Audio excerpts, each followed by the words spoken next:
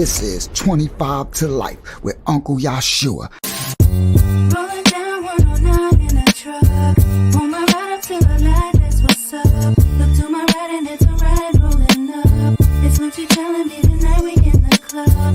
He got the 24 road Escalade. He got the Lamborghini doors like they blades. His hammers ring cause that's how he was raised. His palace mob and tonight we get Listen, I'm from the ghetto, the slums, the rats, the roaches, the bums, the metal that stuns, the addicts, the cracks, the crumbs. The level where funds is tragic and lavish is none. With rebels, they runs and rabbits like savages' sons. With did him and bigger and swiftly he shined the mud. That city a pity with 50 took 9 of them slugs. This is 25 to Life with Uncle Yahshuah. Yo, 25 to Life crew, what's good, everybody? I hope everybody feeling blessed and had a good day. I'm Uncle Yahshuah, and this is 25 to Life Testimony TV.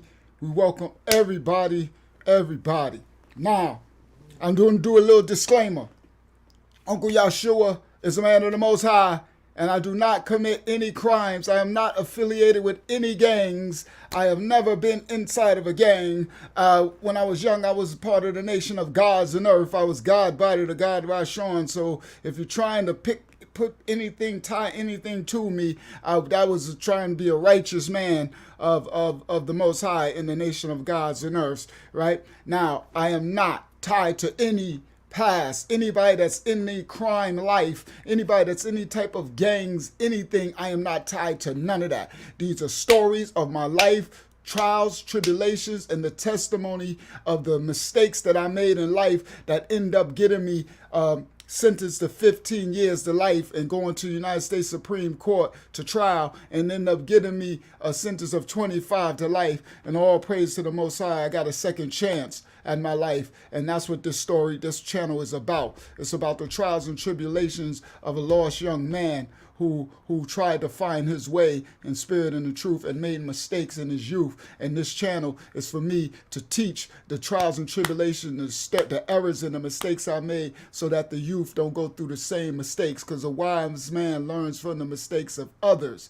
You see, and a wise man also is the one who pours out his wisdom, because knowledge is the experience, wisdom and experience, and knowledge, experience is the best knower to others so that they don't make the same mistakes. They reach back down to the youth to pull them up out of their error and mistakes. All right, that's what this channel is about, and I welcome all to Uncle Yahshuah 25 to Life Testimony TV.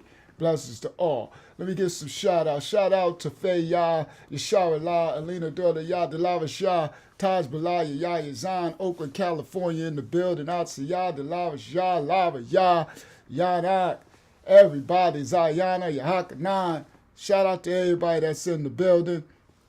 Shout out to everybody in the building that'll come in a little later. Shout out, we live over on Facebook. We over on one of my Facebooks tonight. So shout out to my New York people, my New York family back home over there on Facebook. All right, shout out to Daddy U. He the first one in the building over there on Facebook. He said, peace, checking. I got to do this. Now I got to remember to do this when they write a comment from Facebook. I can show it on the screen. He said, peace, King, checking in with your nasty 4. DJ Master Lee, peace, Daddy U. Shout out to DJ Master Lee in the building, too. Shout out to Lee. He was the first DJ of the Nasty 4 MCs when we doubled back and started telling those stories. All right, so welcome everybody. Hope y'all all have a fun night with the story tonight. So we're going to address the title. We're going to get with the thumbnail first. I got to remember to try to do the story about the thumbnail first before we get into the other pieces of the story. So again, we're going to bounce around a little bit. So to get with the thumbnail story, so where we left off at, I'm in the drug dorm in the 25 to Life. All right. I beat the 15 to life. I didn't listen to nobody. Didn't listen to the Most High. Didn't listen to my girlfriend, Christy. And now I'm back in there on a new charge for 25 to life. And now I don't have all of my money because the year is 2007 and the great market crash is happening, and all of my money is tied up in the real estate from beating the 15 of life. All my cash is gone, and all the rest of any other monies that I have is tied up in real estate. So I have no money, and the market is crashing for the great market crash of 2006, 7, 8 is happening. So I'm screwed, but I don't know how totally screwed I am now yet. So now that's where we left off, and at that point I entered the drug dorm. So that's where we left off at, right? And it's a heroin epidemic happening in Long Island, Strong Island, New York, and Suffolk County mostly. It's a heroin epidemic that's plaguing the young white suburban children from like 11 years old up until adulthood, 2021. They're being plagued by heroin. These young little white kids are shooting needles in their arms.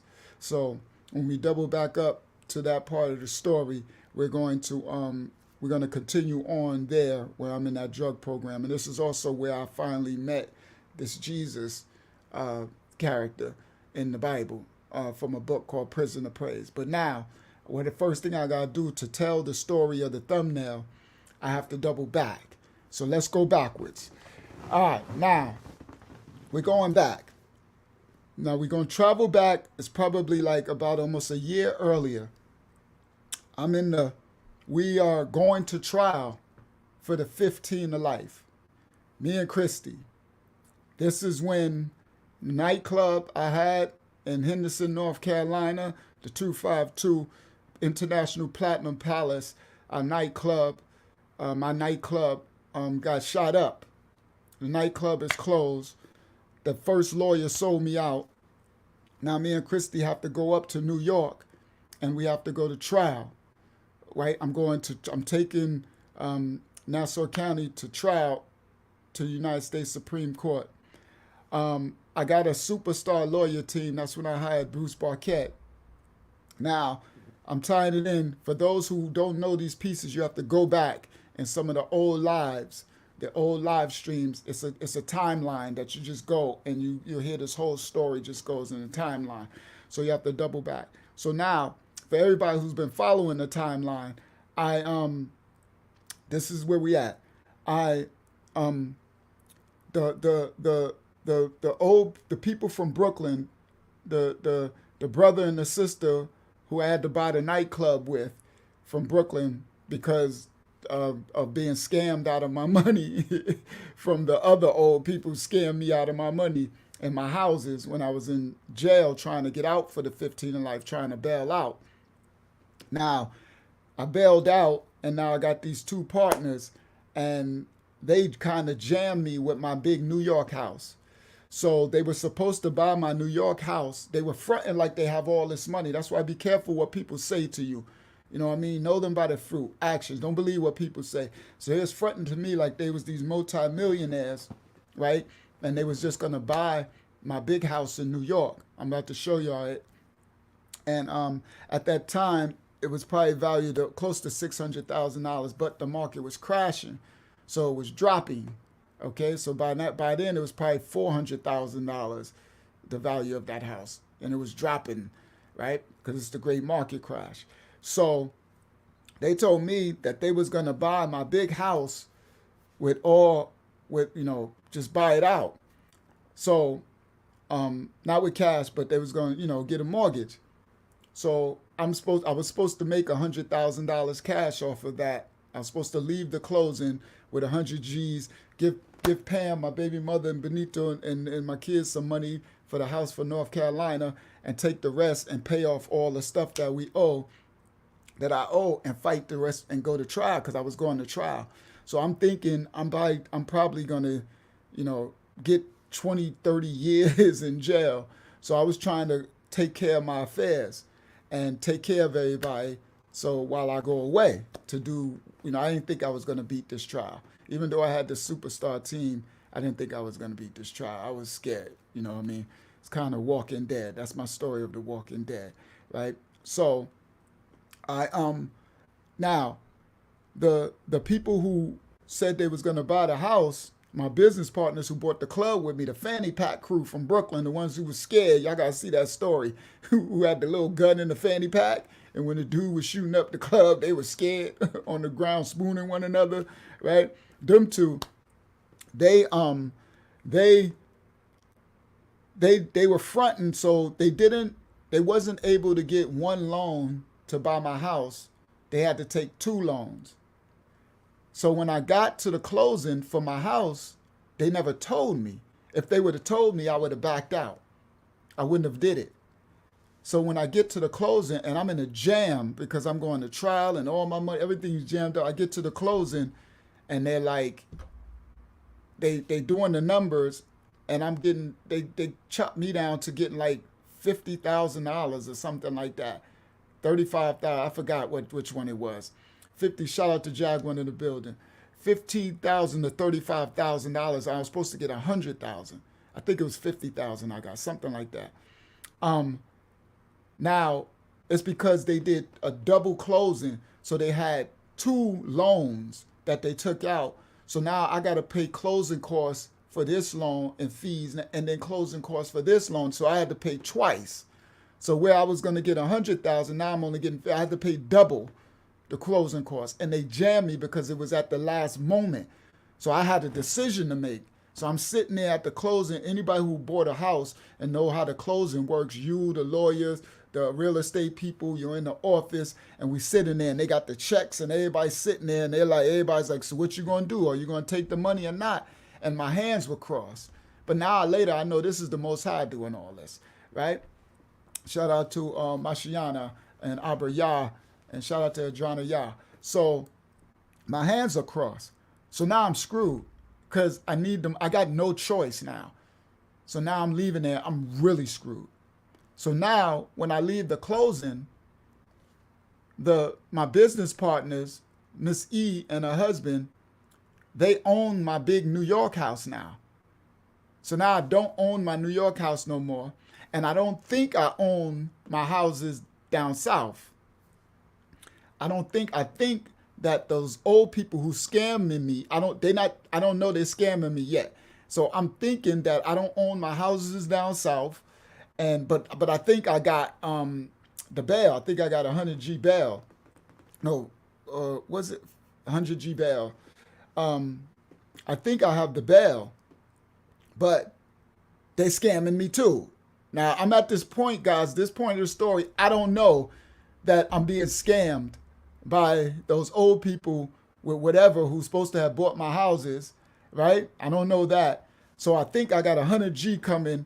So the fact that these now my business partners, Miss E and her husband, the fact that they messed me up and jammed me up in a double closing, it screwed me really bad. But I'm like, you know what?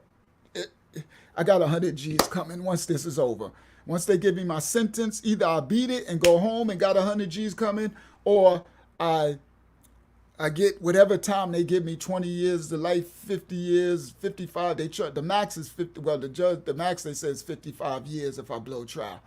And the lawyer, that first lawyer said he's probably going to give you 55 years.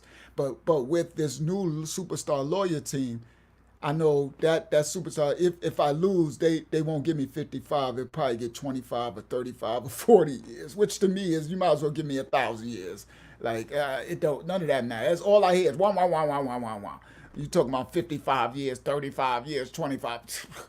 And to me, you might as well just pull a bullet to my head, and a gun to my head and shoot it. It just is what it is, right? I'm walking dead anyway. I can't even breathe.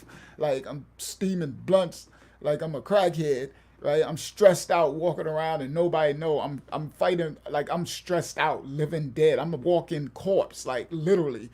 And everybody else around me is just all right and everybody's okay. And I'm like, that's like I said last time, you'll see me sometime, I'll be like just zone out because my life is over and everybody else is walking around, just going grocery shopping, got their kids in the park, doing all this stuff. And I'm like, in a couple of months, I'm going to be going for the rest of my life. And most people don't know what that feels like. I'm going to explain something I didn't explain last week. It's a little different, guys, when you get this time and you're already in jail, meaning you got knocked, right? You got locked up for something, right? Some big drugs or some, robbery or something you did, and they're offering you 15 to life. And if you take it to trial, the max they can give you is 55 years or something like that, right? That's one thing when you in jail, you locked up and you facing it. It's just a reality. You're just in jail. That's what you're facing. You still stressed out. You still whatever, but you doing the bid. Like you in there. Most people, now listen clearly, most people don't know what it feels like to bail out. Because most people, especially us so-called black people, we don't have the money to when we in a case that big, like for guns or murder or a high level of drugs, where they're trying to give you 25 years or 15 to life and all that type of stuff. Most of us so-called black people, we don't have the money to bail out from that case. Usually when you're inside and you're in a case that big, you stay in there and you get sentenced and you do your bid. Guys, that's a whole different thing. Now, most people don't know this. That's a whole different thing from when you got that type of time that you're facing and you're able to bail out. You see what I mean? $1 million bail and stuff like that. Put up 100,000 cash and stuff. Like most people don't have that. That's the level that I was on then. So I'm telling you, I had a different reality from most. I bailed out. So I'm out in society, in the world, with 55 to life hanging over my head. With 30, knowing that they're going to give me either 25, 30 years. They could give me 55 years. But I'm walking around amongst everybody. So me and Christy and Benito, we going to, like I said, we going to Pathmark grocery store. We going out to the park. We going, we going places and everybody else. And I'm seeing people. I'm in New York. I'm in Hempstead. And I'm seeing people. And they like, yo, what up, Ra? And I'm like, yo, what up? I'm seeing Q Dog. I'm seeing Mosey Green. I'm seeing, G. Greg Alfred. Gary Alfred. I'm seeing, it's not too many people I was seeing. I think I seen Saquon a couple of times.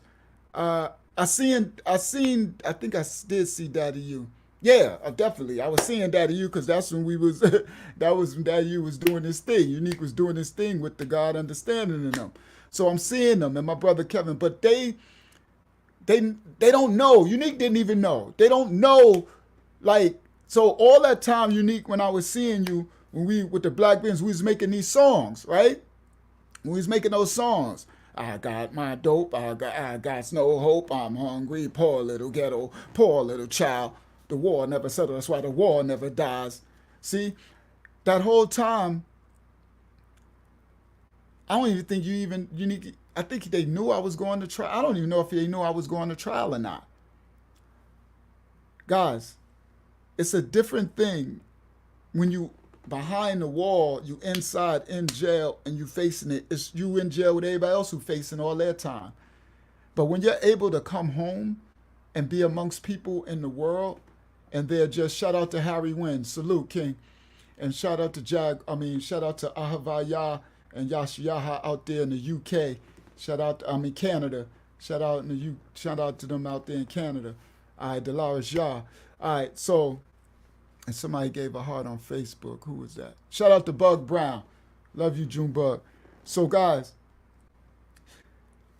most people don't know what that feels like. That's why I say it's like I was walking dead. It's worse than having that time. And see, Unique said he didn't even know. It was worse, and I didn't even show it, right, Unique?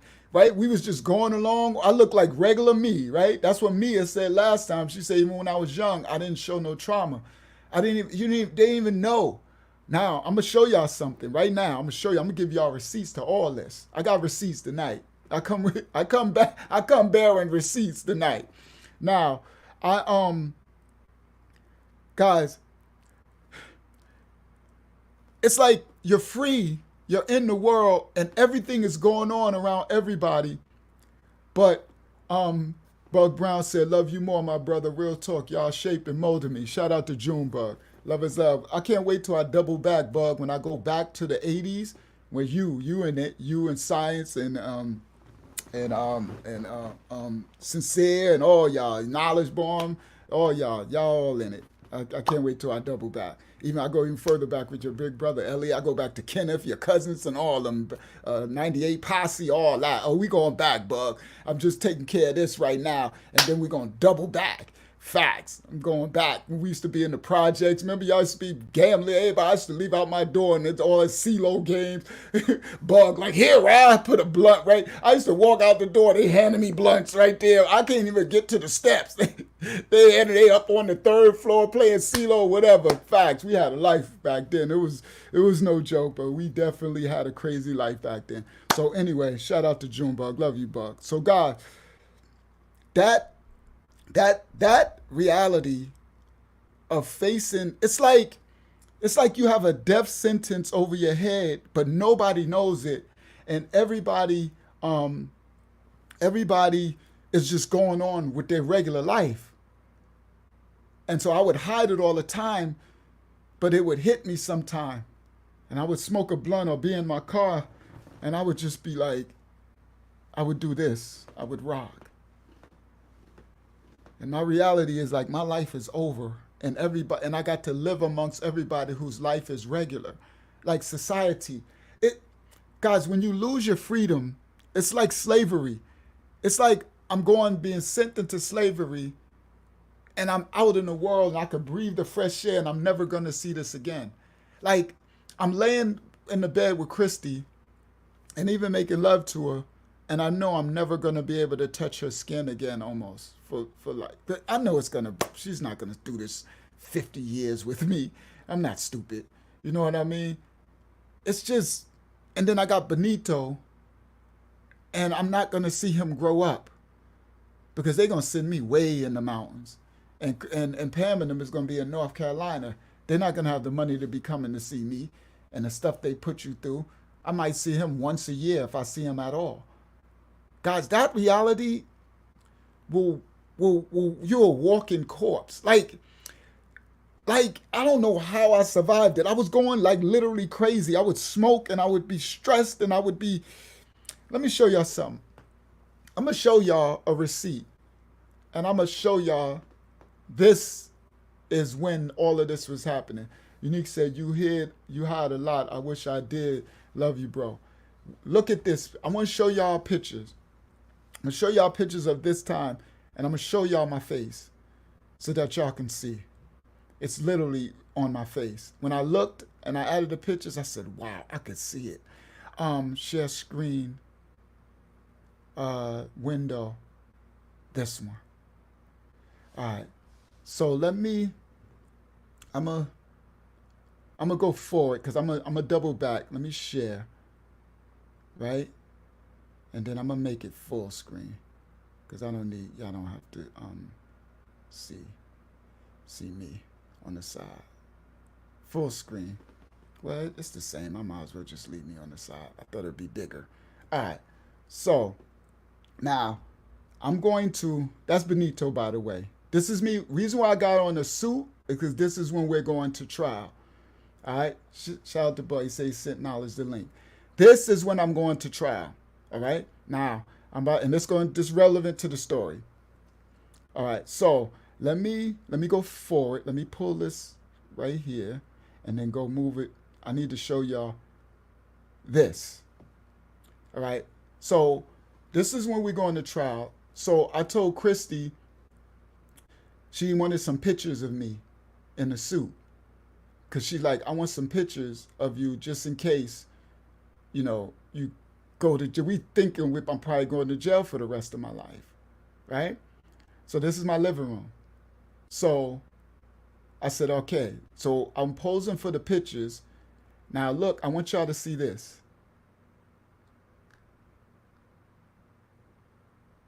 Look at this smile.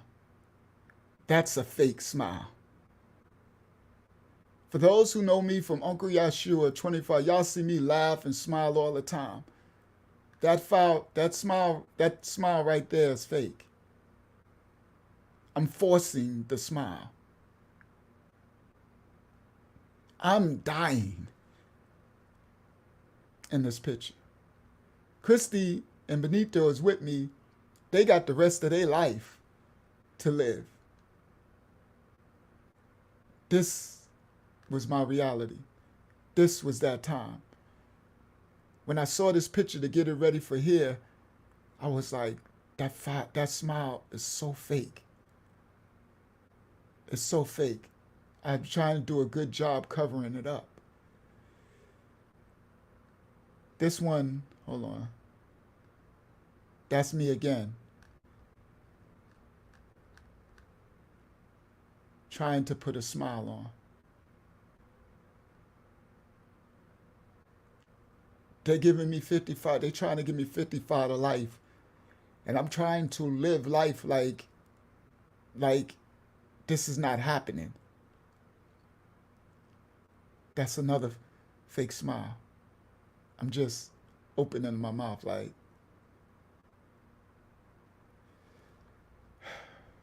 let me go back. That's me and Benito. This is when we were going to trial. So when I said we were going to the Supreme Court and the clerk would take Benito and he would hold him and they would put him up on the thing, that was Benito. And so for my little man Benito, who's now, I think Benito is like, sorry guys, you have to forgive me. I haven't had access to my children. Not that Benito was kept from me. He was one that wasn't. But I hadn't had the ability to live thousands and thousands of miles away. But when I did, I brought him here to see his brothers and sisters. But I want Benito to see this one day. And I told him when I seen him last that you were with me and I loved you. I still love you. Because he said to me one day, why did Star and Rashawn have you as a dad, but I didn't? And I had to try to explain some of the story. And I did tell him I wanted nothing more but to be in North Carolina with you. I tried my best. But, you know, your mom's had the right to choose what she wanted to choose. And so I had no choice but to come to Florida. And after that, I was in dumpsters and just, y'all gonna learn that part of the story. But this was my living room in my house in New York when we was going to trial. Now, this picture, we're in this house, but the house is already sold. That's my video camera. I told you I had cameras all, you could see all up the street, and we would sit on this couch. This is a big TV. You see it's the size of my shoulders. This back then. This is no flat. This is the big old TV, the big joints. You see how big it is. It's right here to my shoulders, and I'm 6'1". So, and we would sit on the couch and watch, and you could see the camera, and it got the split screen. We see all, right? And we have monitors in the bedroom. So I'm in the bedroom on the bed. I could see everything. So now we're in this house, but this is after we left the New York, after my club got shot up, North Carolina, and we go on the trial. So the house is already sold. So Pam and Rashawn and Star, they already left and went to North Carolina. So they took all their stuff. So this is all my stuff. So they took all their clothes and they took all their possessions. So the house is full of everything. That's why it looks full. It is fully furnished. So everything is there. This is Italian leather couches. This was another type. So that's white and that's green because the theme was green and white in the house. And these are Italian leather couches. And they have dining room sets and everything is still there. Everything in the house. It's almost over $100,000 worth of furniture in the house, right? And it's full of stuff. Now we're back. We're going to trial. So when we got back, when me and Christy got back to New York, we went to the house, and I'm like, I thought the Miss E and the other dude, I thought maybe they changed the locks or something. But I realized they didn't even come into the house because the closing was probably a couple of weeks earlier. So after the club got shut up and closed, they went back to Brooklyn. So we were staying in the house while we were going to trial, so I didn't have to get a hotel room. And plus, I needed to pack all my house up because these couches right here is like $15,000, $20,000 for the couches. That's the Italian leather. It's expensive from those custom spots. This ain't no regular, Sealy Posturepedic type stuff. I was rich then, right? So everything is very expensive. So I needed to pack all of the stuff up. And I bought a pod, those storage pods where they bring this big container and they put it on your front lawn and then you could just pack it. So I had to pack this whole house by myself. I packed this whole house by myself. And this house is 3 stories. It was insane. It took weeks into a big pod. That's going to have relevance later. Storage pod. Now, so we are in this house and we're going to trial. And so it's a blessing because we have access to my house and we don't have to pay for a hotel because my money is low anyway. So that was the living room and it leads into this. This is the dining room part. So this is a glass table. That's a chandelier. This is the kitchen, right? The kitchen is huge. It goes this way to the right. It's huge. And then on the other side of the kitchen is a staircase that goes down to the basement. And the basement is like someone's house. The basement is huge. I have my studio down there and everything, right? So this is huge. So this is tile floors and tile. This is tile, right? It's expensive stuff. This tile here is on the counter, so that ain't wood or nothing. That's tile. And the kitchen is huge. And this is the dining room area. This is the glass table. It's big. The glass table is big. And all of it. So all of this stuff is still in the house. So I have to unload all of this. So this is my living room. I had tigers, right? See the tigers on the floor? I had a tiger here. It's a tiger on the other side, these white tigers. And then on that couch, it's another big, huge tiger that I bought. That thing cost like $500 from KB store. This big, huge. They like life-size tigers. And then I had the theme of forest. So it's the theme of tigers. That's why in this picture, see, I got panthers in this picture. So it's a theme of the garden, basically, that I didn't know. So I got, so this whole is wallpaper. So the whole wallpaper is like a forest, right? All the walls are like a forest, right? So it looks like you're in the jungle. And then I got tigers and stuff everywhere. And I got statues of different birds and stuff all over. So that was the theme of the living room, dining room. So that's me and Benito when he was born. Me going to see him in jail. I mean, me coming from the club when that's when the club was open, the day he was born. And so when I had told a story about my face, see how much my face was broken out? Look at all these marks. Because I was so stressed in jail, and plus I have oily skin, so I couldn't clean my skin right in jail. So when I said that part, this part, it didn't come yet. No, that was the 15 of life too.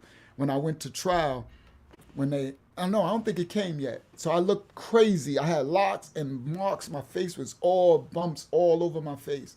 My face broke out so bad. But this is when I bought my club. It's starting to clear up a little bit. And you can see all the marks. So guys with bad skin, I can help you with your and then I look, this is 2009. I was still in the program when I posted this. When I got this picture for this, and look, that's IU brother Khalil Cape. So I wrote this in 2009. I said, me in the hospital bed with Benito. I flew in from my club in North Carolina on me and his birthday, 11/1/2006, to be in the delivery room. He waited for me to get there before he came out. Nice birthday present for me, because he did. He was supposed to be delivered the day before. She was in labor, and he waited until I flew from North Carolina to a plane and got to the hospital. He stayed in her, and he wouldn't come out until I got there, and he was delivered in my arms. And that's me and Benito in the hospital. All right, so let me, that's Benito right there. That's my little man. For those who wanted to see him, that's Benito. All right. So, and this one was 14 years ago. Shout out to Maurice Collier. He said, I said, my baby boy Benito. He said, same birthday. That's crazy. I missed mine's by 2 days with my youngest daughter. Look at this. 14 years ago, this was on Facebook. And that's when I was still locked up, though. I was in the program thing when I did this because I didn't come home till 2010. And wow, that's crazy. This is kind of surreal looking at this. All right, y'all seen that? That's me and my Esca. Let me go back. So anyway, this is the receipts. And it's going to tie in because this house, the story with the thumbnail, I'm glad you get to see the house because I'm going to come back and I'm going to show y'all something. So now, I want y'all to see that because I want y'all to see actually the stress on my face of me going, the fake smiles and the stress. So now, me and Christy, we're in this house and we're going to trial. So I'm gonna do this story first. This is the thumbnail. I need to get it out the way, and then we'll continue on. So we're in this house and we're going to trial, right? So because I have to stay there because we're going to trial. Like when it's trial, you go every day, like or something like that. And I'm in the Supreme Court, United States Supreme Court. So we'll go every day, or we'll go 2-3 days later, or they'll be like, all right, you need to come back.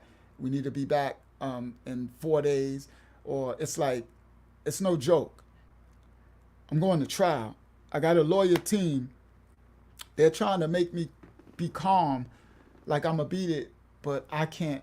I just can't receive that. So I feel it. So I'm walking dead. All right. So now we're in the house. Let me go to this picture. We're in the house. Hold on, I gotta go back. We're in the house, this one, and we're going to trial. So all the beds, Pam and them took the beds. So me and Christy, we got sleeping bags that was in Star's room, my baby girl, and we would sleep on the couches. Right, first we were sleeping on the couches, but we wanted to sleep together, so we got sleeping bags and we slept on the wood floor, right? And then I had started to pack up the storage thing. I put all this stuff in storage. That took forever. So we were sleeping on the floor, right? So one day, so we was there already. So then I guess the people who bought my nightclub, those Miss E and her husband, I guess they came by the house, right? I guess they came by the house. Matter of fact, let me stop share. Let me do this. Present, share screen. I can just start here. Let me just start here. All right, share. So that's Star. That's my baby girl. That's going to have relevance. This is another image of my living room. See, this is what I was talking about, the wallpaper that goes all the way around. It's like jungle. This. If it was in saturated color, you'll see it's really beautiful. And this before I had the big tiger. And these are stained glass in the living room, and the light would shine through, right? And see, even here, I got tigers on the floor. So the whole theme was like panthers on the floor. It was all like whatever. So now, I want to, let me see something. No, I'll show that one later. This is the house. So, share this tab. All right. So that's the house in New York. That's the house we in. That's my Escalade, my ML. I showed that before. That's the driveway where I'm painting it baby blue. Ton is stucco in the bottom of the house, and I'm painting it all baby blue like my houses in New York, right? So that's the house. That's another view of it. My Escalade, my ML, and then the red car being my driveway. I had the long driveway. That's driveway candy, right? Just again, receipts, which are showing that I was doing my thing, right? Now, this is the outside of the house. This is that house. This is the outside, all right? So Tant stuccoed all this, and I painted it baby blue and painting all this baby blue. And this house is 3 stories with a basement. It's huge. It goes way back. It's big, right? The driveway was real long, right? This is the winter time. That's why the grass ain't green. For some of them, be like, why is that grass beige? This is New York in the dead of winter. It's ice cold outside, right? And Tom was doing this in the ice cold, right? Because if you could see in the other picture, there's snow on the ground. Look, let me show you. See that right there? That's snow on the right. That's snow on the ground. That's ice and snow on the ground. So it's freezing. This is New York in the winter. All right, so that is the house that we're in. Hold on. This is the house we're in, right? So that's the front foyer area, and then you go inside the house. So, and then I put this big pod right here on the grass.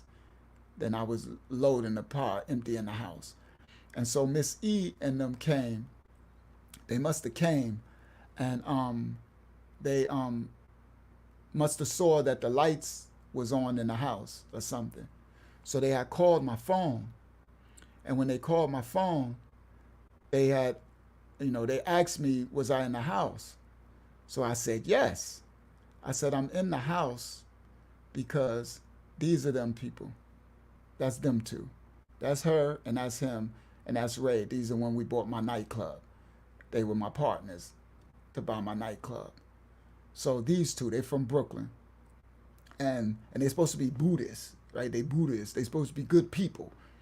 So they called and they said, asked me, was I in the house, right? Let me stop sharing. So I said, yeah. I said, yeah, me and Christy, I said, we in the house. I said, I still have to upload, Larry said, that's New York grass right now. I still have to upload empty the house. Cause they was like, could you, they wanted us to empty the house so that they can sell it, right?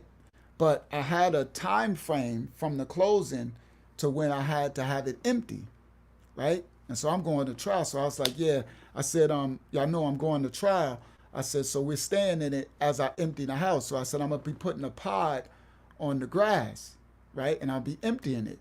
And so they was like, well, could you be out by the weekend? I'm like, there's no way. I'm like, I have to empty I said, unless you're going to help me, I don't have money to hire movers. If you want to hire some movers to help me empty it, then we can empty it and we could probably be out by the weekend if you could hire some movers. So they said no. So I'm like, well, then y'all gonna have to give me time. The closing says I have, up until I think I had a month or something later to be out. So I'm like, so I'll be out by the closing date. Don't worry about it, right? So I'm thinking everything's cool. So now me and Christy, we in the home, right? Now I'm stressed out. Y'all see the pictures. So we in the house. We going back and forth to trial. We got Benito, the baby. Y'all seen a picture with me and Benito. So we got Benito. I'm stressed out. Now we in now let me pull up. Shout out to Saquon in the building. I can do this. Saquon said, peace, my brother. Shout out to Saquon. So we in the house, guys. And now let me put this picture back up so that y'all can have y'all can take this ride with me. All right, so it's window. Yeah, this one. That one. Share. There we go. Now, go to this picture. That one. So we in the house. So we're asleep here. We're on the floor in the sleeping bag, right? And we're watching the TV here or whatever. And all of a sudden, so that part is opposite here. It's on the other side of here, and then you walk in past the dining room, because it's a huge living room. It's big. And then you walk past, this is the dining room area, and then you go into the kitchen. So we're on the floor in the living room, and all of a sudden, we just hear, and I'm like, did you hear that? And Christy like, yeah. And then we hear, and I'm like, whoa, what the hell? I'm like, yo, dude, that sound like a rat. And she like, y'all know women. Christy jumped up like, and I'm like, dude, that sound like a rat. And she's like, and I'm like, she's like, y'all don't got nothing. I'm like, I know we don't got roaches. Y'all see how clean this house is. It's a beautiful house. We ain't no roaches, rats, none of that, right? So I'm like, I don't know. So I turn on the lights. So I turn on the lights and I start walking into the kitchen right here. And as I'm walking into the kitchen right here, I'm walking from the living room, I see right under here. See right under there? I see, and then I see, then I see, and I see, and I'm like, what the? And I just see stuff moving, running, in a line. And I'm like, yo! And I could see tails flapping, and I'm like, oh! Yo! I'm like, and I'm walking towards the kitchen, and the things are running towards me. But I really can't see them because they under the covering of the cupboards and stuff. But I can see like a tail every now and then stick out, and I can see a little bit of gray body, and I'm like, and then I can hear, and I'm like, and then I like jump, and I'm like, yo, and I look, and I see over here, because there's a back door. So this is a big kitchen. It goes to the right, it's big, and then it got a back door, glass door, that goes to my backyard. And then it's another door that leads to the basement, right? With steps that go down to the basement. So over here to the right, on this wall right here, I see a whole congregation of rats. I look and I'm like, and they're like, and it's so many of them that they're on top of one another. And then they're running to the right under my kitchen table, because this is dining room, so we have a kitchen table as well with the refrigerators on this side and all that, and the kitchen table and all that. And I see them running under the kitchen table and running, and it's like, and I'm like, yo! I'm like, so I run. I don't like rats. I'm not no punk, but I don't like no rats, right? So I'm like, yo! So I run. And then Christy, so the rats that was running from here, that was running under the cupboards, they ran and they started running and they go around. See, this is a door. They go around and then they ran to the right under the vent in the cupboards and then behind the TV. They was running into the living room. So Christy screamed, and when she went and jumped up on the couch, right, she standing on the couch, she screams, she's like, it's rats. She's like, what's up? So I'm like, yo! I'm like, and there's so many of them in the kitchen, and they're like, and all running on top of one another and just scattering. I'm like, oh my, yo, I don't even know what to do. I run, I'm just keeping 110. I run and I jump on the couch. Right? Luciano, Rashawn, I'm not no tough guy, but I wasn't no punk either. You know what I mean? I ain't no tough guy, but I ain't no joke. I could fight and all that, right? So I wasn't nothing to play with, but I'm like, my big butt is on the couch.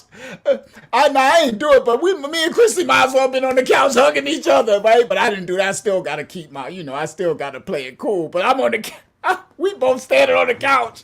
I'm like, so she like, what we gonna do? You gonna get him? You gonna get him? I'm like, get what? I'm like, what am I supposed to do? I'm like, what was I supposed to do?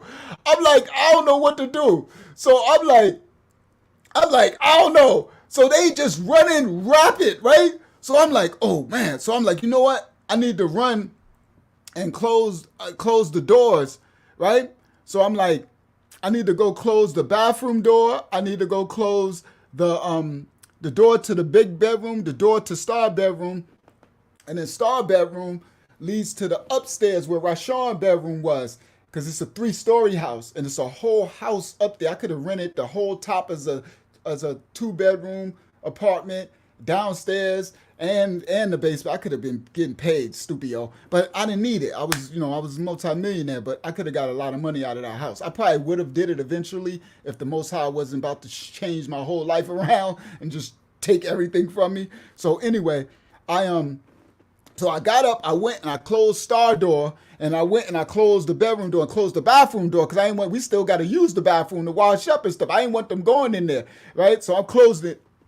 So I closed and then we run back and and I run back and jump back on the couch. Now we standing on the green couch. We standing here on this couch, right? And so you could see them running to and fro under the couch, and they go hunt behind the TV, right? They come out and go around the fireplace, and right? They just, and I'm like, and they just running around and everything, and I'm like, oh my goodness. So I'm like, I don't know what to do.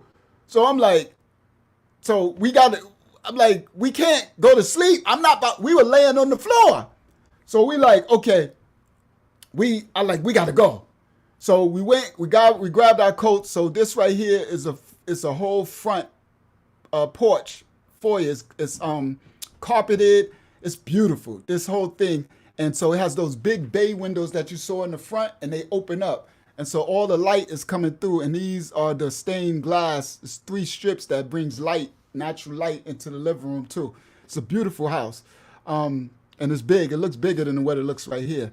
So so the coats are out there, and so we leave out. You take off your shoes when you come in your house. You leave everything right out here, and that's a shoe rack to put your shoes on. So we got up and we went out here and got our coats. So we left. So I'm like, I don't know. I got to figure out what to do.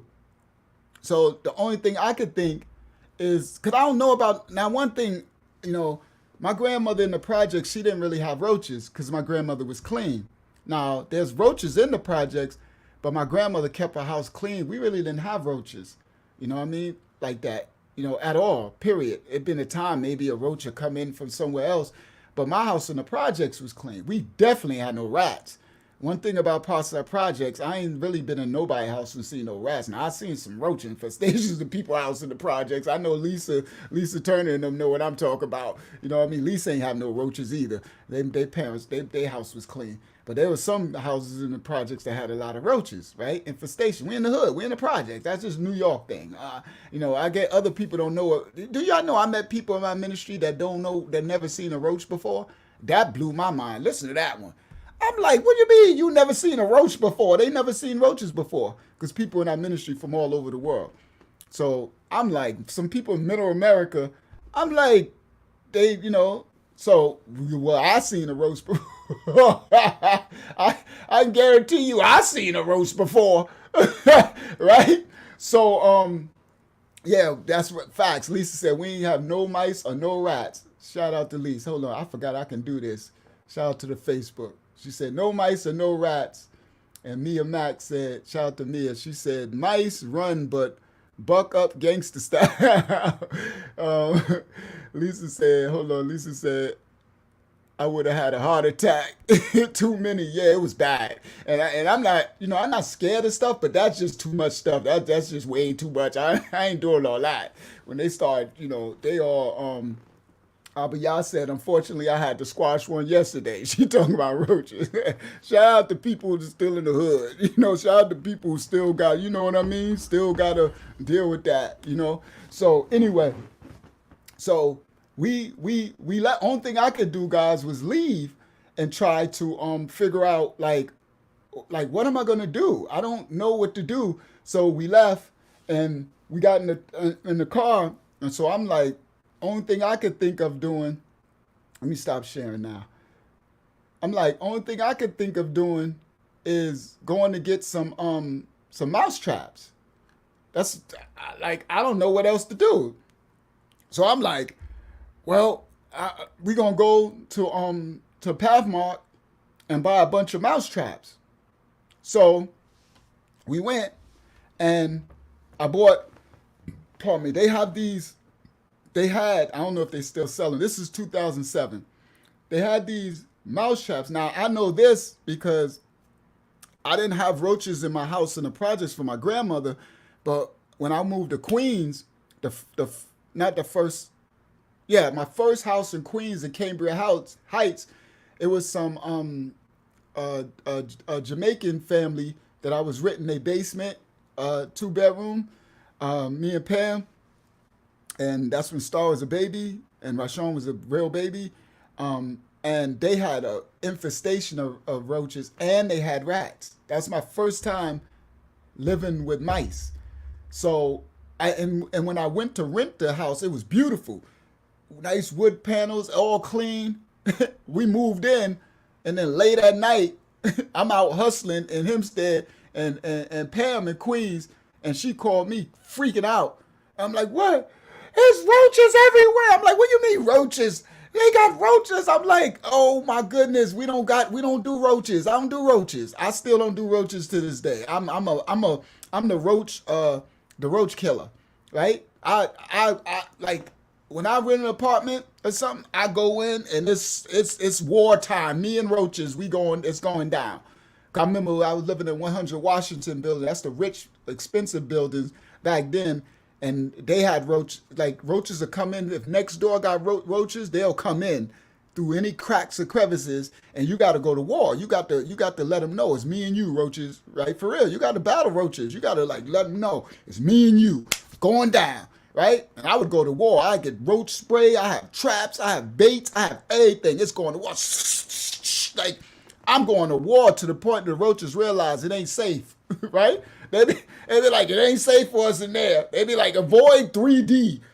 Literally, roaches are smart. They be like, you know what? Stay away from 3D. It's war in there. You gonna die. You go in there, you gonna die. Fact. So I had it under control in 100 Washington. We had an agreement. I know y'all stay away from me. I stay away from y'all. Y'all could do y'all business now. So I know how to battle roaches. Okay. So Lisa said, I saw. Hold on. She said. I saw a roach in my rented townhouse before I bought my house, and I cried like a baby. My son was 5 and he couldn't understand. Fact. So I know how to go to war with them, right? Yeah, exterminator. You obviously, I might as well had a gun and shooting them. So I told Pam, I said, go to sleep, and I like when I come home in the morning, cause I used to hunt. That's when I own my block. Remember my beginning stories, '92, when I was shooting out with those stories. This is back then. So, no, this before then. Sorry, this before then. No, this was me and Granddaddy IU. This is when I was running with IU. So this was 1991. This before then. So I remember, because that's when I lived in Cambria Heights, when I was running with me and Granddaddy IU, going on tour and all that. We're going to get back to those stories later. That's with the Wu-Tang stories and Tupac stories and Cool G rap and Big Daddy Kane. We're going to get to all that later, my documentary. So anyway, I told her I'm gonna go to Pathmark and I'll get a bunch of roach traps, roach motels. All right. So now y'all remember, see, Faye, I said I'm a roach water bugs or something. What'd she say? Exterminator. She said she a roach, water bug, and mice's terminator because she's from New York. See, in New York, you got L'Oreal said New York has those huge water bugs or something. Yeah, see, that's new. They didn't have that when I left. That's something new. I ain't know about that one. They got, see, even Faye, I said water bugs. See, I've been going since 2007. All right. So, they remember, guys, I don't know if they still got it. Remember they used to have roach motels? It used to be on the commercial, the roach motels, right? It's a little brown little house, right? And you put it down, it got the sticky stuff, and the roaches run in, and then they get stuck, and they be, right? They be in there, stuck in the glue, and then their antenna gets stuck, they be in there, and if you got a lot of roaches, that thing will be full. It's nasty. You look in there, you see things moving, that thing nasty. I used to hate to touch the outside of it, right? I need gloves just to touch the outside, but it works, right? So the roach motels, literally, roaches check in, but they don't check out. Y'all remember the commercial? Roach motel. See, we older. I know Faye, y'all remember, right? I know the elders remember from New York, right? Roach motel. Roaches check in, but they don't check out. Now, roach motel is my favorite. I'm like, what? They work. I buy 1,000 of them, place them everywhere, and they run in, but they don't run out, right? Now, so between the roach motels and between the spray and going to war, oh yeah, I clean them up, right? So now I did that. I came home, and this is when I'm doubling back. This is the house in Cambria Heights with Pam. I came home and I bought all the roach motels and everything, right? So then me and Max said, yep, I remember the commercial. Saquon said, LOL. So I I I thought I was good, right? So one day I'm in there and I'm using the bathroom, and the bathroom was by the kitchen. This is the Cambria Heights house, Cambria Heights, Queens, New York, right? Jamaica, Queens, Cambria Heights, Jamaica, Queens, just so y'all know what part of Queens I'm talking about. Linden Boulevard, right? So I I'm in the bathroom, and all of a sudden I look up and I see something run past. What was that? I'm like, a doggone rat. Now that was new to me then. I had never in my life, because one thing about Parkside Projects, we ain't had no rats and mice. We had roaches, but there was no rat. I had never seen a rat and mice. I don't know how our projects was. I guess everybody was clean enough not to have no rats. But I saw a rat. Now that threw me off because I didn't know what to do with that. That I'm used to fighting roaches. I'm the exterminator. Me and roaches, we go at it. I go to war with these roaches. But this doggone rat. So then I had to let Pam know, and she freaked out. And now we trying to catch the rat. So that's when I found out that not only do they got rat Lisa says because they burned our trash from the incinerator. That makes sense. That makes sense, Lisa. Because we had incinerators, guys, in the projects. There's a thing that you open and you put. Remember, Lisa used to have to push the garbage in the thing. We got incinerators in our hallway. Incinerators, where it's a big thing and you open and you push your garbage in, and you push it down and it goes down to the basement, and they used to burn it. That makes sense, Lise. All right, that's some memories back there. And I got a picture of us in our project hallway too when I was a little boy. Not me and you, Lise, but me and my little nephew in the project. So guys, now I went and I tried to find where rats, and I found out they have rat motels. I didn't know. I guess the roach motels work, so they literally have rat motels. It's like a roach motel, but it's huge, it's big, and it got the sticky stuff. And the rat run into it and get stuck. And so I was like, now I know the old school rat traps. You know, the ones with the little wood stuff and the thing that go clank and clamp down, right? From the Tom and Jerry, from the cartoons. That's all I know about that from the cartoons, right? And they put you put cheese at the end of it, and then the rat go and they clamp them down. That's all I know, right? So I'm like, okay, I know old school. I seen that from the cartoons. So I get a bunch of those, right? Now, so anyway, I ain't gonna tell the Cambria Heights story.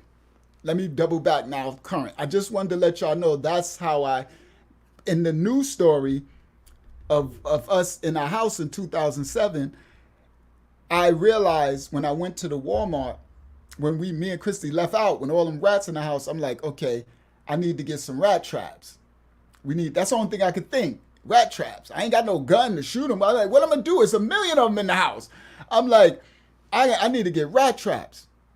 So we go and looking, and they got big rat motels, huge. So I'm like, all right, but they were expensive. So I'm like, all right, but the old school ones with the trap that snaps shut, and if you get your finger caught in that, you're gonna lose a finger. Just for anybody that battling with rats, be careful messing with those things, because you have to take it and open it and it's power, and then if it slip and pop your finger, you dead, you gone, right? So anyway, so I was like, I wanted to just buy all of the rat motels, but they were expensive. So then I'm like, crap, I ain't got enough money to keep buying these things, because I think they were like $20 a motel or something crazy. I was like, I ain't got no money to be paying for all this, because it's about 90 million rats, right? So I was like, okay, now we buy a bunch of the wood things. They were cheaper. So I bought a bunch of them. So we came back and we put them everywhere. So we came back. Hold on, let me share. There we go. Share. We came back and we put them everywhere. See? So we put them all here. So like I put a rat motel right here at the end.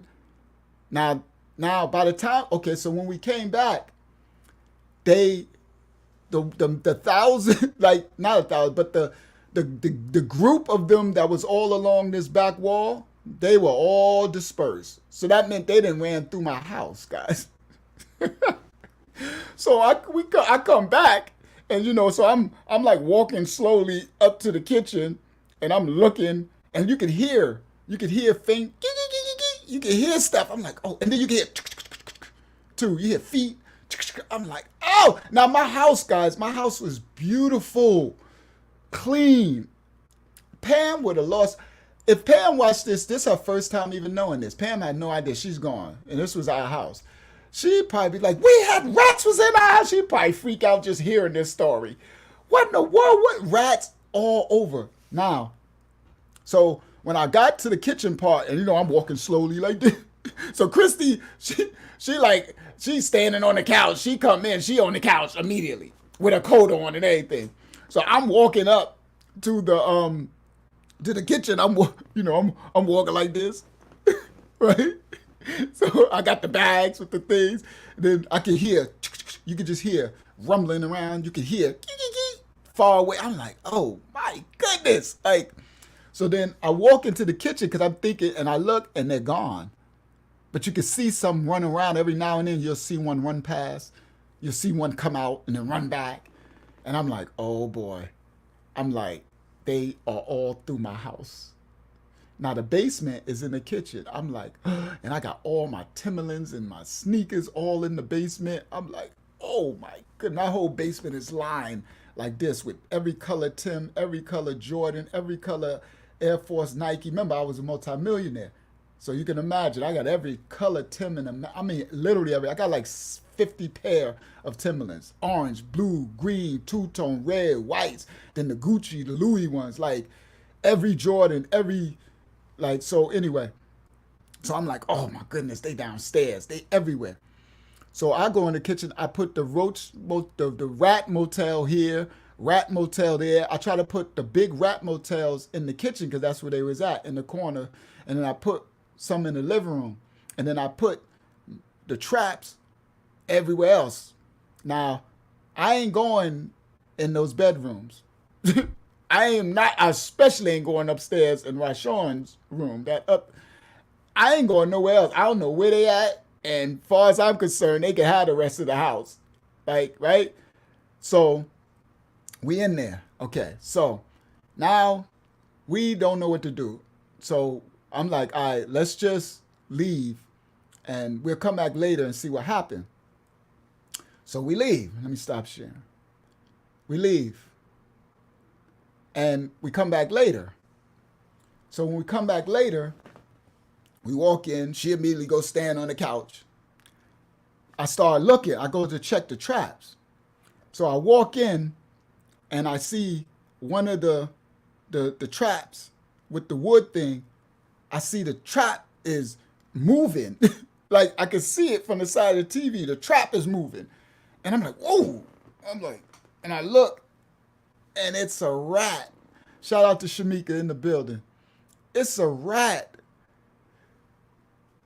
Like, they relatively medium size. Not New York super rats. Oh my goodness. I would have lost my mind if it had been a super rat.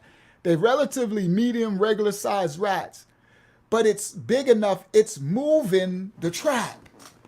Trying to get out. It's moving. And I'm like, oh, I'm like, yeah. So I look, and then it's another trap by this wall.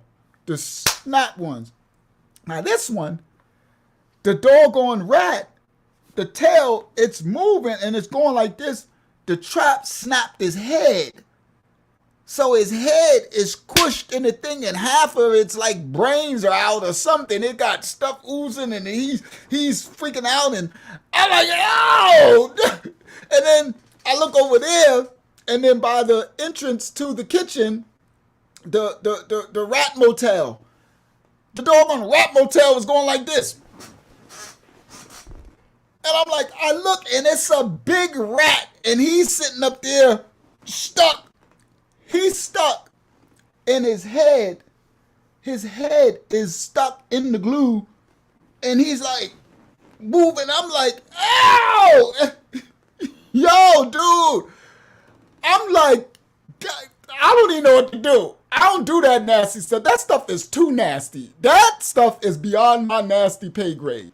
Now, I can deal with some thugs. I can deal with some shootouts. You know, we can shoot that gun. You can shoot at me. I shoot at you. I can do the cray all day. I used to back then.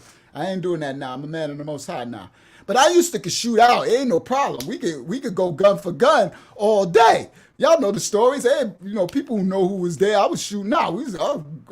But I ain't do this. This is way beyond my thug pay grade. I don't even know what to do with this. I'm not about to touch. I don't like, people know me now. I don't like touching nasty things. No disrespect. I don't even like, I know y'all gonna think I'm tripping. I'm just giving y'all some truth. I don't even like taking out garbage. Ask my roommates. They know. Everybody know. Ask all my exes. That's one of my, you know, not that I'll do it, right? Like, especially when I was just living alone for a while, I was doing it. I'll have to do it if I have to. But if I ain't got to, I'll be like, you know what? I'll do the grocery shopping. I'll do the laundry. I'll do this. I'll do that. Do you mind taking out the garbage? I don't even like touching garbage. So you can imagine. I know that's kind of like a prima donna. I don't know what it is. I just don't like it. It stinks. It's nasty. I don't like garbage. It stinks. I don't like touching garbage. Fact. Now, I keep my garbage can clean. I don't like nasty stuff. I'm one of them clean dudes. Right? So I clean my garbage can and all that. So, see, Abiyah said, me neither. Thank you. I'm like, so, yeah, Laria, she said a whole nightmare on L Street. All right. So if I don't like touching garbage, now, the reason why I went back and told you the story in Cambria Heights with the Roach Motels, shout out to David Hutchins, Big Dave. Shout out to Big Dave. Big Dave, thanks for all of the, what's the names? The things you be sending me, Big Day. I'll be using some of that on my ministry too. Thanks for that. I look at it all, Big Day. Shout out to Big Dave Hutchinson. That's the stories coming when Brawley Park stories. When I told the story of Big Kev Sullivan and Gino and them lifting all the weights, and I got more stories of Brawley Park days. Big Dave was running Brawley Park. Shout out to Big Dave. All right. So I told the Cambria Heights story, guys, because I didn't like the Roach Motels. Now, what I'm saying is, when the Roach Motels fill up with roaches, I look and there's a million roaches in there and they move. I don't even want to touch that. I'm like, I remember Pam like, boy, I'm like, well, I'll catch them. I swear I make compromises. Relationships are about compromises. Yeah, I'm like, listen, guys, listen, Dave, I'll protect the house, right? Any intruders, I'll shoot the gun, I'll do it, I'll protect you, provide, do everything. Would you mind? I'll catch the roaches and stuff. Would you mind taking it out? I don't even like that. I'm the man to do it. I'm like, you could just feel them in there. I'm like, like, that stuff creeps me out, right? So I'm saying that because now I don't like picking up roaches that get caught up in the Roach Motel, right? Because they all glued and moving. Guys, who gonna pick up the rat thing? Y'all done lost your mind. I'm like, who about to touch and the rat house is like this big. So the Roach Motel you can pick up like this. The rat motel is like this big. And it's the whole rat in there squeaking and squealing and moving, and the thing is bouncing around, and then he get tired, and then he try to get up and move it again. I'm looking at that thing, I'm like, and then I got one there, it's one in the wall, it's one over there, and they all moving, the things are moving, the traps with the catching they moving, the traps is moving, everything moving, you hear squealing and squeaking, and they crying, and I'm like, yeah. I'm like, Christy. Facts. I think I'm like, Christy. She's like, what? I'm like, they caught. She's like, good, right? I'm like, so you going to throw them out? She's like, what? I said, yeah. there's plastic bags. I'll get you a bunch of plastic bags. All you gotta do is take them and put them in the plastic bag and then take them out. And she said, what's on you? Then lost your mind. I ain't touching nothing. I don't know. You touch it. I said, I ain't touching them things. She like, you caught it. I'm like, I'm not touching that. So now listen, I'm in the kitchen. Then all of a sudden you hear, chicken, bang, pop, and then caught another one. I'm like, oh my goodness. Yo, this thing is crazy. I'm like, I swear to you guys, I'm losing my mind. I'm like, oh my goodness. I'm like, you know what? I don't know what to do. I'm like, I'm not picking them up. She like, I'm not picking them up. I'm like, well, I said, I think I know what I could do. I said, what I could do, see, I'm always a thinker. I said, I can go to Parkside. I said, I can go find a crackhead. Oh, crackheads to the rescue. Y'all don't know I'm from the streets. I was from the streets. I did my time for any crime that I committed, but that was my life. I'm from the streets and I'm a thinker. Right now, I did stupid stuff. That's why I ended up getting 15 to life and stuff. But I can think in the moment of, I'm like, crackheads. That's because crackheads ain't scared of nothing, right? Y'all better know, crackheads ain't scared of nothing. Crackheads sleep in there. Wait till I tell you this. Oh my goodness. Wait till I tell you the story. When I was in the crackhead house and the police were chasing me. I don't want to give away none of it. Just know, I was in a crackhead house at 3 o'clock in the morning with all the lights on. Listen, a crack house with all the lights off, and I had to lay silent because the police was searching outside and everywhere. I ain't gonna give nothing away, but y'all really gonna be freaked out. Y'all think y'all freaked out over this story. Yeah, that's when we double back. That's when I was in the streets 92. And guess who was chasing me, everybody? Guess who was chasing me? Saquon, Bug, and everybody? Buck. Remember Buck? Remember Buck with the paddy wagon? Yeah, this was Buck. This was 92. Buck was chasing me. I dipped on Buck. Buck was pissed.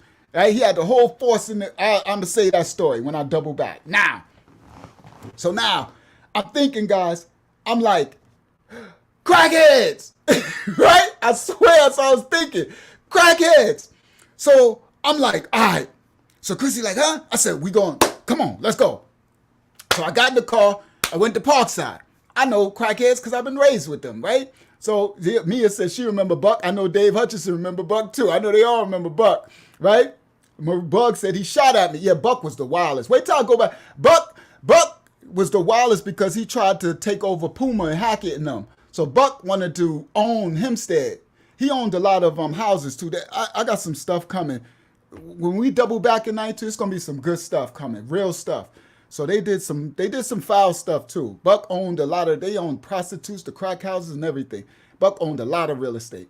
But he turned up because he wanted to own Hempstead like Puma used to do. Because y'all know Puma used to be the king. And Puma wasn't that dirty, not as dirty as that. You know, Puma did his thing, but Puma wasn't as bad as everybody thought. I remember one time Puma let me go. In fact, I'm gonna tell you that. So he thought I was Big H. R.I.P. to Big H, because I had the big silver. So everybody remember when H had the big silver 500 SEL? This way back in the days. And then I had the big silver 500. And Puma thought I was H, and he pulled me over. And I remember that time he let me go. He said, I thought you was big, but I'll save that for back then when I tell those stories. So anyway, yeah, Buck tried to take over for Puma and was extra Rambo. Buck was going nuts. Buck was a mess. So anyway, let me continue. So I'm thinking crackheads, right? So I'm like, all right, we going Parkside, right? Now, so I go to Parkside. So I go over. This is when they had this is the story of Militant. When Militant, they were selling the weed, right? So I went over to Live and them and Militant and them, all of them. I'm like, yo, where the crackheads? They're like, wow, they don't, we keep them away from here because they wanted to keep that part of Parkside. That's in 2007. They was keeping over the Adams Courts and the Parkside. This when the projects was still up, not when they knocked our projects down. They was keeping that keeping all the crackheads away so it don't get hot, so they could just sell their weed, right? Shout out to Mo Green. So Mosey in the building. So I was like, we're the crackheads. So they was like, you got to go up on South Franklin. You got to go over. Like, he was like, you got to find them. Right? We keep them on the move. We keep them ready. So I'm like, all right. So I'm like, all right, I'm going to look for Roy. Roy that lived on, what's the name? What's the name? Y'all remember crackhead Roy? Oh, Roy used to fix the cars. Roy is my boy. So I'm like, where's Roy at? They like, Roy's somewhere. I'm like, so I try to find, so then I find some crackheads, right? So I was like, all right, listen, I got a job for y'all, right? I'm like, and remember, I got to work because this is the time, this is in between. So my stupid butt this is when Unique was doing this thing with understanding them. So I got crack, like I got work. This is past life stories, right? This past life stories back then. So I got, thank you, Mia. So I got crack for him, right? So and I got the bells, ding dong. The witch is dead, ding dong. Because I cooked my own. I did cook my own back then. So I cook it down to the oil and bring it back. So I got the ding dong. So I already know. I give them a little whiff of that. They're like, whoa, they gonna do anything. They'll build a house. See, crackheads is no joke. They'll build a house if you give them the bells I used to have. Oh, they'll build a house. They like you get some of that, right? So they like. So I was like, listen. So the crackhead said, all right, I told him what the deal. I said, I don't know what happened, but it's a bunch of rats in the house. And I said, I got them, they all caught, they in cage, they trapped, I got them entrapped. And he said, man, we'll just take them out. I ain't touching them. He's like, all right, can my partner come? I'm like, I don't care. 2, 3 of y'all, I don't care. So I'm like, the more the merry. So he go get his buddy. We come back, we get in the car. We drive to the house. He get there, like, ooh, listen, because that house was on Belmont Parkway, for those who know. It's the beautiful, y'all remember Belmont Parkway is that's where that house was, right? It's close to Uniondale. Beautiful neighborhood. Beautiful birds. I tell you, it's like different from the hood. The birds is different. The air's all, I'm used to, I say we got crows and pigeons in the hood. It's little birds. I used to see little red birds and pretty birds and tee. I'm like, this is not the hood. I used to come out and just look outside and it's just, the sky looked different. I'm like, this is sure not the hood. Birds all in the trees, tweet. And then the people in my house built rose bushes in my backyard. So the people who I bought the house, they had rose bushes. I ain't know roses are really plants.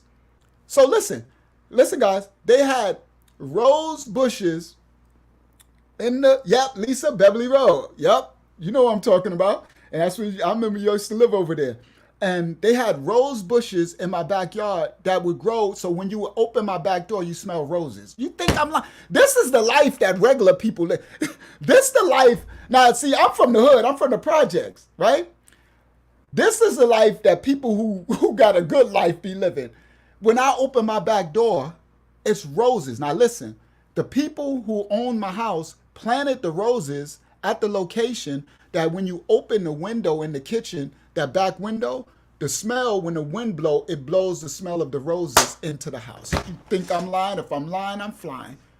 It would smell like roses. I remember the first time I said, what is that smell? It smell like someone put first air freshener. And Pam was like, that is roses. We got a beautiful rose. I said, well, what? I go look, it's red. You can just pluck it and you got roses. Roses are red, violets are blue type of stuff, right?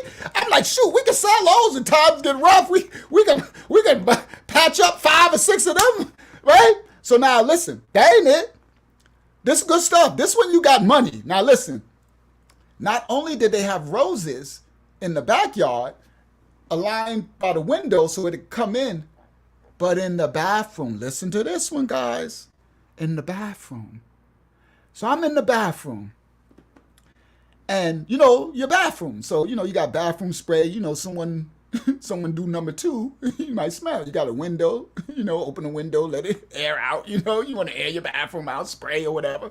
My stuff didn't smell too bad because I was always vegan. Just so y'all know, what I mean, never really smelled too bad because I always eat. I ain't got all that dying flesh and blood. I ain't about this story, but it's just fact. So anyway, but still, you still poop, still like poop, whatever. So listen, Mo, this is true story. Mo, listen to this. They, not only did they have the roses, but in the bathroom, I swear to y'all, I remember the first time. So I opened the bathroom window And bling, it smells like pine. And good, it smelled. I said, what the hell is going on in this house? Now it was some rich Puerto Ricans that owned the house that I bought it from, but they were rich. A nice older couple. They were like 70s, in their early 60s, 70s, so they were guarding. They kept the house beautiful. That's why, and the house had a good spirit, because y'all know houses have spirits. So that's why I bought that house. Because the other ones I would go in, I would feel dark spirits. I would feel like demonic energy and devil. And I'm like, no, no, no, no. And then I finally found that one, and it was like the Most High was in that house type of thing, right? So that's why I bought it. So the spirits in the house was beautiful. It was like, oh my goodness. And those people were really nice. Now listen to this. They had a pine tree. Listen, now the pine tree, now my landscaper, I asked him about it. He said, oh no, they had to been growing that for like 20, 30 years. And the people had been there since a long time. They remade the house and done it over and everything. They put money into it. So they've been there for 30 years. So he said, oh, for this pine tree to grow this big, it takes probably 20 years or something like that. Long time. They grew a pine tree right outside the back. Fresh pine, like real tree. And so when you open the bathroom window, pine. I'm like, this house. Boy, rich people. All right, anyway. I just wanted to tell y'all that. Because I experienced a little, like, I'm from the projects, so I never owned a house. Nobody in my family had ever owned a house. I was the first person in my family line that I know of from my dad, because I didn't know my mother and them. Y'all know that later when I met them. But I was the first one on my dad's side to own a house, probably back since slavery or something. So I never knew none of that. Not like own it. I bought the house in a nice house, $500,000 house and stuff, rich people stuff, right? I'm out the hood, right? So I found out they got canary birds and stuff like that to come visit your trees. In the hood, we got crows, right? That's why I was like, why these birds don't come to the hoods? Probably because the crows and the rats and the pit bulls and they eat them or something. They probably know better. So they don't come. The little red pretty birds and yellow and and all that be talking in the morning and stuff. We hear in the morning, right? You go to Puerto Rican neighborhoods, you hear crack-a-doo-doo-doo, yeah, chickens and stuff. That was a whole nother thing when I moved to a trailer park.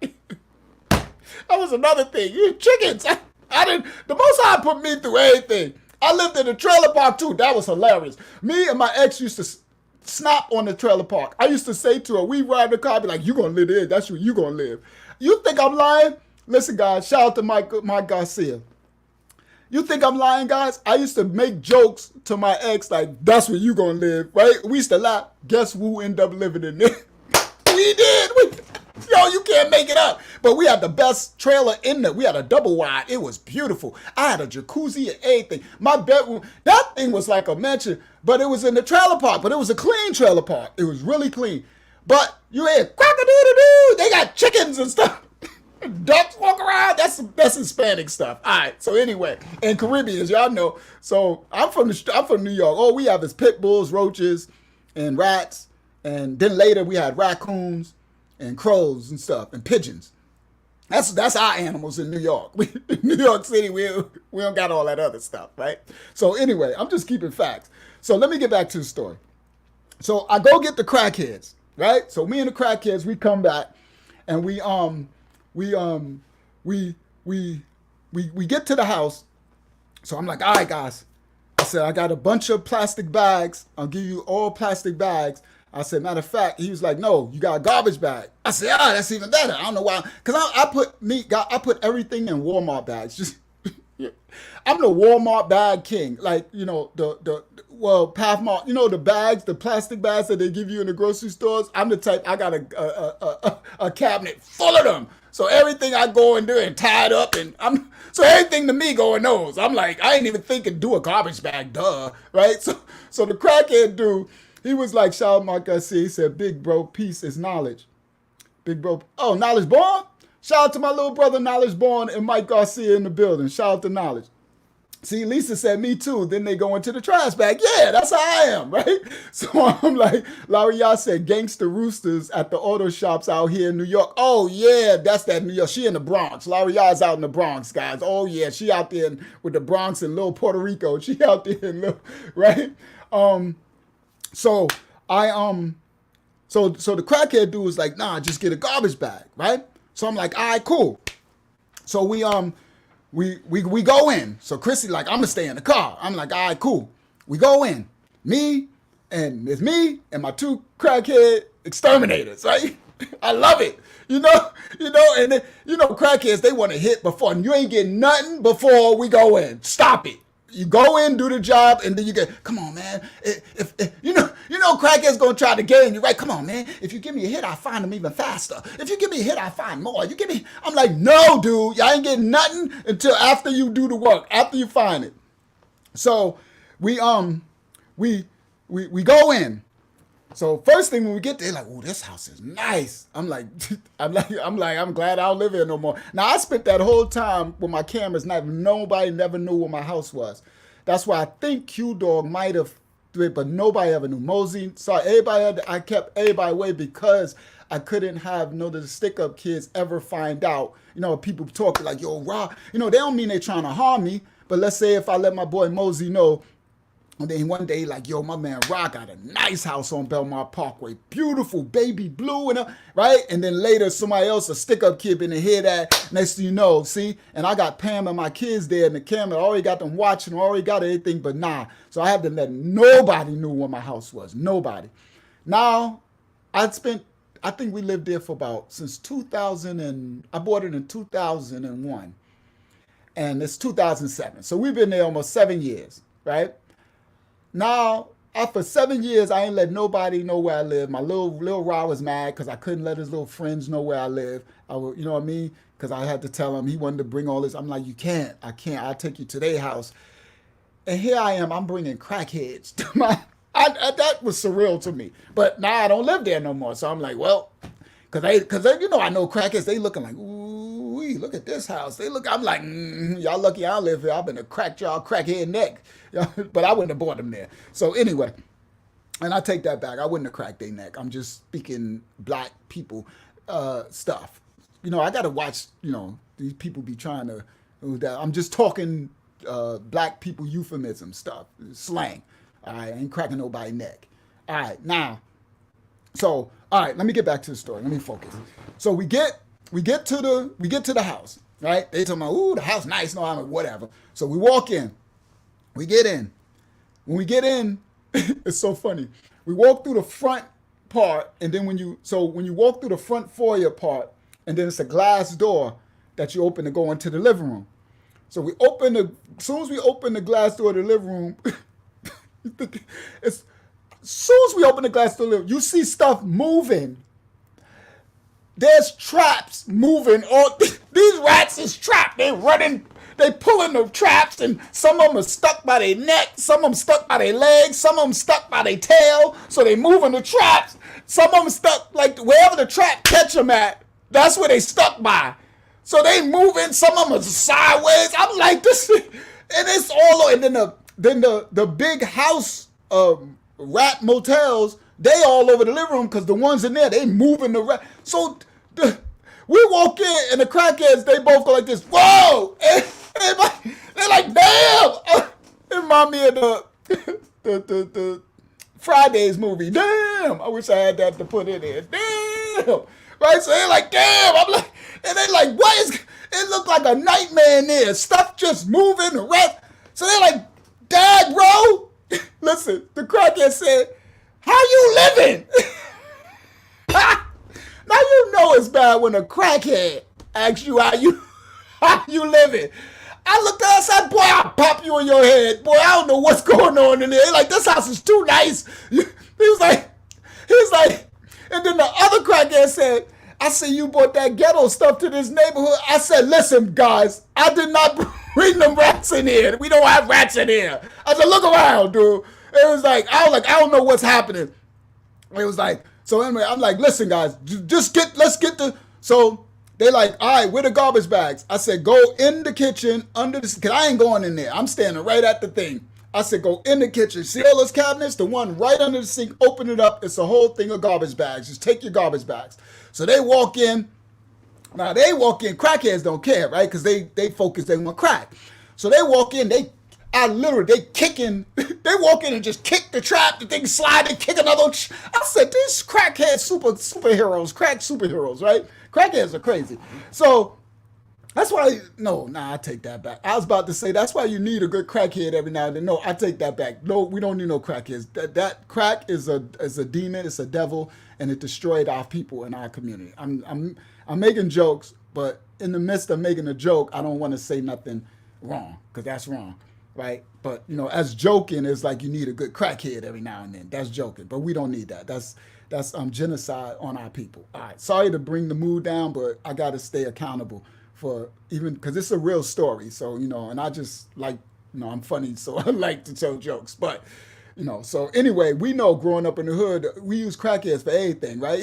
you crackhead for anything break, go get a crackhead, right? You need the cable, crackhead gonna climb up on the light pole and get your cable. But you need your cable back on? Yeah, go ahead. They'd be like, you want a dish network too? I'm like, yeah, they'll go get you a dish and bring it back. Crackheads, they're multifunctional, facts. So anyway, so the crackheads, they walk in and it bugged me out because they just start kicking the traps. Poof, poof. I said, look at these fools. They kicking the traps, things sliding, and they go there, they open the thing. Shout out to RC Prison Stories in the building. Shout out to RC Prison Stories. A brother from Australia got a prison channel. Shout out RC Prison Stories. So they open the thing, they get the trash bag out, right? So I'm like, all right, guys, the traps are everywhere. I said, so you got to look all in the kitchen. They buy the thing. I said, they all in the living room. I said, it's motel traps and the traps. Just grab them all. So they go and they just start grabbing them. They just picking them up. They go, and I swear to you, one of the crackhead dudes, he go, and I'm watching him. He go in the living room. The trap where it had the one by the neck and one by the head. So they like this and squealing. He go and grab the tail and pick it up like this with the trap by the rat tail. That's how I know I am not gangster. Dave Hutchison, I know I ain't gangster because I got some punk in me. Because I found out I got punk in me that day. I'm like, he picked the rat thing up by the tail. And I know some of the other nationalities, y'all do all that stuff, right? I know my brother Aussie probably do it out in Australia. They pick up animals. You got these crazy white people here in Florida picking up alligators by their tail and stuff like that. I ain't touching none of that. I don't know. Black people from the hood, we kind of punks. We know how to shoot out. We'll do a good shootout with you, but you get all that crazy stuff going on. We ain't touching all that stuff. Some of my white brothers, y'all be gang. Y'all crazy. Y'all be jumping off mountains and in the ocean, swimming with sharks and all that stupid stuff. We ain't doing none of that, right? I ain't getting there with no shark or none of that. Yo, some of my white brothers, they be crazy as all outdoors. Yeah, that's who the real gangsters are, right? They jump off buildings and stuff. Imagine one of us, right? This is the thing, guys. Everybody from him staying there, we tough in the projects and all that, right? From the hood. Let somebody jump off. Take us to a mountain and say, jump off into this water down. The devil's alive. Boy, I don't even go near the edge. I be like this trying to look at the edge. I'm like, I ain't going nowhere near. And white people be just, okay, woo, they'll literally dive head first. They crazy. That's the true gangsters. But anyway, let me focus. Let me get back to the story. So they pick up the doggone rat by the tail, right? And they just dropping them in, picking them up, dropping them in, picking them up, dropping them in. So I'm like, I just don't like nasty stuff. That's just me. Because I see Lee said Eric chased me like that with field mice multiple times. We were like four. And I could see E4 doing that too, because E was crazy. I could see E doing that. So now, so let me finish the story. They picking them up, they dropping them in, right? So they get all, they got like a I swear I can't make this up. They got a garbage bag full of moving, squeaking things. It's a move out like, this whole thing is just freaking me out.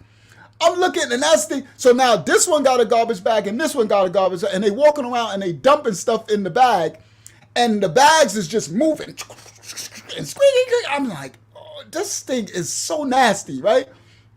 So they go around and they get it all, right? So I'm like, all right, I know it's probably stuff downstairs, but I ain't about to let them downstairs because I got 9,000 Timberlands. I got Jordans. They are not about to put my Jordans in their pocket. You know, crackheads.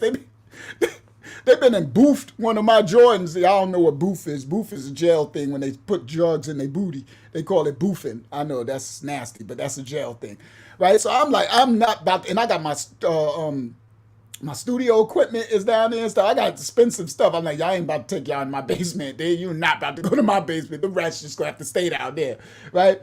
So I'm not, what's the name? I'm not taking them nowhere. But they clear up everything that we can see.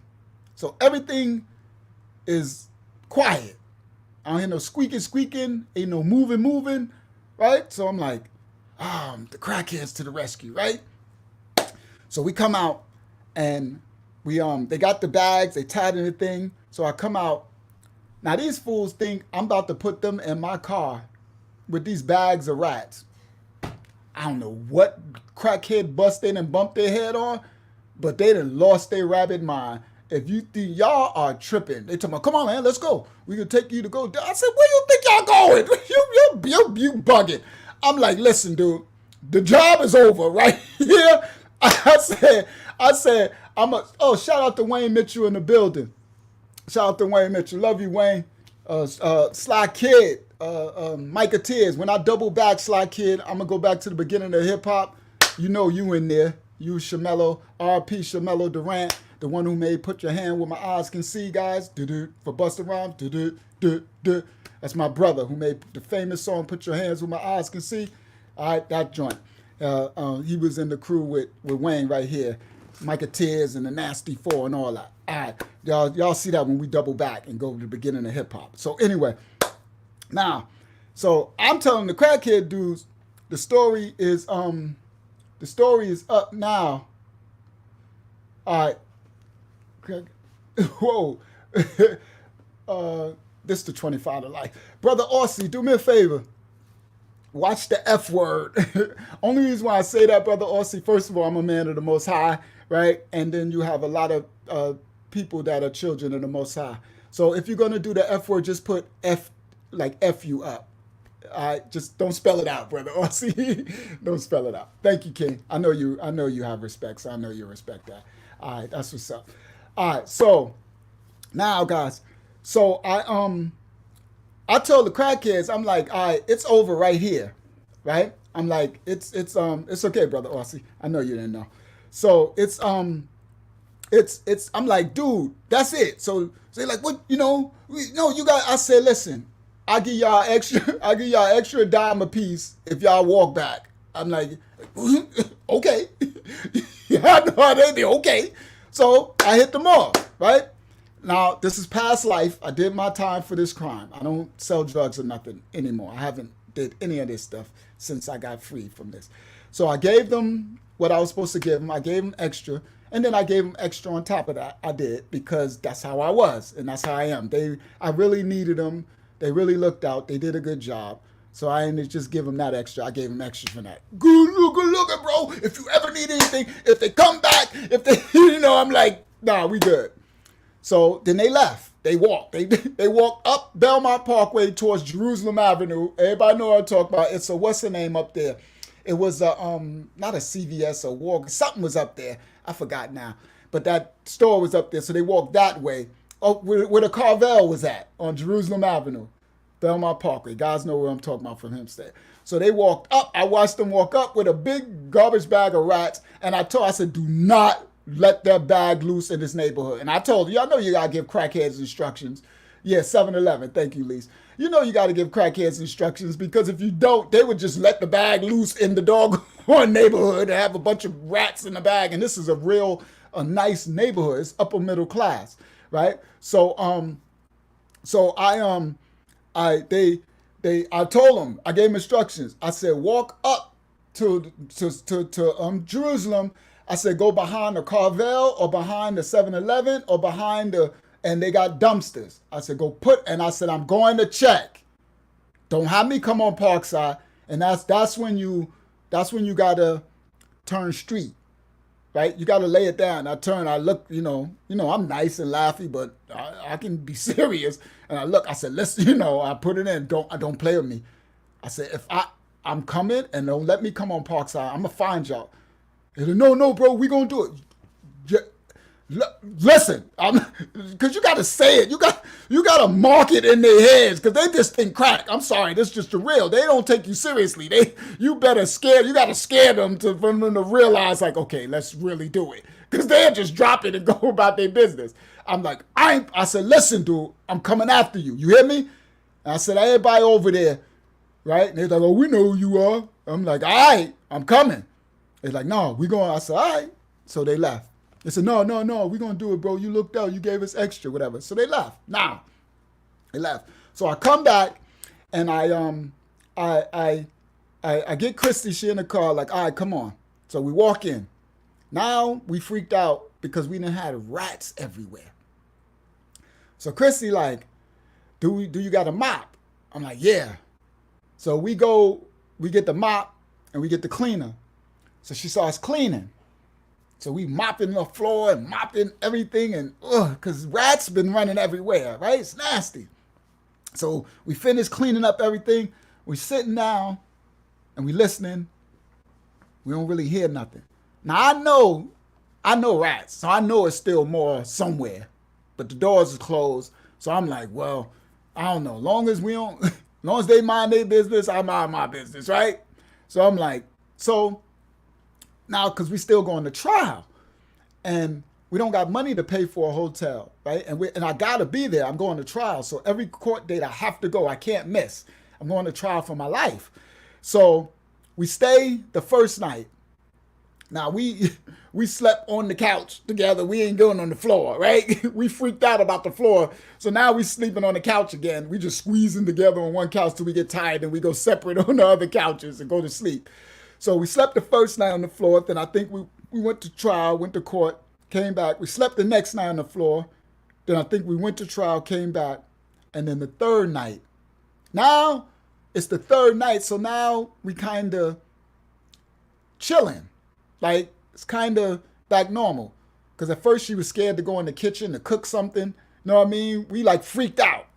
So now she's kind of back normal. She go in there. She's cooking some food. She in the kitchen. I'm in the living room. I'm watching TV and everything. So she finished making the food. So she come back in. It's getting late. It's probably like 11 o'clock at night. So we in the living room. We eating the food and we watching the big TV. And you can see the camera. You remember I showed y'all the picture of the monitor with all the cameras in my house watching my house. So when we watch the TV, you can look up and you can see it's pretty dope. You can watch two TVs because this one's the backyard, this one this side of the house, and the one on the front I had two going both ways, looked all the way up Jerusalem, and you can see cars coming from way down, people walking up the street, so you be watching the TV, be watching the camera. It's pretty dope, right? So we sitting there and we eating, and all of a sudden we hear something go boom. I'm like, so I look up at the camera and I'm like, you heard that? She's like, yeah. Then we hear something else go boom. I'm like, so I get up. I'm like, I ain't got no gun though. Now, usually, when I used to be there, I go get my ratchet. That's the first thing I do is I'm going to get my ratchet. But I ain't got no gun. I'm going to trial and stuff, right? So I'm like, all right, I go get a broom, right? I got to get something. I get an umbrella or something. I can fight. I don't care. I'm fighting with whatever I got. I get a pencil. I make anything. I get anything. I can fight. A pen. So I go get a broom. So I go and I'm looking at the back because the lights were off because we watching TV. So all the lights are off in the house. It's late, like 12 o'clock at night, 11:30, 12 o'clock at night. So all the lights are off. So I go, and when I get to the kitchen, I hit the light. And when I hit the light, Christy like, I see somebody. It's two of them. And they ran through the backyard. She said, they just ran. So I look, and when I cut on the light to the kitchen, when she say that, I turn around, I look, and she say, I seen him on the camera. And then I turn back around, and when I turn back around, there's a rat stuck. So in the back door, on the back door, there's a slot, like a mail slot. It's like, I don't know what it's for, because it struck me as weird anyway. But there's a slot that you can lift and put mail in. I think it's for deliveries that they'll tell them come around the back and put the deliveries through that door, and it drops into the kitchen floor. So it's like but it's big. It's a mail slot. It was bronze, because there are a lot of things in their house they made bronze, that dark bronze instead of shiny gold, dark bronze. That was the theme of the house. So it's like bronze, and it was cut into that back door. So in that slot was a rat was hanging. And I looked, yeah, it's like the mail slot in the front door. So they had that in the back door. Yeah, drop box. That's what it was, Yahshuah. So Lisa said we had a mail slot in our front door. Yeah. So a rat was stuck in the door. And then all of a sudden, I see rats.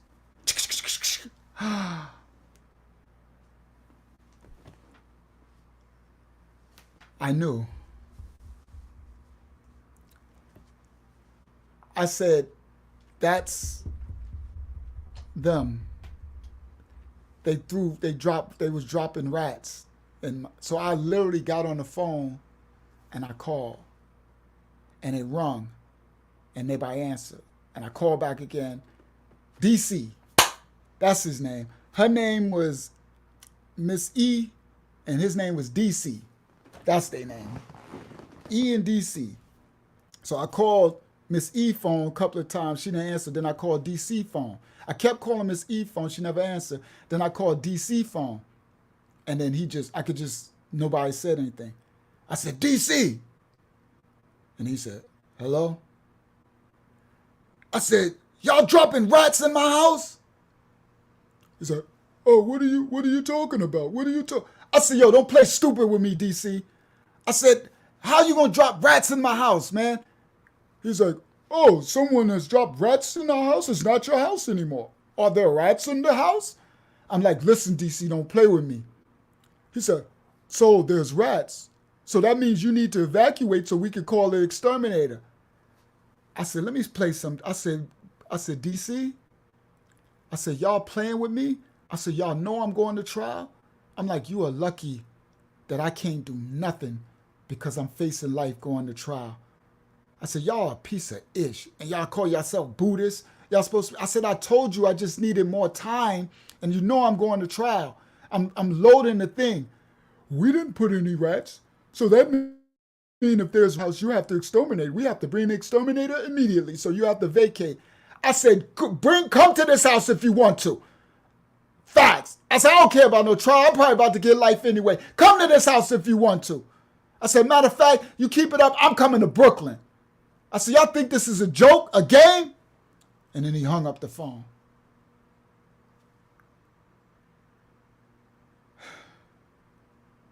So I turned.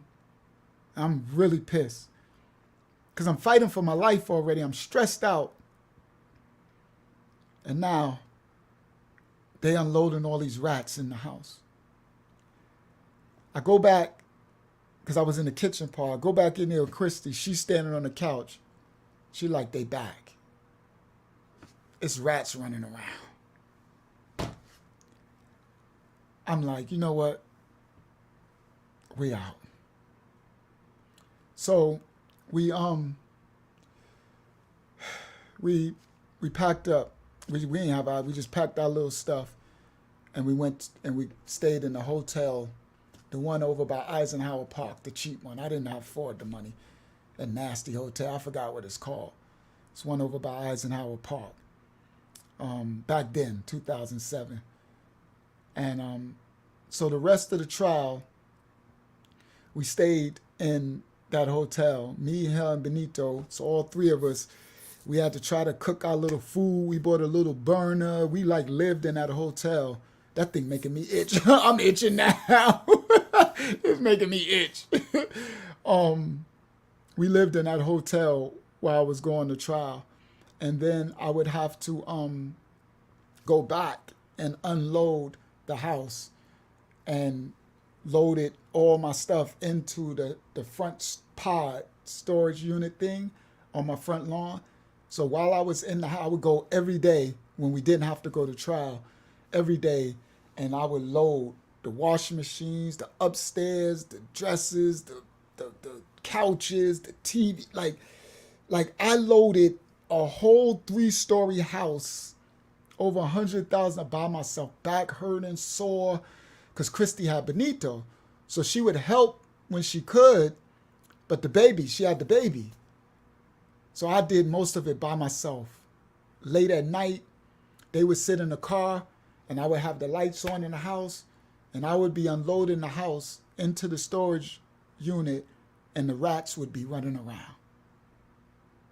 Just running. So as the house empty, so the more that I would empty the house, the more you would see the rats because they have nowhere to hide behind the thing. So they were just running. I didn't even spend no more money on the things. I was just like, I just need to empty the house. I didn't have nobody, at least. I just was, as I said, guys, Lee said, you should have reached out for help. When I started the story, I said, my mind was so, it was the 55 to life that was over my head that I wasn't there. I never just asked anybody for anything. That's why I say Unique didn't even know I was going through none of this. And I was seeing them. I'm the type, guys, things have been so rough for me in my life that when it's like that, I just handle it. That's it. Nobody even know. I just do it. It's just, I don't got no other choice. I'll do it from sundown to sun up. And I hurt myself in that one. I've done that before to the point where I almost get hospitalized because my back and my everything is so, because I keep going and going and going and going. I can work for like 30 hours straight and be sweating until I can't move the next day. I hurt myself before like that. Till I couldn't move. Everything, and the doctors, they like, you need bed rest. It's just a thing. I don't know. It's a thing in me that's a determination. When I have to get something done, I just get it done. And I block out everything because it's happened from when I was little, when I was homeless and stuff. The stuff that happened in my life that most people don't know. I've taken on some things that most people have never had to experience. And I had to experience it. So I block a lot of that trauma out. That's how I stay functioning. But a lot of that stuff is still in there. So when that stuff would happen to me, all I would know is that all I have is me. So even when I was homeless, Unique and them found out somehow. And that's when Unique and them told me, man, come, you ain't got to sleep in your car. Come. And that's when I stayed with Unique and them until I talked that lady in Queens for letting me get a house, rent her apartment, because I was young. So yeah, it's a trauma. It's a traumatic thing. I guess it's a coping a trauma thing where I guess I go into like a shell and I just do it by myself. So I loaded everything out of that house, and this is gonna have relevance later while I'm telling you the story with this pod. And loading, yes, it's PTSD, Lise. Thank you. That's exactly what it is. I loaded everything into that thing, and I have this gift of packing things where I can pack things every square inch of it from the top to the back to the front will be packed so tight. Like, it's just a gift. I still have it. It's just, I don't know where it comes from. It's a gift from the Most High. And I packed that thing to every last thing was in it. And as I said, as I emptied the house, like we get the couches, and as I empty it, the rats are just, so it got to a time where it was just me and the rats were just running around. And I got used to them. So I'm like bringing stuff, and Christy would not come in. Her, you know, I didn't want her in there. I didn't want them to bite Benito or nothing like that. So I would be taking stuff out, and the rats just be running around. Just running around, just, and then I would come back the next day, and the rats, turds everywhere, they rat poop everywhere, and I just start unloading again. And I did it for like about a week. It took me to unload that whole thing. Now I did get, only help I needed was I got two Hispanics from Home Depot. So y'all remember the Hispanics used to, in the morning, they would, I don't know if they still do it, they'd be out there to get jobs for the workers to come pick them up. So I went and I got two Hispanics to help me move the washer and dryer and to help me take the couches, because I couldn't take the couch by myself. There's the big Italian leather things. So that was the only thing that I had to hire people for, was to move the washer and dryer, because I had those Whirlpool front loaders when they first came. This is 2007 when it was, and but everything else I moved by myself, and it was very traumatic with the rats running around everywhere as I moved it. This right here, so this, let me share my screen. This right here, present, share screen. This one. So this my driveway, right? This is that house. So this is the garage. So I had to empty the garage too. And in the garage, it was a lot of like storage stuff I had stored. But this was also in the garage. And I'm showing this because it's going to have relevance later. So the things that I show is because it's going to come out later in the story, in the other stories. So this is inside of my garage, and it was big, and these are rims. So these are 24s, these are 23s that I had on my Navigator. Y'all didn't know about the Navigator. When 23s was the biggest rims, they called it Jordans. Swizz Beatz made a record back then. We called 23s Jordans. This before they had a 24-inch rim, or 26 or 2030s. This is back in the days. 23s were the biggest. And then when 24s were the biggest, I had 24s. So these are 23s, these are 24s, these are Mercedes-Benz rims. This was in my garage. I'm just showing y'all receipts from my past life for those who see. Look how many sets of rims these are. Look, tires here. And I had to unload all the tools, all the stuff out of my garage, all the storage. And I unloaded all these rims into the storage unit. Now, the reason why I'm telling y'all this is because it's going to have a lot of relevance later. Y'all going to understand what happened. So in the storage unit, now remember, in the pod was that whole living room, the Italian leather furniture, the lacquer house appliances, the big glass. These stuff is like $5,000, $10,000, $20,000. So it's like over $100,000 worth of furniture. The bedroom set is Italian lacquer marble, white swirly with lights and stuff, all that. My daughter's bedroom set, all that. So I unloaded the whole house. So in that pod, it had to be over $100,000 of furniture and stuff. And then all these rims. Okay? And these rims, I got a story that I'm going to tell about these ones, the 23s. I paid $13,000 cash, but I don't want to mess up the story, but I was battling with a basketball player, NBA star, for low and hard. For anybody, I know if Dave Hutchinson's still here, he a car man. He know about rims and cars. So everybody back then, Lowenhart rims, they had a rim called LD1s. Lowenhart LD1s back in 2005, 6, and 7 was the top of the line. So Lowenhart was coming out with a 23-inch rim of his LD1 line. And I wanted the 23-inch rim, and it was going to cost me, I think it was like $17,000 for the rims. Now, I was in West Hempstead, the brother Al, I told his story about, I think I told Al's story, but if not, I'll tell another time. And Al was trying to get me the rims, and he was ordering them from Lowenhart, from the Lowenhart company, and they were just made. They were making them.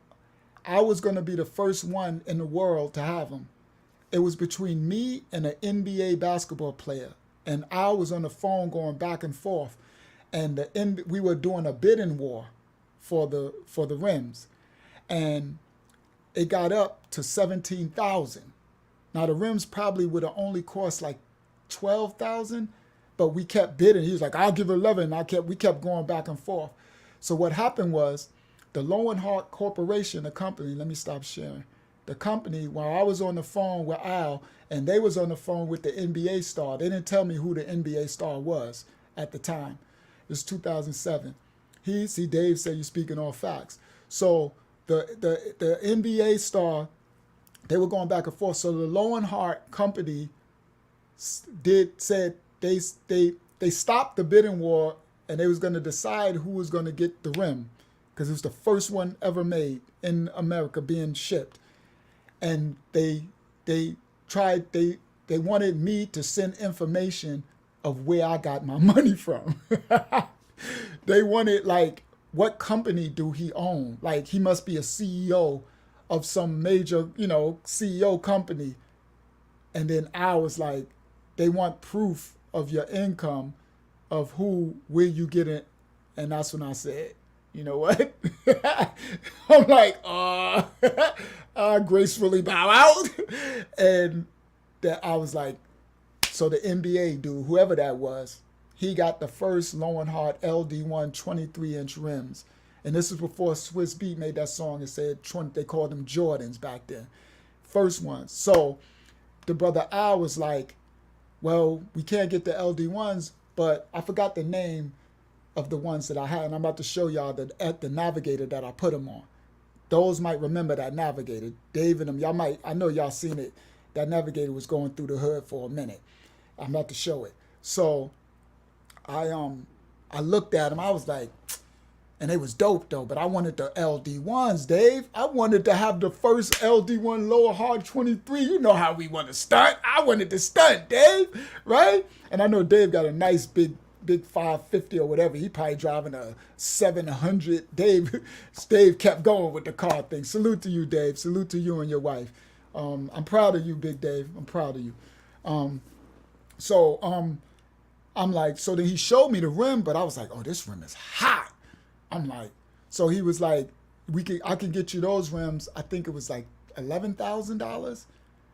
So I'm like, so I was about to spend $17,000. I get these for $11,000. I'm like, order them. So those are those 23s, right? And this is the Navigator that I had them on, right here. So, I gotta share screen again. So I bought this Navigator, and hold on, present, share screen. It's my first time showing this one of my trucks. Where is it? Yeah, that's it. Share. So this is the white Navigator. Now, guys, this is 2000. This is 2001. The year I'm talking about, not the truck. The truck is brand new. So if this 2001, this is a 2001 Navigator. It was brand new. So I took the whole Navigator and dipped it white. We used to call that dipping it and bringing it out. So if you look, everything is white. These running boards got blue lights on it and they light up. Everything is white. Oh, look, so these are white grill guards, cages. They call them cages. Everything is white. The whole truck is dipped in white. and on the inside it has TVs. It has TVs in every headrest. It's like 10 TVs. TVs coming from the ceiling, TVs in every headrest, and it has VCRs. This is before. This is 2001 type of thing. It got a VCR in the back part, a whole movie studio setup. This is my first time I waste. That's a waste of money. I'm gonna say it correctly. This is the first time I wasted that much of money. But these are those rims. Now they look small now, but they were huge back then. These were 23s. These were the ones, and they were deep. The dish was so deep, right? So this was the white Navigator, and it had the what's the name things. Those police flashes that flash here. The color, the blue, it just flashed the whole light up at night and flash with this pretty blue all through the headlights, all through here. This truck that was my joint. This was the Nav. I used to call it Monster. It was called Monster. So I'm gonna show another picture. It looks corny now. So back then we used to have this big grill guards over your car, and I dipped. As you see, the grill is white. Everything is white. And then I put white on here. I put Monster across the front of this. And this one was called Monster. This was my white Navigator. And then I got my Escalade after this and all of that. But yeah, that was that one. I never showed this truck before. And so anyway, let me stop sharing. So let me go back. I told you I was going to show a little bit of receipts in this story tonight, because I just don't want to tell stories. Y'all know me. And our channel is not about fronting. Yeah, and it was dope back then, and it lifted up and all that. This is back in 2001. It lifted up and dropped and all of that. So anyway, now it looks corny, but it was crazy crack back then. So anyway, now let's go back to the story. So now I wanted to tell the rats story because I be remembering pieces. That's why I jump around in the stories, because I remember pieces, and each piece, they be having relevance. So the reason why I showed those rims in my garage and I talked about the storage unit, because it's going to have a lot of relevance later. Y'all going to remember like, oh, wow, like it's one of those things where y'all going to be like, yo, yeah. So I'm very meticulous in the details that I point out. I ain't just pointing out nothing just for I ain't pointing out nothing just to be to be saying, look, I had this. Y'all know I don't care about all that crap. Everybody know I always had cars. My people back home in New York already know that I always had cars and trucks. I done had everything that moved. Now some of the stuff they don't know that part. They don't know I had the Flying Spur. They don't know I had the 645 Big Dave. Back then I had a 645 black drop top, like what's the name had. What's the name who was a CEO? What's his name from the Heights? Used to be IU Little Man. He used to have a 645 back then. What's his name? He was a CEO. I forgot his name. Y'all, Dave, you probably know who I'm talking about. But I had a 645 black Dave convertible with 11-inch Meyer rims. Myers. You remember, black, 11-inch in the back with the 11-inch deep dish in the back, staggered back then. And then I had got the Flying Spur, the money green Bentley Flying Spur. This right when all this is happening, right? And I was about to get the Porsche. That's why I only got the black. That's when the Porsche Cayenne first came out. Cayenne. I don't know how to say that. Cayenne, whatever. Back when it first came out. So anyway, this is the time frame that I'm talking about. And this is when the Most High was snatching me away. He was like, stop. And I was doing all my real estate and all that. So anyway, let's get back to the story. So I just doubled back. I'm gonna be doing that again, doubling back through. Matter of fact, since I'm here, let me touch another part of this since I'm already here now, because I'm in that time frame. So now, remember we had our nightclub in North Carolina, right, guys? So remember, I said in North Carolina, this before they shot up my club, I said they had these police in Henderson, North Carolina. And every hood that you go to, they got a Puma in Hackett, a Buck, a RoboCop, You know, in every ghetto, you have these cops. No disrespect to my white brothers, but they usually be white. Now you got some black ones too, but back in the days, it was mostly white, right? Back in the days. So, you know, no matter where you go, it's always a cop named Superman or Robo or Terminator or, right? It's always some cop and they dirty and they run around thinking they hood. It's they hood like Denzel Washington and that, you know, King Kong ain't got nothing on me. You always got a cop like that, right? So I told y'all in North Carolina, in Henderson, well, in Oxford, because my club was in Henderson and Christy was from Oxford. Oxford is next, it's the town over, but it's nicer. Oxford is like middle class, right? Nicer, lower middle class, but it's nice. So you don't really want to live in Henderson where my club, training day, where my club is, because that's the ghetto. Henderson is wicked ghetto. So I needed, when I got an apartment, me and Christy got an apartment, because when I came home, remember when I said I got locked up and for the 15 of life, when I bailed out, they had trashed my houses, because I told y'all that story.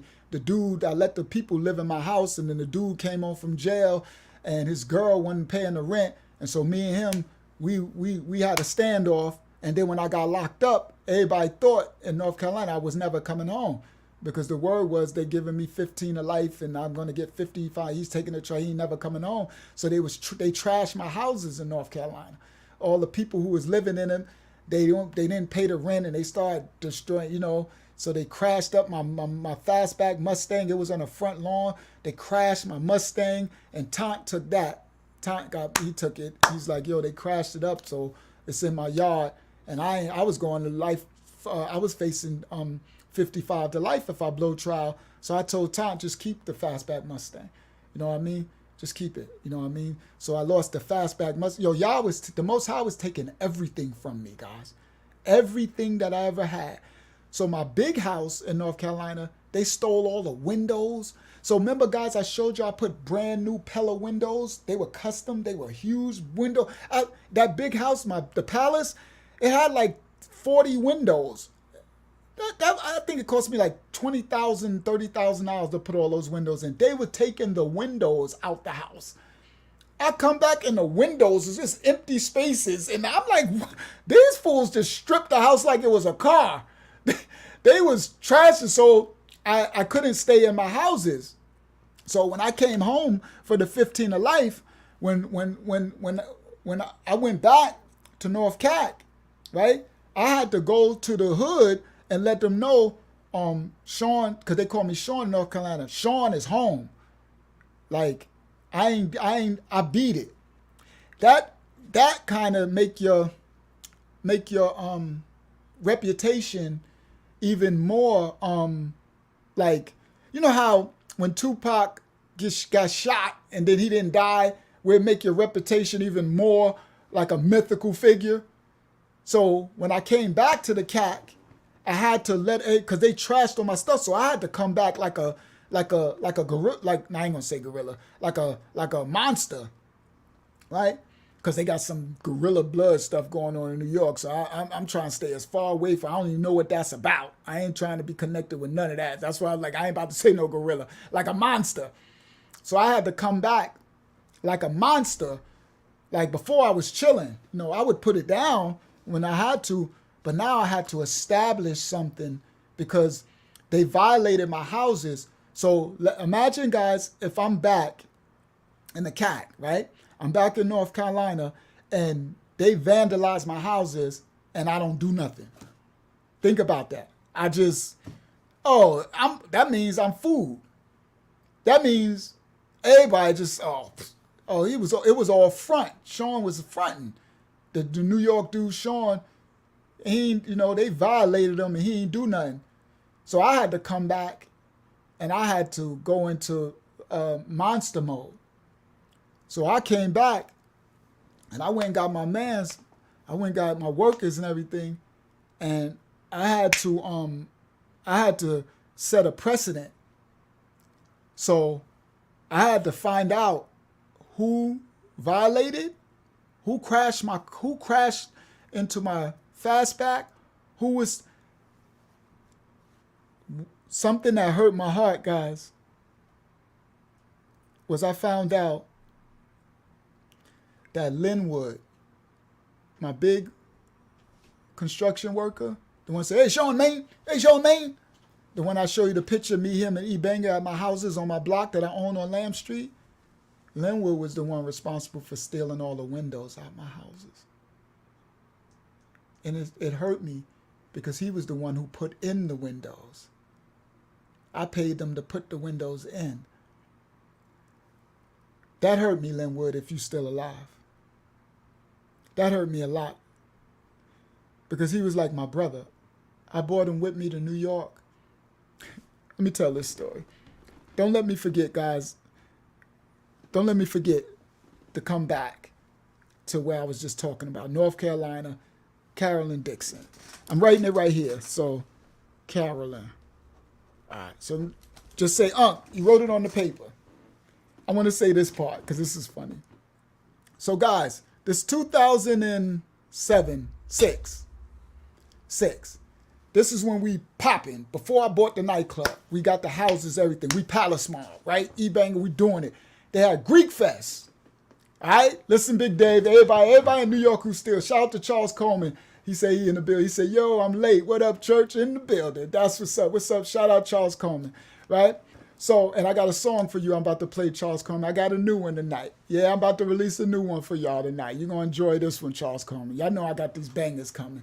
So, it's 2006. Greek Fest is going on in New York, Jones Beach. Now, everybody back home in New York know after Jones Beach Greek Fest, then they have on Nassau Road, we got our own Greek Fest in Roosevelt, Nassau Road, where everybody, cars and trucks. Now, I'm doing it at this point. This is the point. I got the Escalade and I got the ML. Matter of fact, that's funny. I got the picture. Let me just do it. Let's just play this right. So I got the Escalade and the ML, right? Now this is 2006. So the let me share. Let me go to the picture really quick. That'll be quick. Where is it? There we go. Oh, you can't see it. That's the ML. The Escalade's on the other side. I thought I had the other picture up. All right. So anyway, you can't see it. Let me stop sharing. That's all right. Y'all done seen pictures of the Escalade before. So, anyway, I got the Escalade with the 24s. This the 24s, the biggest rims. I got the Rolls Royce grill on it. It's the pearly white joint, brand new. That's when the brand new shape of the Escalade changed. That's the new shape of it. So and it's the Greek Fest is going on. Shout out to Wayad. Thank you, Wayad, for the donation. I appreciate you, young king. Thank you. He said, Shalayam, that means peace, Thank you, Wayad. So, I got the, so we in New York, and Reynolds like, yo, Ra, yo, Luch, because Reynolds don't call me Luch. Yo, Luch, the Greek Fest is this weekend.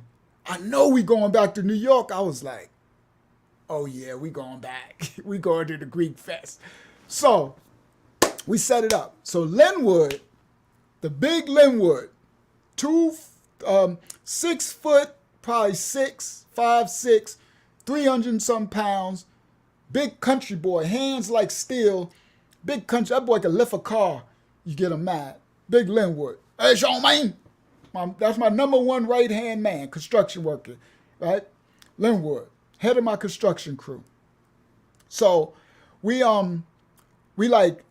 ready to go back. We going to Greek Fest. So I remember Linwood like, hey, Sean, man, you gonna let me come with you to New York? So I'm like, Linwood, you want to go to New York?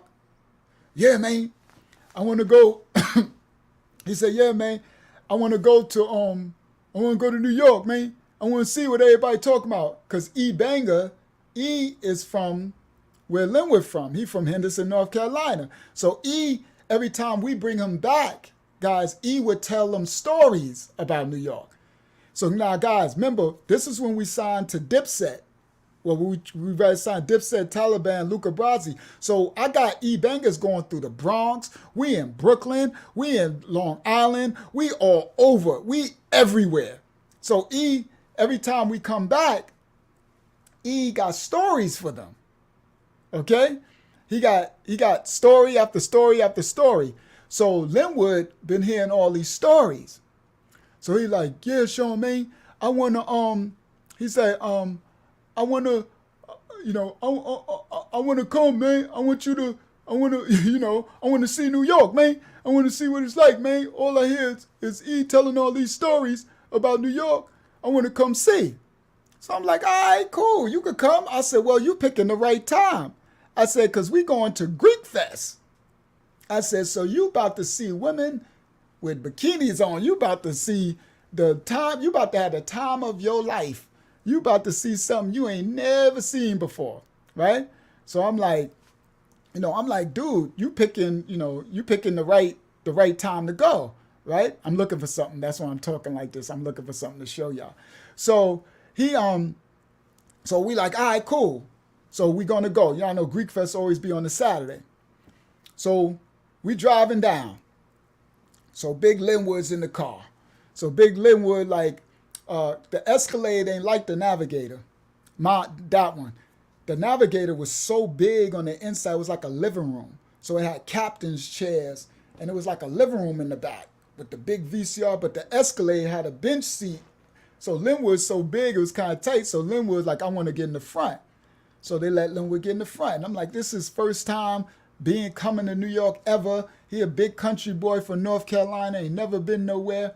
So he like, all right, Charmaine, he like, so I'm like, Linwood in the front. So I'm liking that. I feel good about it because I'm like, look at Big Linwood. So we driving down I-95. I'm looking at Linwood. I'm like, you going to New York, Linwood? You going to be in the Big Apple, Linwood? He's like, yeah, Charmaine, going to New York, man. You say, you gonna give me a New York girl, Charmaine? I'm like, no, you don't want me. I'm like, no, Linwood, you don't want to mess with one of these New York girls. I'm like, nah, I'm not gonna do that to you. I said, Linwood, no, don't show. I said, no, it's a different breed of woman, Linwood. You don't want to mess with these New York girls. I said, I'll mess around and you mess with one of these New York girls, and next thing you know, I can't find you. Meaning, you be somewhere, I won't be, you be in the Bronx or Brooklyn somewhere, won't want to come on. You be calling home, tell my mama and them I love them, and tell my kids I love them. Like, you won't ever come back. I didn't seen that happen before. I'm like, I am not doing that to you. You been got out there and got your nose open. They've been to had you smoking crack somewhere and so you be messed up. They've been had you all messed up. Or got you stretched out. You done messed with the wrong girl and she got you coming to see her in some projects in Brooklyn or something or somewhere, and them dudes been and loaded you up. I'm like, no, we're not gonna get you we're not about to get you a New York woman, Linwood. We definitely ain't doing that. Right? So let me see, my upbringing videos. There we go. My upbringing, V-Drive, my upbringing. Where is it? It gotta be in here somewhere. Where are you? There you go. That's one. It's not the clear one I wanted to show, but you can still see it. All right, so let me do that. All right, that one. Bang. All right, so let me just to show, to give context. So anyway, we share screen, window, that one, share. All right, so this is the Escalade, and that's the ML next to it. So hold on, where is it? Move it over. There we go. So this is the Escalade. That's 2006, right? And this is crispy. This is the biggest rims made right now. And you see I got the 22s and the 24, same rims on both, my ML and my Escalade. That's the pearly white joint. So now we going to the Greek Fest. Now this thing is shining pearly white. Guys, this ain't nowadays. You got to go back in the day and understand. This was crazy. This was brand. It's a $75,000 truck, and I paid cash on my debit card. Here, swipe that. I'll tell that story later when we bought this one. So I got rid of the Nav, and I got the new Escalade. So now we going to Greek Fest. I'm like, oh, we definitely going to Greek Fest. Shine up the Escalade, let's go. So Linwood is in the passenger side. Now, I'm going to keep this on the screen because I want to have context. This story is kind of crazy. So we get to New York.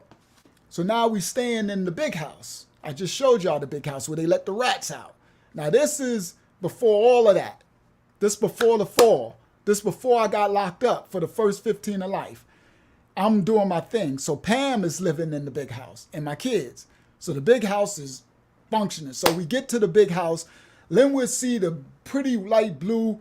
He like, Sean, you painted light blue like the house in North Carolina. I said, yep. Once we painted the palace big and light blue, I came to New York and painted.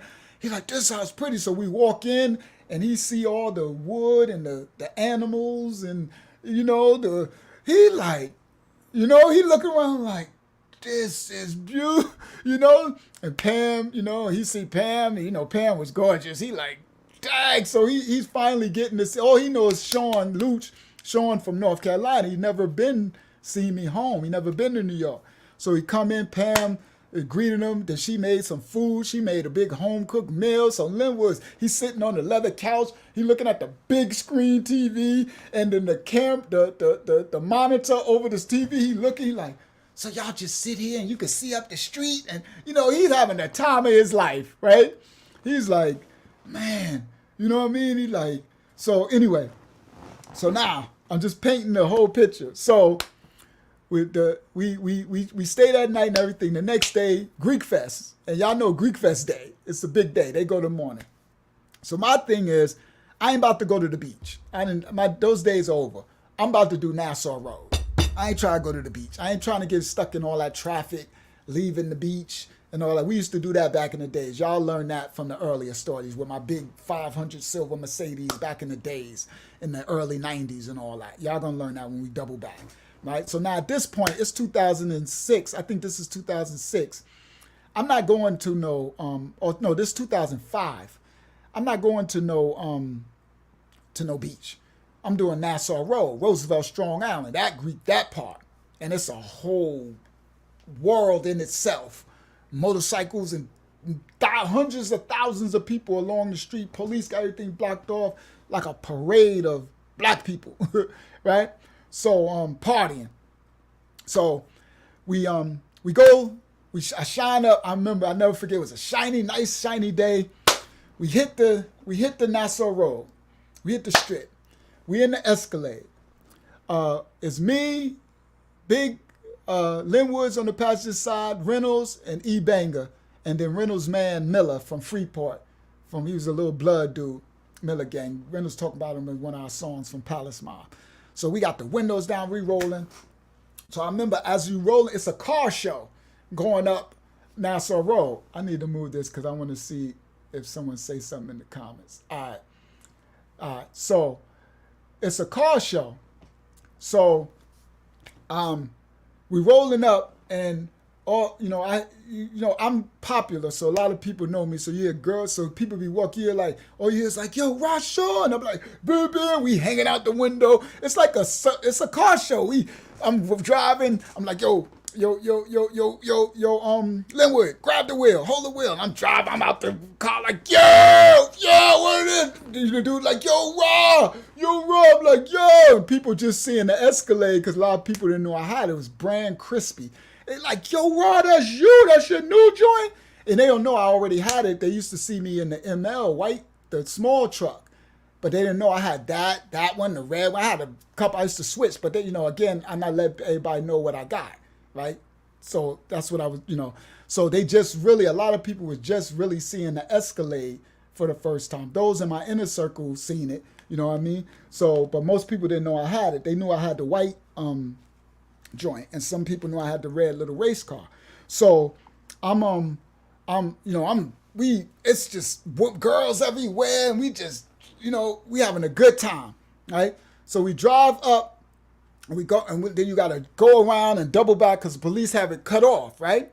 So then I drive, we double back around. So Reynolds like, yo, Luch, let me out. So I'm like, no. I'm getting out. He's like, Luch, you getting out? I'm like, of course, dude. So he's like, we gonna park? I'm like, absolutely.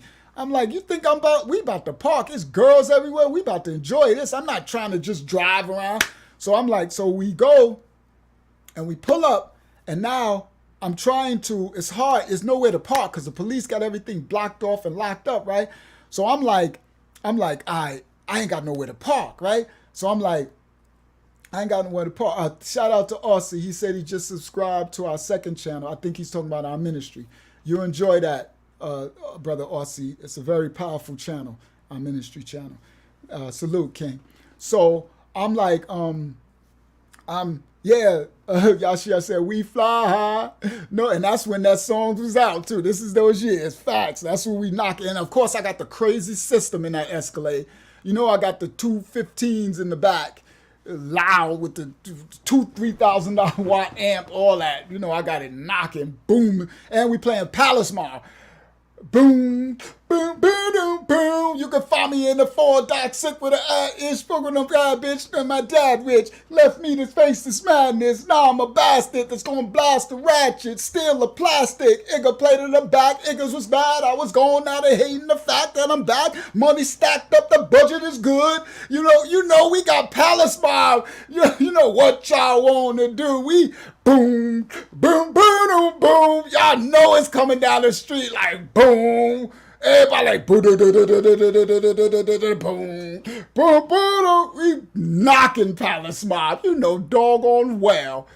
It's like everybody. So we come to the street. Everybody like. So I said, Lil Wood, hold the wheel. I'm hanging out the window. It's like boom, boom, boom, boom. Like party. Facts. We living. Now listen, guys. I don't know. Listen clearly. I don't know that the Most High, I'm glad I'm telling this part of the story.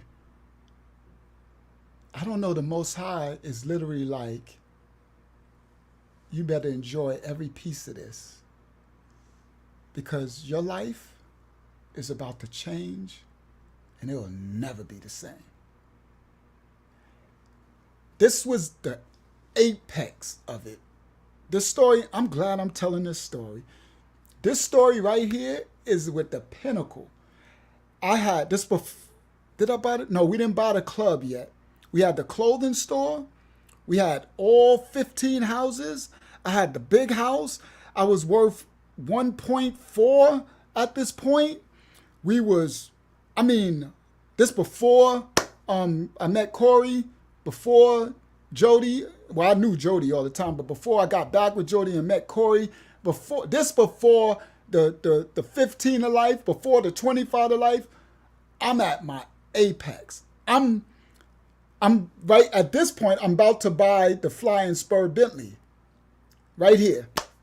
I was already looking at the Flying Spur Bentley, and this before I traded the white ML. So the white ML I was trading for upgrading to the 645 drop top with the black Maya rims.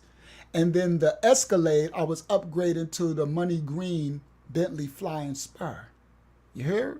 And I was going to go from the commercial, all of my houses, I wasn't going to do real estate, housing real estate. I was going to do commercial real estate.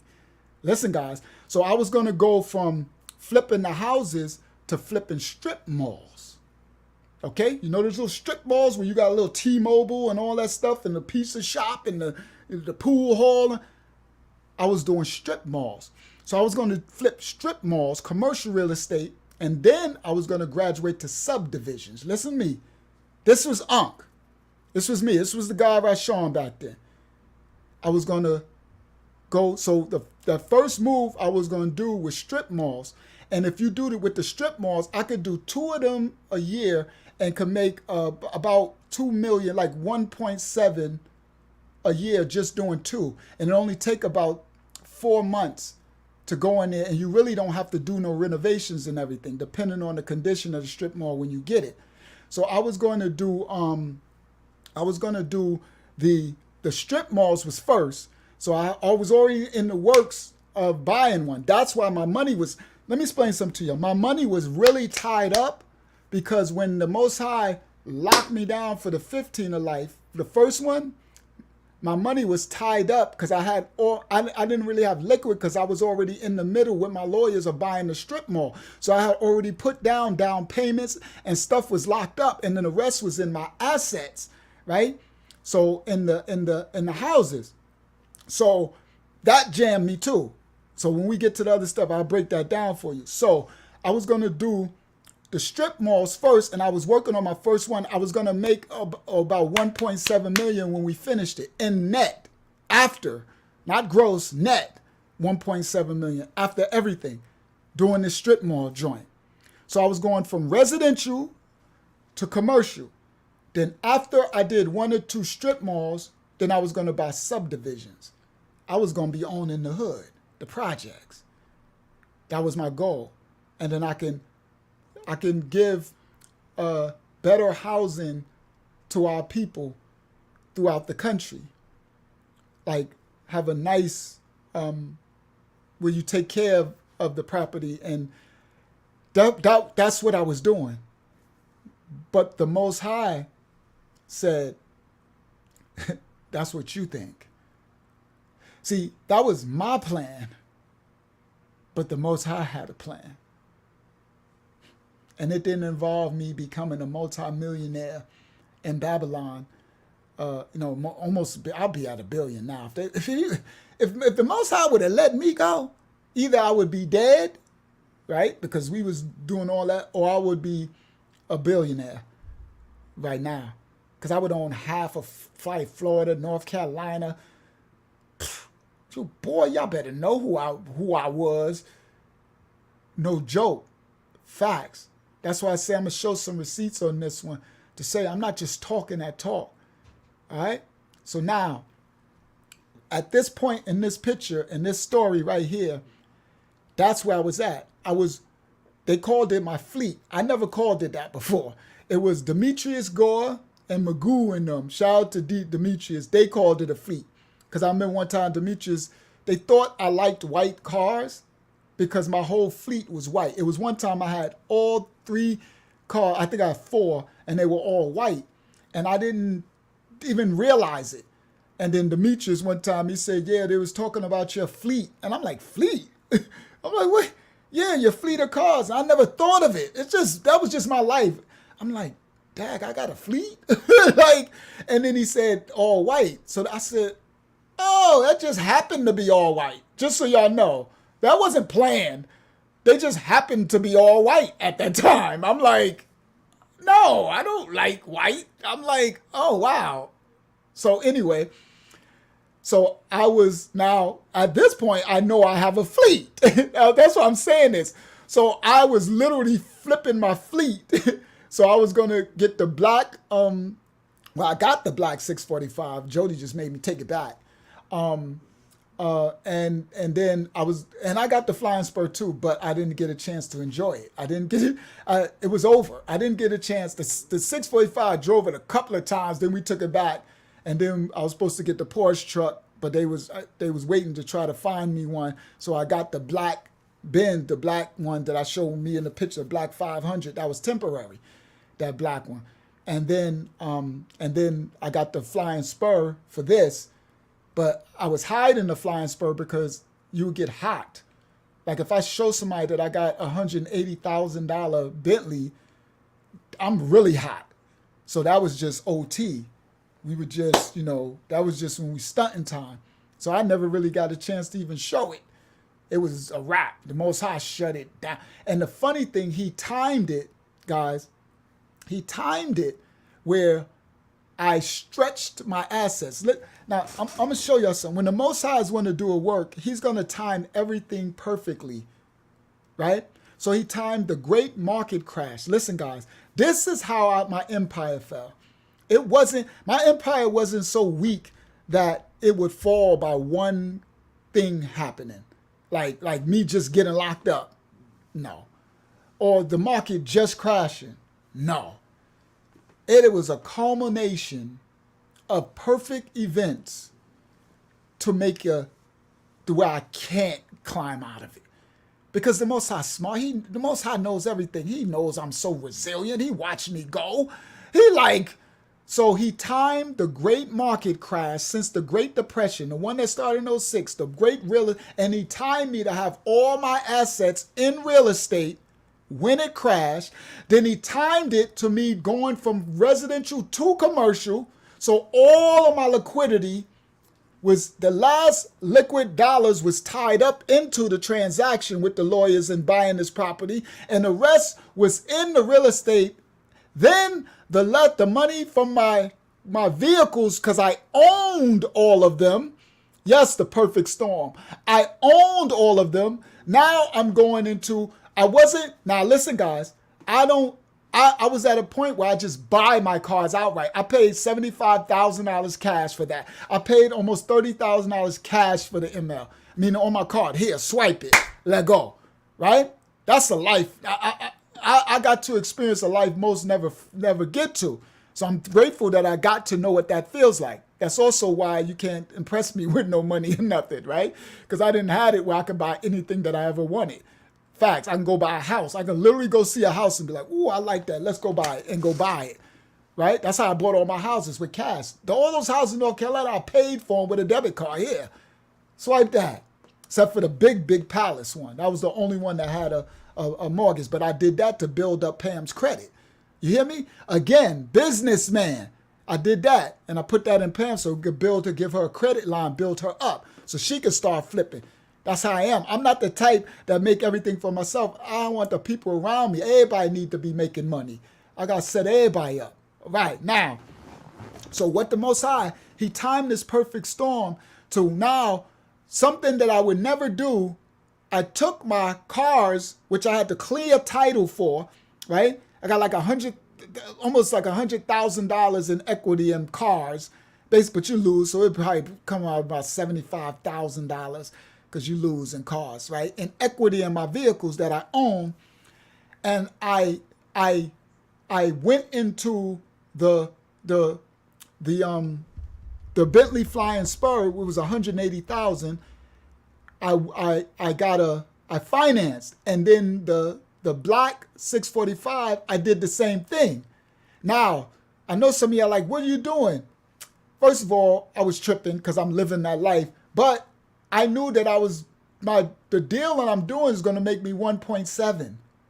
So once the commercial deal was done with, and I flipped the commercial strip mall, then I was just going to pay off the remainder for the $180,000. So in the Flying Spur, I think I was in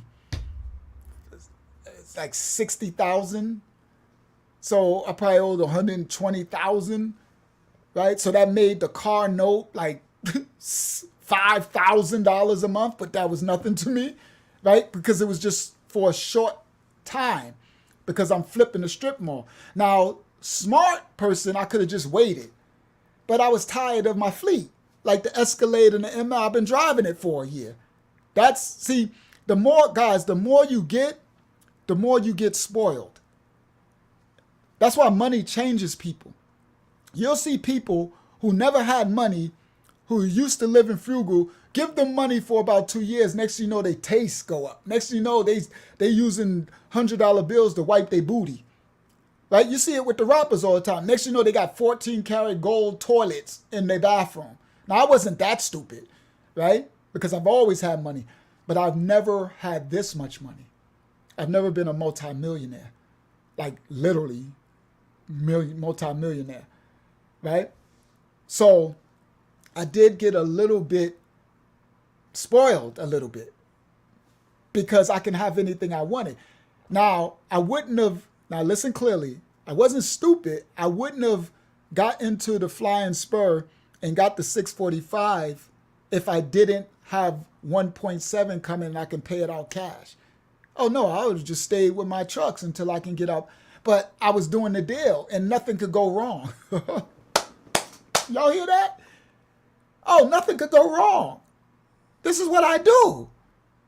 So I get the 645 because I'm also living that. So now that's after this, right?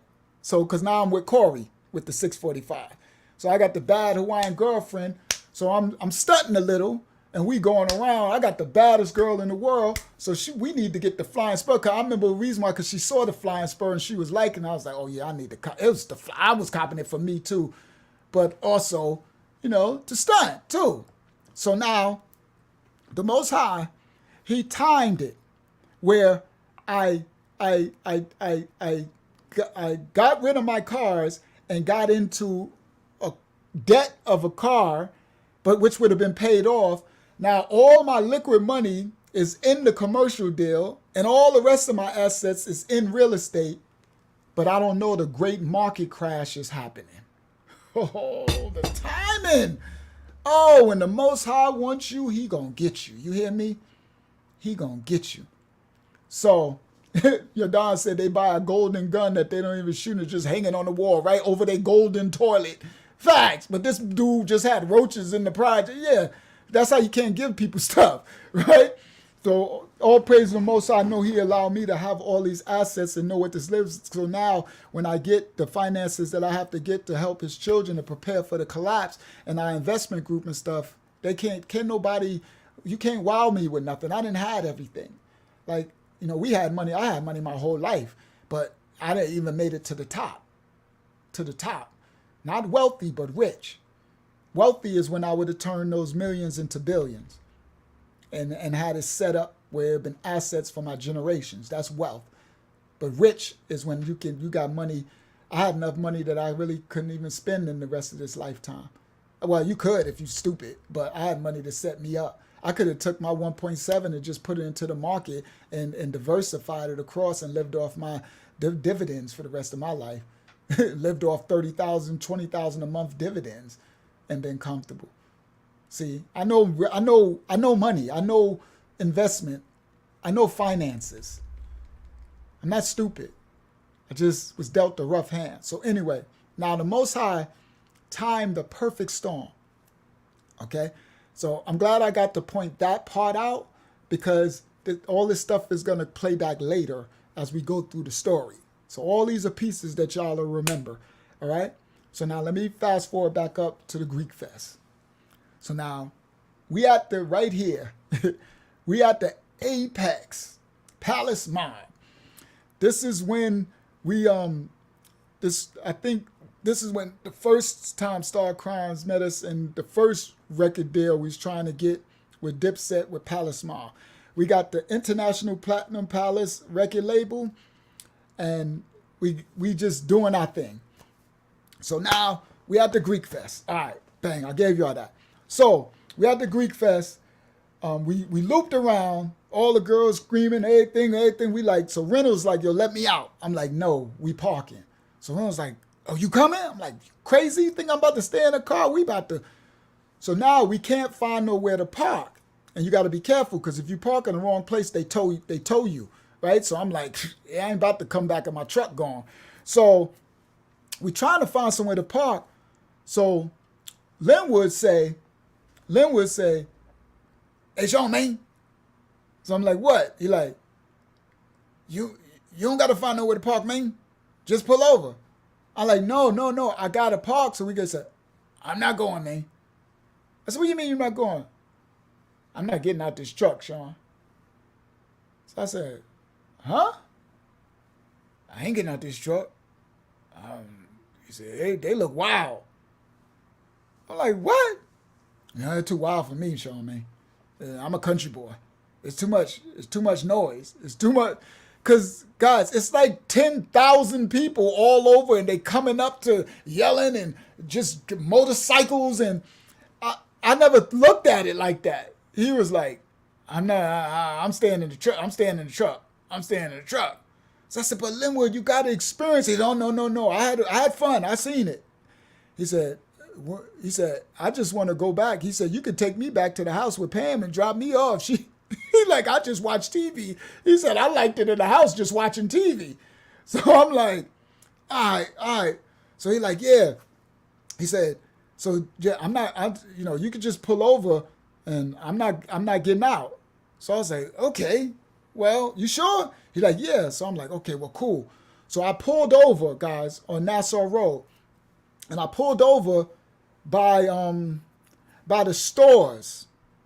Okay, before you get to Bradley Park. I mean, Centennial Park on Nassau Road. Right? A little before where the strip mall stores are. Right? So I pulled over right there by the strip mall stores. So now it's a million people, cops everywhere, just walking. It's just chaos. That thing is. So I pull over. I'm like, you sure, Linwood? He's like, yeah, man. Y'all just go enjoy yourself. I said, all right, Linwood. So I left him the keys, the car on, you know what I mean? I'm like, all right. So now I got big Linwood. He's 6'5" or 6, 300 pounds, big country boy, hands like rocks, right? Hands of steel. So he's sitting there, he all in the truck, so he looked big all in the truck. He's sitting in the front, he's a big boy in the front. So we pull over. I'm like, all right, Linwood, we'll be back. I was like, I ain't gonna leave you long. I said, we just gonna go up and everything. So we get out the truck. So now we out the truck. We going up. It's Greek Fest. It's y'all know how Nassau Road is. We going up the street talking to everybody, all that girls and everything. So Reynolds, it's funny. Reynolds running around chasing Shanique, my niece, daddy you. Reynolds running around because he seen Shanique, and Shanique out there, and Shanique she out there. Shanique gangster, her little light skinned self. So she out there, and Reynolds like, look at Shanique, and I'm like, Reynolds, leave Shanique alone. Shanique gonna give you a heart attack, boy, if you don't leave Shaba alone. Because he's right now stressing Shanique, right? And so I remember that. So we running around, remember Shanique like, Uncle Rob. I'm like, yo, what's up, baby girl, and all that. So we go up, we doing our thing, right? So we coming back. Now we coming back on the other side of the side, coming back up. And that's the side where my truck is parked. So we coming back up, and I never forget this. I just see like a crowd coming, and they're in the street because summertime, it's hot, sun, people in the street, cops everywhere, and Greek Fest cops ain't got no authority. They just like, they don't want no smoke. It's a million people, and it'll be a riot in a minute. So it's like a free for all. Everybody just doing whatever they want. Cops just there to make sure people don't park and keep the traffic moving and all that type of stuff.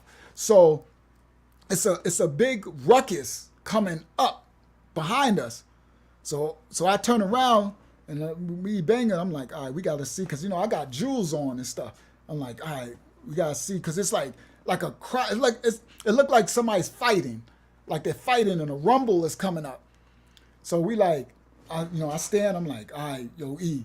I'm like, yo, Reynolds, like, we got to watch what's going on. So all of a sudden, the crowd break a little, and I just see, it's a bunch of red. You just see, like, red coming through the crowd, and the crowd keeps opening up, and it's just red. And I'm like, damn, it's a crew of them. It's a lot of them. And they like, like wilding and red, and I'm like, all right. You know what I mean? Like, we got to move to the side. I got to watch them as they come by and screw face, like, because I got a knife. I ain't got no gun, but I'm definitely strapped. You know what I mean? I got two knives. I got my bangers. I'm going to pass them oxes, razors, and I got my knives. So I'm definitely got my knife out because it's going down. You know what I mean? I don't care if it's 90 of y'all, right? So they come in. So all I see a bunch of red, and then I just see this diesel dude, no shirt, like arms, chest out here, just huge diesel, like this, with a bunch. And I look and I said, oh, these must be the Bloods, right? I'm like, oh, these must be Bloods. And all I see is red bandanas and red shirts and red. I said, that's what all that red was. So they come walking up, they loud, and people moving, and they just ruckus. They doing ruckus. And I'm like, all right, I got to watch them. So they coming up, and then one dude is in the front, and he got a red bandana on his head. And he's like this, and he's diesel, and they all around him. And I said, oh, he must be the leader. Now they further back. And as they walk, I'm like, Dad, this dude is huge.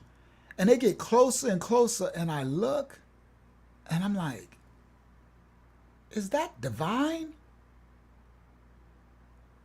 And they walk in, I look, and I said, that is Divine. And then Reynolds like, yo, that's Divine. Now, Reynolds don't know that Divine is my little man. So Reynolds, remember, Reynolds is young and he blood, so he don't really know me. He don't know my legacy. He don't really know. He know me as Luch. He don't know my history. So he don't know Divine grew up under me. That's my little man. So he probably look at Divine as the king blood, like Divine, you know what I mean? Y'all remember Divine from my story on the channel, the one who died. R.I.P. to my brother Divine. So I look and I'm like, is that Divine? And I look and he is so, I think this was the biggest I ever seen Divine. I'm like, only thing I could say was, damn. So I look and he said, Rajon? And I'm like, oh, Divine. And he got around. I'm like, what, you blood? It blew my mind. Now, I don't even know what's going on now, guys. I've been gone. So he walk up, he's like, yo, Rajon. So we go, so all his little goons, he got all these little Roosevelt and Freeport goons around. It's like 40 of them. They all little grimy little bloods all around them. So they all look like, they just looking at me like, Dad, Divine, you know, who that? Looking at me like, who you? That Divine is doing it. And he like, yo, Rob. I'm like, yo. So I give him a hug. I'm like, Dag, boy. I push him back. I'm like, Dag, Divine. I'm hitting him like, he's like, yeah, Rob. I'm like, Dag, boy, I ain't never seen you this big. I said, what you do? He said, I'm trying to hit 5 plates. I said, you look like you hitting 5 plates now. He was diesel. So I'm like, what you do? I said, Divine, you blood? He said, yeah, Raw. And he started throwing up the thing, and I'm like, Dag, dude, you really blood? He said, yeah, I run the whole set. He's like, he said, anything, yo, Raw, you get any trouble, anybody say anything to you, just woody woo, like, woo, woo, woo. You know how they do that woody woo, that blood thing? He like, just woody woo. And I'm like, nah, Divine, you know I ain't going to know. He's not Raw, anybody. He's like, yo, this my brother, this Rashawn. Y'all ever see Rashawn? This my people. Y'all hold them down. And I'm like, they're like, yo, what up, Ra? I'm like, what up? And then he like, all right, Ra. I'm like, yo, I love you, King. He's like, I love you, Ra. And then he went off. And guys, I never seen Divine again. I never seen Divine again until we just did the RIP video for Divine when I introduced him to all of y'all. That was the last time I seen Divine. He was so diesel. I mean, he was so big and he had the blood and he had the shirt off, no shirt. That's Divine. And Divine is a bully. He be beating up people too. Divine is the worst person. Let me explain something to you. RP Divine. Divine is the worst person to have a bunch of goons following with him. That is the worst nightmare because he going to have the goons beat up people. See, Divine ain't the type that's just going to have the goons around him and just be front. No, he gonna be using the goons. Like, he gonna be beating up people. He just likes it. He liked it. He liked to beat up people. He liked to fight. Everybody know. That's why when I did the dedication, I was like, I'm not about to sugarcoat this and be like, Divine. Remember I said Divine was a pillar of the community. Divine gave out turkeys to. Now he a good person when he like you or when you know him, or if he's scared of you, or if he respects you. But if he don't, you got a problem. You better stay as far. I warn people all the time, just stay away from them. You see him cross the other side of the street, because he will punch you in the face. He will just do anything. Divine crazy. Divine always like that. He liked to fight. So with Divine having all them little goons, I said, oh, that is a mess. I said, Divine gonna get them all in jail. He gonna have them all beating up people, doing all type of stuff. He ain't changed. And then Dave Hutchinson sent me videos when he died. That's how I knew he died. Dave Hutchinson sent me a video. I didn't play it on here. I think I did play it when Divine punched that dude in the face. They was singing. Remember he was doing the karaoke? And the dude was doing the karaoke and Divine turned around and said, stop. And I said, he must don't know Divine. And he kept going. Next, Divine dropped the mic and punched him in the face. He crazy. And he was old. He in 50s doing that. So anyway, now, that was my last time seeing Divine. R.I.P. to Divine. So now we coming back because I'm headed back to the car, to the Escalade, because we've been about 45 minutes. And I don't want to leave Linwood in the car for that long. That's disrespectful. You know what I mean? He's just sitting there. So now we headed back to the car. I seen Divine and all his bloods, and they went on with their smoke cloud. You know how they have the that little cartoon character that where he goes, it's a smoke cloud. That you know that dude. That so they continue on with their smoke cloud, probably beating up people, messing with girls or whatever. So now we start walking again. So we walking, we mess with girls, whatever, walking around, enjoying it, and we get to the truck. So when we get to the truck, I could see Linwood. When I'm further back, I could see through the glass. I could see Linwood like moving around. So I'm like, what is he doing? So I'm like, I wonder if he's dancing to the beat.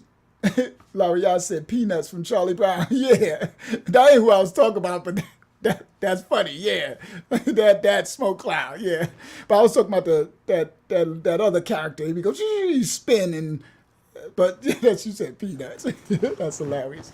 But so I could see through the glass. Lynn was agitated, like he's moving around. I thought maybe he's dancing. Larry, y'all said Pigpen. Maybe he's dancing. So then the closer I get, he saw me through the glass. And then I saw police. Shout out to my brother Knowledge Born is in the building. Shout out to Knowledge Born. Love you, Knowledge Born. When I double back, I'm telling stories with Knowledge, and y'all gonna know who Knowledge is later. That's my little brother. Y'all gonna know who Knowledge is when I double back and tell the beginning stories. So I look and I see police around the truck. Because first I saw Linwood and I saw him like moving from a distance. Yeah, Tasmanian Devil. That's who I was talking about. That cartoon character. That's where he goes. The smoke follow him like that. That was Divine and them little bloods on that. So that's all I seen. I'm like, they just went on the smoke cloud, went on down the street. So anyway, I see, so I got closer and I could see Linwood, and then I seen police. I'm like, why is these police by my truck? Right? So, that's my brother. He said, love you, Rod Moore, big bro. That's what's up. Love you, King. So I'm like, why is these police by my truck? So then as I got closer, I guess Linwood saw me through the window. So I could see him like, Rod, man, Rod, yo, and he going like this, come here. So then I'm like, what is going on? And then he opened the door. And when he opened the door, he got out, and Lynn was huge. He got out and he looked. When he got out, he looked like this, and he looked like that. And he looked at me, and I'm like, why is he looking like that? And I seen the police. I'm like, what? So I go, he like, come, Rob, come. I'm like, and I get up there, he's like, let's get out of here, man. Let's go, man. Let's go. I'm like, Linwood, calm down. What you talking about? We gotta get out of here, Rob, man. Get me out of here, man. You hear me? Take me back to North Carolina, man. Take me back to North Carolina, man. I ain't come back to New York no more, man. I ain't come back to New York no more, man. I'm like, Linwood, would you stop, calm down? And then come back to New York. Get me back out of here, Rob. Get me back to North Carolina, man. Get back to North Carolina, man. I'm like, so the police is like, oh, excuse me, is this your truck? So I'm like, yes, it's my truck. He was in it. I'm like, I got license registration. They said, I said, you want to see it? He says, no, you, this is your truck. Yes. He said, well, I advise you need to get this truck out of here. I said, well, what happened? He said, there was a robbery that was about to take place. So, you're lucky that we were in the vicinity. So I'm like, what? So he's like, oh, you okay? They took him over. He said, thank you, officer, thank you. Get me out of here, man. Get me out of here, Sean, man. So I'm like, what in the... So the cops left, right? Because they got more stuff. There's stuff going on. It's crazy. So they left. So we get in the truck. So I'm like, yo, Linwood, he get in the truck. So he gets in the truck. He closed the door. And he like, get me out of here, Rob, man. So I'm like, Linwood, what happened? I ain't coming back here no more, man. This New York, y'all keep this New York stuff, man. It's too much stuff, man. Take me back to North Carolina, Sean. I said, Linwood, we got a whole nother 4 days. I'm not staying here 4 days. I said, Linwood, calm down. No, take me to North Carolina, man. Please, Sean, please take me now. I said, Linwood, I can't take you back now. I'm not about to drive 8 hours tonight. I'm like, we're going to go. I said, it's over. We're going to leave. We're going to leave. I said, we're going back. He said, yes, just take me to the house. Take me to the house. Y'all could go. Go wherever y'all want to go. Just leave me at the house, man. Leave me at the house. Could you please take me back to North Carolina? So, all right, so we pull off. So we driving. So I'm like, Linwood, what happened? He said, so y'all got out the car and y'all left. I was watching y'all. He said, so I'm in the car. I'm listening to the Palace Mob. I'm listening to the music. He said, so I'm just enjoying people walking around and the girls are walking around. He said, then he said about 15 minutes, so whatever, after y'all were gone, he said, I was just chilling. He said, and all of a sudden, this guy comes up to the window. Now this guy's Greek Fest on the strip of Nassau Road in front of everybody. He said, a guy come up to the window and he asked me, is it my truck? He said, and I told him, no, it's my brother Sean, it's his truck. He said, okay, and he left. He said, so about 10 minutes later, 4 guys, they walk up, Sean, and they come up to me, man. Now Linwood is shook, meaning he's like shaking. They come up to me. He said, I don't like New York, Sean, man. I don't like this place, man. He said, they pull a gun and they stick the gun in my face and they tell me to get out the truck. And they're going to take the truck. And I'm like, he said, I wasn't getting out the car, Sean. They're not going to kill. They're going to have to kill me in this car. I wasn't getting out the car. So I didn't get out the car, Sean. I said, good. He said, they kept telling me get out the car. And they tried to open the door. I locked the door. He said, then they locked the door. And then the one had his, he had the gun pointed at me. He said, and then the other one was trying to come to the other side. And I knew the keys were there. He said, so I took and I rolled the window up. He said, I rolled the window up and they kept sticking the gun to the window and they kept banging on the window with the gun. We're going to shoot you. We're going to shoot you. Open the door. He said, I wasn't opening the door, Sean. I wasn't opening the door. I'm not opening the door. And he was like scared. You know how someone's really scared? How they talk? He was like, I wasn't opening the door. And he's huge, right? He like, I wasn't opening the door. He was talking like he had trauma, like it traumatized him. He was like, I wasn't opening the door, Sean. I wasn't opening the door. I wasn't opening the door. Take me back to North Carolina. Take me back to North Carolina. I don't like New York. I'm never coming back to New York. And I'm like, bro, Linwood. I said, Linwood. But it was a lot of people around. He said, they didn't care. They were just going to take it. He said, but the police. He said, the police. I saw the police. They were all over. He said, so the police, they kept banging. So the one on the driver's side was banging the gun on the glass. And this one was banging the gun on the glass saying, we're going to shoot you. Open the door, open the door, open the door. And he said, I saw the police coming up the street. And so I just started blowing the horn. He said, I blew the horn. Burr, burr, burr, burr. He said, they jumped back. And then the police came and they ran. They ran off. He said, so I let the police know. I talked to the police and I told them that I'm here from North Carolina. I'm with my brother and I'm waiting for him. And I asked them, could they wait? And so the police stayed there, guys, and waited with him until we came back. It was 2 black cops and they stayed there and waited with him. Now this boy is 6'6", something, 300. He a bouncer. He was a bouncer in my club. That's he bounces in the club. And Linwood got hands of steel. He'll probably break somebody's neck too. You know those big country boys that could just snap you in half because they so country strong. You know, don't lift not a weight in the world, but could probably lift a car. You know, he work on the construction houses. He lift beams. Like, that's the one who was on the roof of my big house doing the shingles, the roofing. And my big house was like 400, 300, 200 feet in the air. That's when I got stuck on the roof. He ain't scared.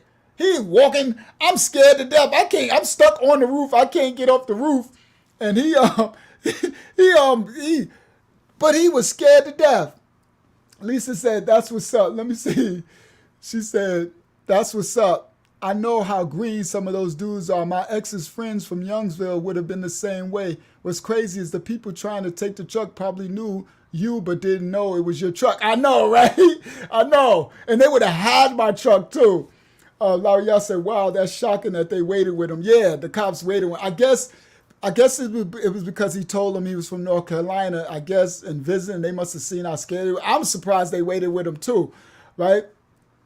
Unique said, ha ha ha, that's that Roosevelt villain stuff.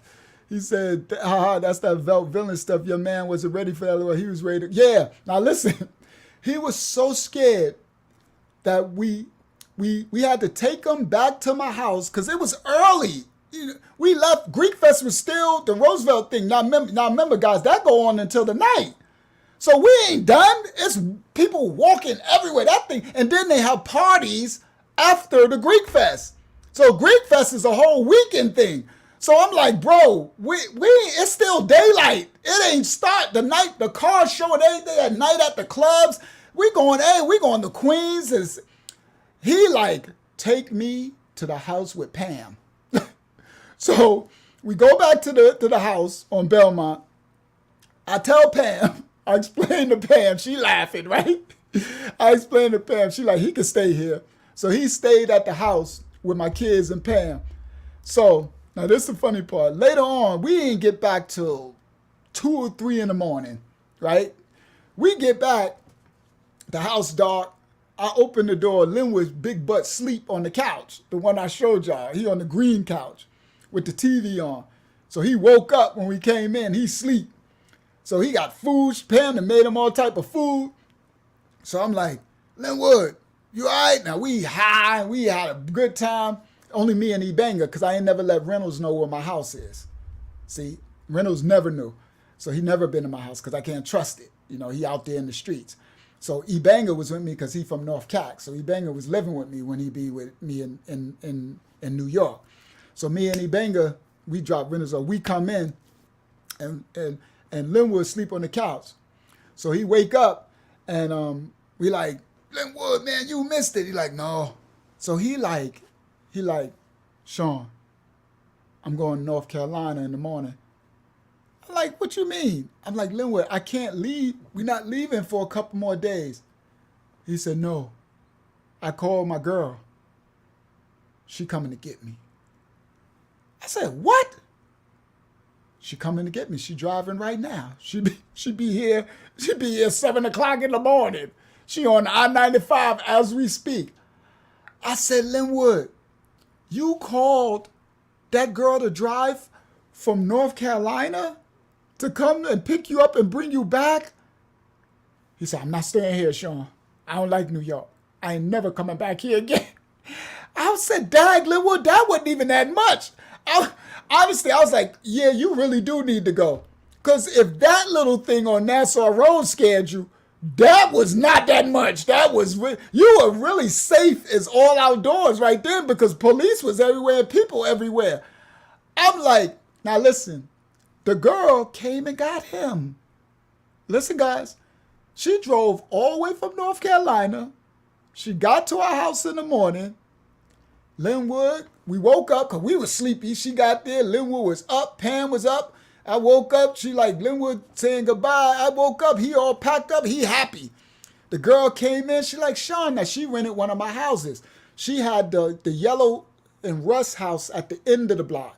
For those who remember, I ain't going to show it. I done showed it a bunch of times. So it's a yellow and rust one that was at the corner where we had the truck and my ML. And for I gave her that house with her kids. That was Linwood's girl. That's how she became his girl because she was renting my house and Linwood was working on her house. He was fixing up the house and that's how they met. So she was one of my tenants. So she drove all the way. She had to take off work and drove all the way from North Carolina to get this big baby. Now, he a bouncer in the club. Do you understand? Yeah, Lisa said it was the boldness of them trying to take the truck in broad daylight in front of the police. She said culture shock, yes. And then all the people, Lisa, I get it. After I thought about it, he like, this is too crazy. Like, they literally doing it in front of the police, in front of everybody. It's thousands of people walking around and they banging the gun on his glass trying to tell me, we gonna shoot you in front of everybody. They like, it was too much. It was a culture shock. So now she came and she picked them up, right? So I talked to them, everything. They got in the car, they left. So now we get back to North Carolina, a week or two, about 4 days later, like we were supposed to. And guess what I hear? We get back to North Carolina and the whole streets is buzzing. Everybody who came up to the car was like, yo, Sean, my country North Carolina, like, yo, Sean, we heard about New York. We heard about Hempstead. We heard that it's popping out there. Linwood then went and told everybody the story. And his girl, the one who rent my houses, she then told everybody that she had to drive up to New York and rescue him. Like, rescue Big Linwood, the bodyguard, the bouncer. Linwood had hurt something too. His hands, he had punched through a doggone. Like, the whole, that part literally knew that where Sean is from in New York, it's really official. He's really from New York. You know what I mean? Like, he ain't fronting. One of their own. Now, they heard E-Banga, I guess, but Linwood is different. He told, he told everybody, and then that woman, she told everybody. So everybody's coming up to us, right? We back in the CAC. I think we drove the ML down. We back in the CAC, and everybody we see, we pull up at the store to get blunts, and dudes at the store, you know how you pull up? So we get out, and I know all the goons, right, from everywhere. And they get out, they're like, yo, what up, Sean? I'll be like, what up? They're like, yo, we heard about New York. I'm like, dang, I'm like, yeah, and I'm like, so it was a whole different level of respect. I was glad of that. I was thankful for that. I said, oh, good, this will keep the wolves at bay for a minute. You know, these will keep them at bay for a minute. And then after a while, I have to show some. So anyway, that's why I told that story, because I forgot, I remembered Linwood, because when I said about when I went to the 15 of life, now I could take this picture off the screen, When I said about the 15 of life, and when I beat it, and when I came home, they violated all my houses in North Carolina because of the tenant dude from jail, his girl, and they thought I was never coming home.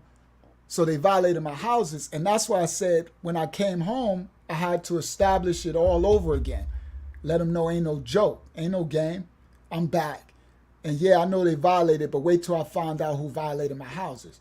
So what I did, I had my mans from down there, I had them take me, thank you, I remember, I'm about to get there right now. I had my mans tell me who violated, who crashed into my car. And lady told me the one who crashed into my car was my fastback. It was on the lawn. So my fastback was parked on the grass in front of the palace.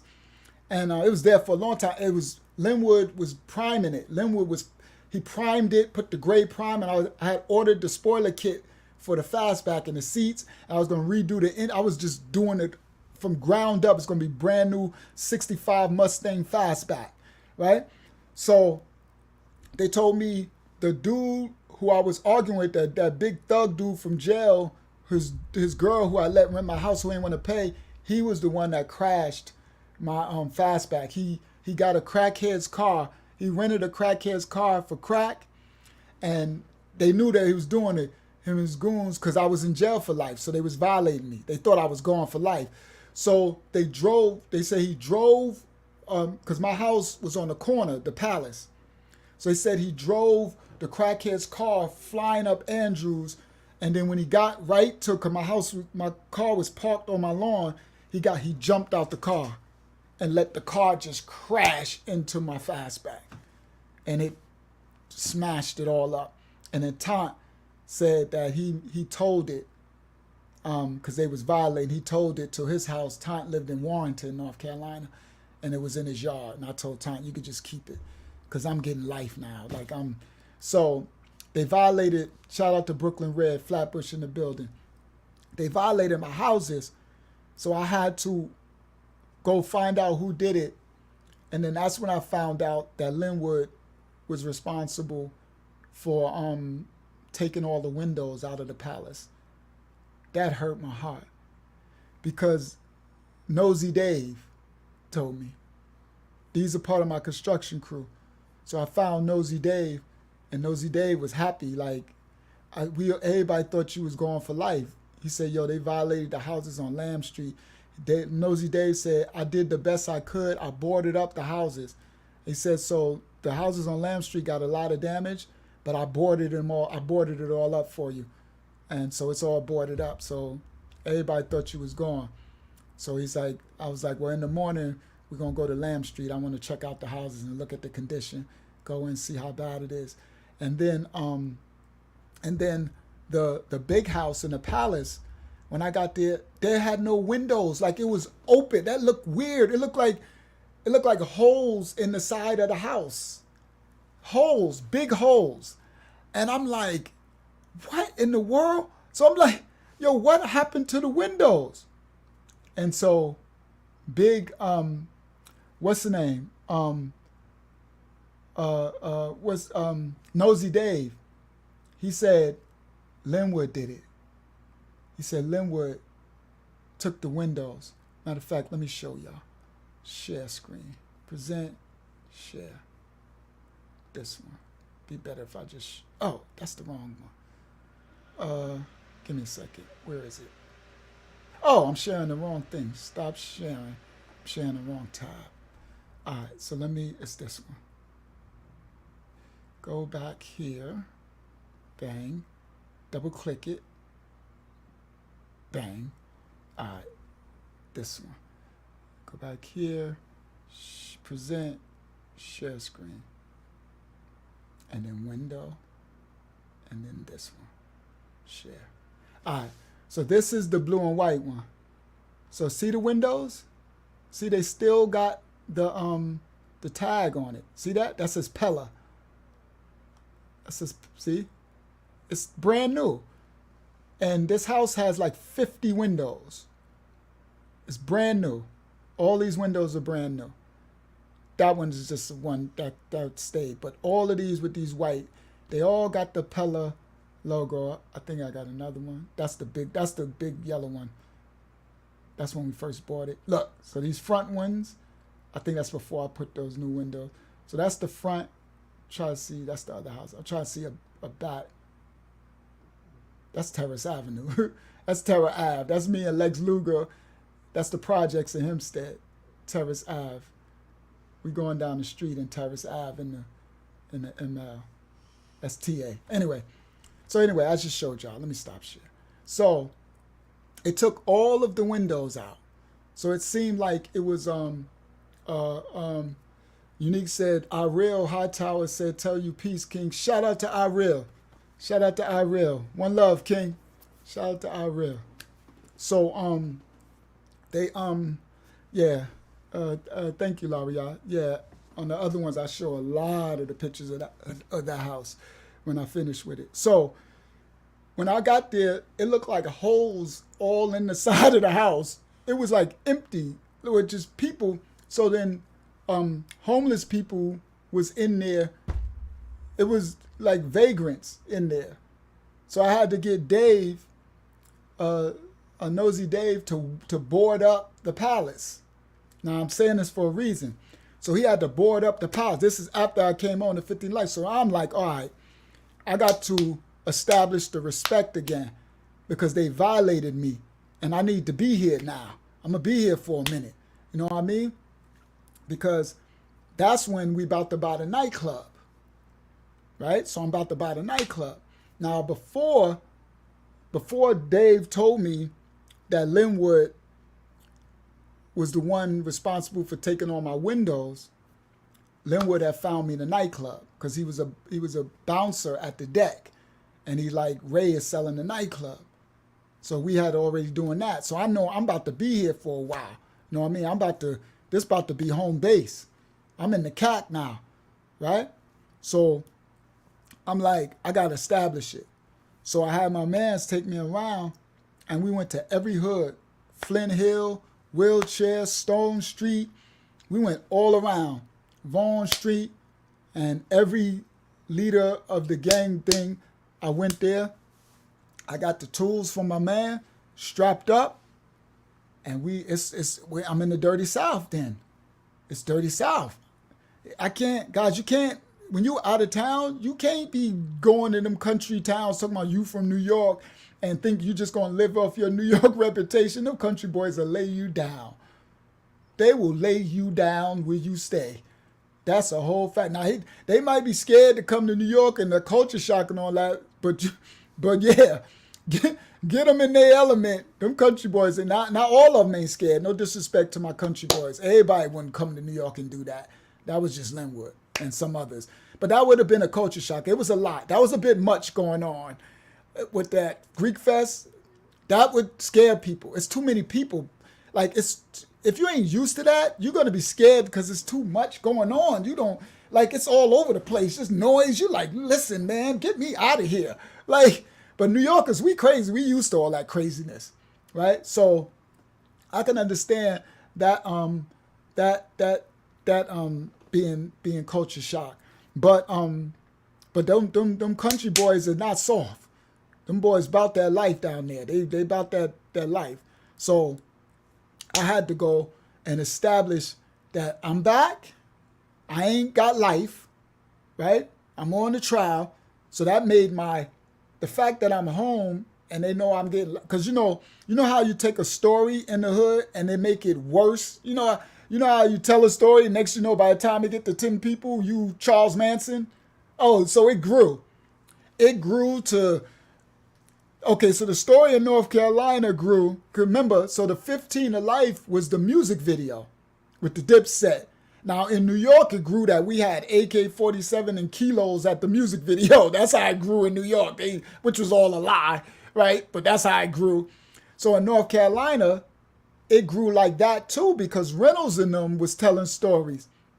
So in North Carolina, they had that I had AK-47s, that Palace Mob was shooting a music video at my projects in New York. Now, Linwood, that I already told him how real it is, right? From that time when he was at Greek Fest. So the story in North Carolina was that at my projects, and we shot a music video for Palace Mob. They all know Palace Mob in North Carolina. And Sean had all the New York Bloods, and it was thousands of them, and they had guns and kilos, and they had a shootout with the police, and they had to call the National Guard, and it then grew into this whole National Guard. So I look like the king of Zamunda. I'm the king of Zamunda, right? And now, and Linwood had already made him think how real it is, right? So I'm like, so now I'm back, and now my reputation, my legacy is like mythical. So like when I pull at the store, girls and everybody say, Sean. So little kids is like, Sean, we thought we'd never see you again. Everybody thought I had life. So the story in North Carolina was they gave me like 100 years to life with no parole type of thing. like I'm, John Gotti or something. Like I'm, they already knew I was getting that money. You know what I mean? They already knew, but it just, yeah, I was the king of Zamunda, right? So now, because they violated the whoever did this to my houses, I can't let that ride, because if I let that ride, that's like jail.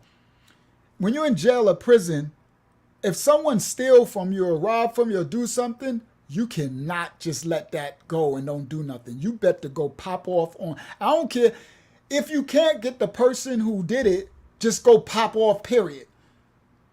Facts. You better cause a ruckus for what happened. Otherwise, you're going to become a victim. Yes, thank you, Atsiyah, weakness. And you can't have weakness. It's a cancer, a sore, and it will consume you. It will destroy you. You will be done for. So I can't let them. They violated my houses, everything. So yes, everybody. Now think about it. Everybody know. Everybody is like he's home. People who love me are happy. The other people like, oh, this Sean died.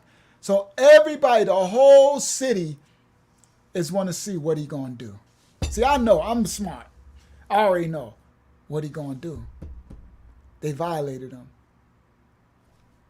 So I played my hand. I went and got my boys. We went strapped up, and we went to every hood. And I ran down on every boss of whatever gang of every hood.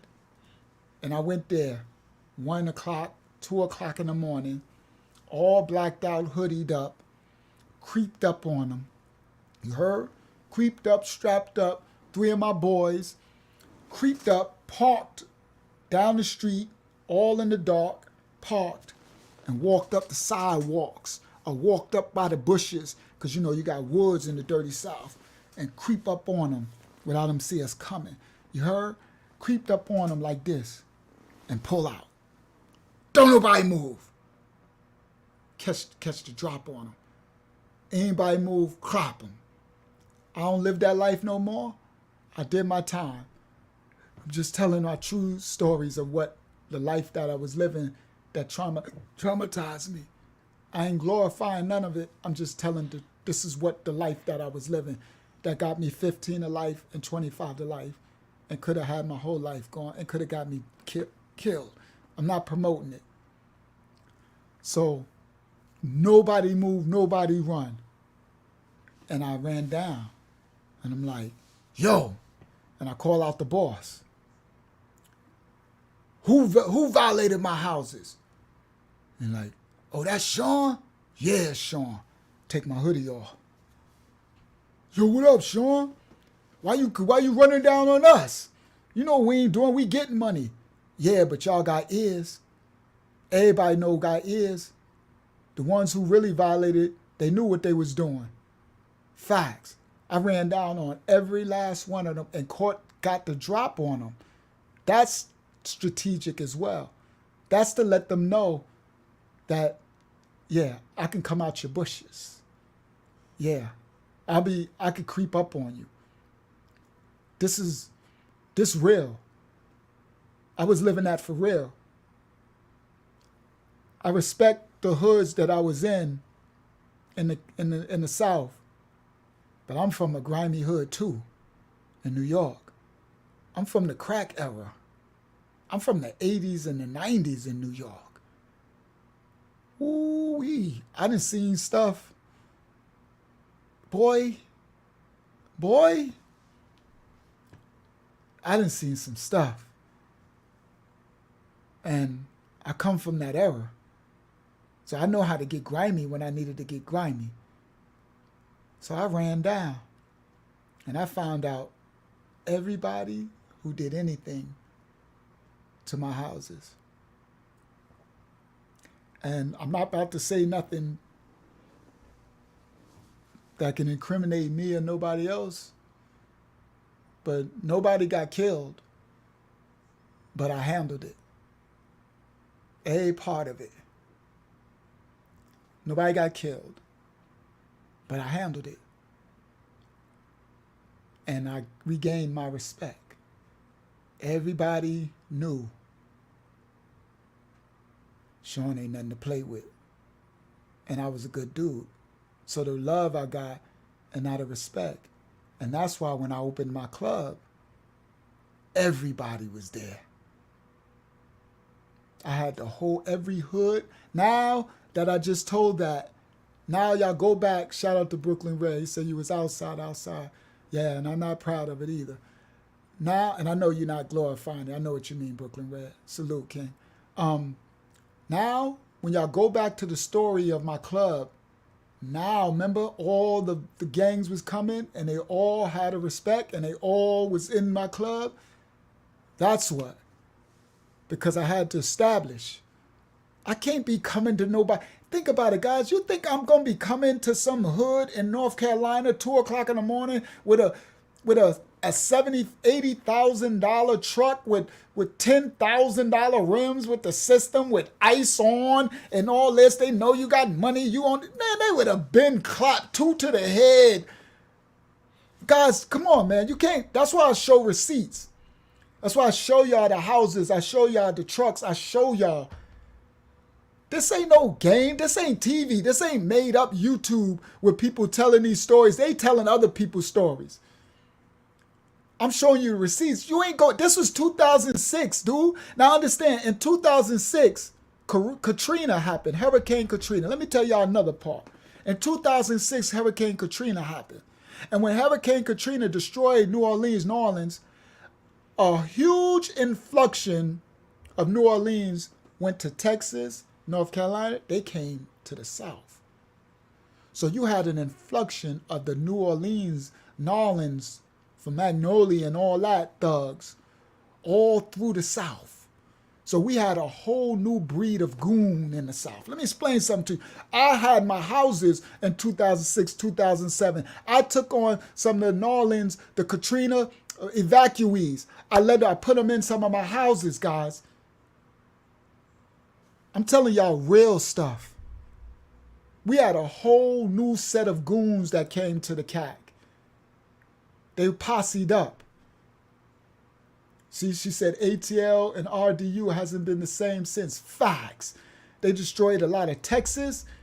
The goons from New Orleans with the Katrina spread like a cancer. Oh, they were strapped up, riding. And I remember my North Carolina goons was like, yo, Sean, it's on. Like the New Orleans goons, they bought their gangs and stuff, sets. And the North Carolina dudes and then the New Orleans dudes like, this is this New York dude, Sean. Yeah, I had to establish it all over again with the New Orleans dudes. Yep, Abriyah, same for Houston too. This is no joke. That's why Uncle Yahshuah 25 to left. Yeah, there ain't nobody to play with. And after Katrina wiped their homes, they was extra goon villain. They were coming to just take and kill everything. And they had no cares at all because they lost everything.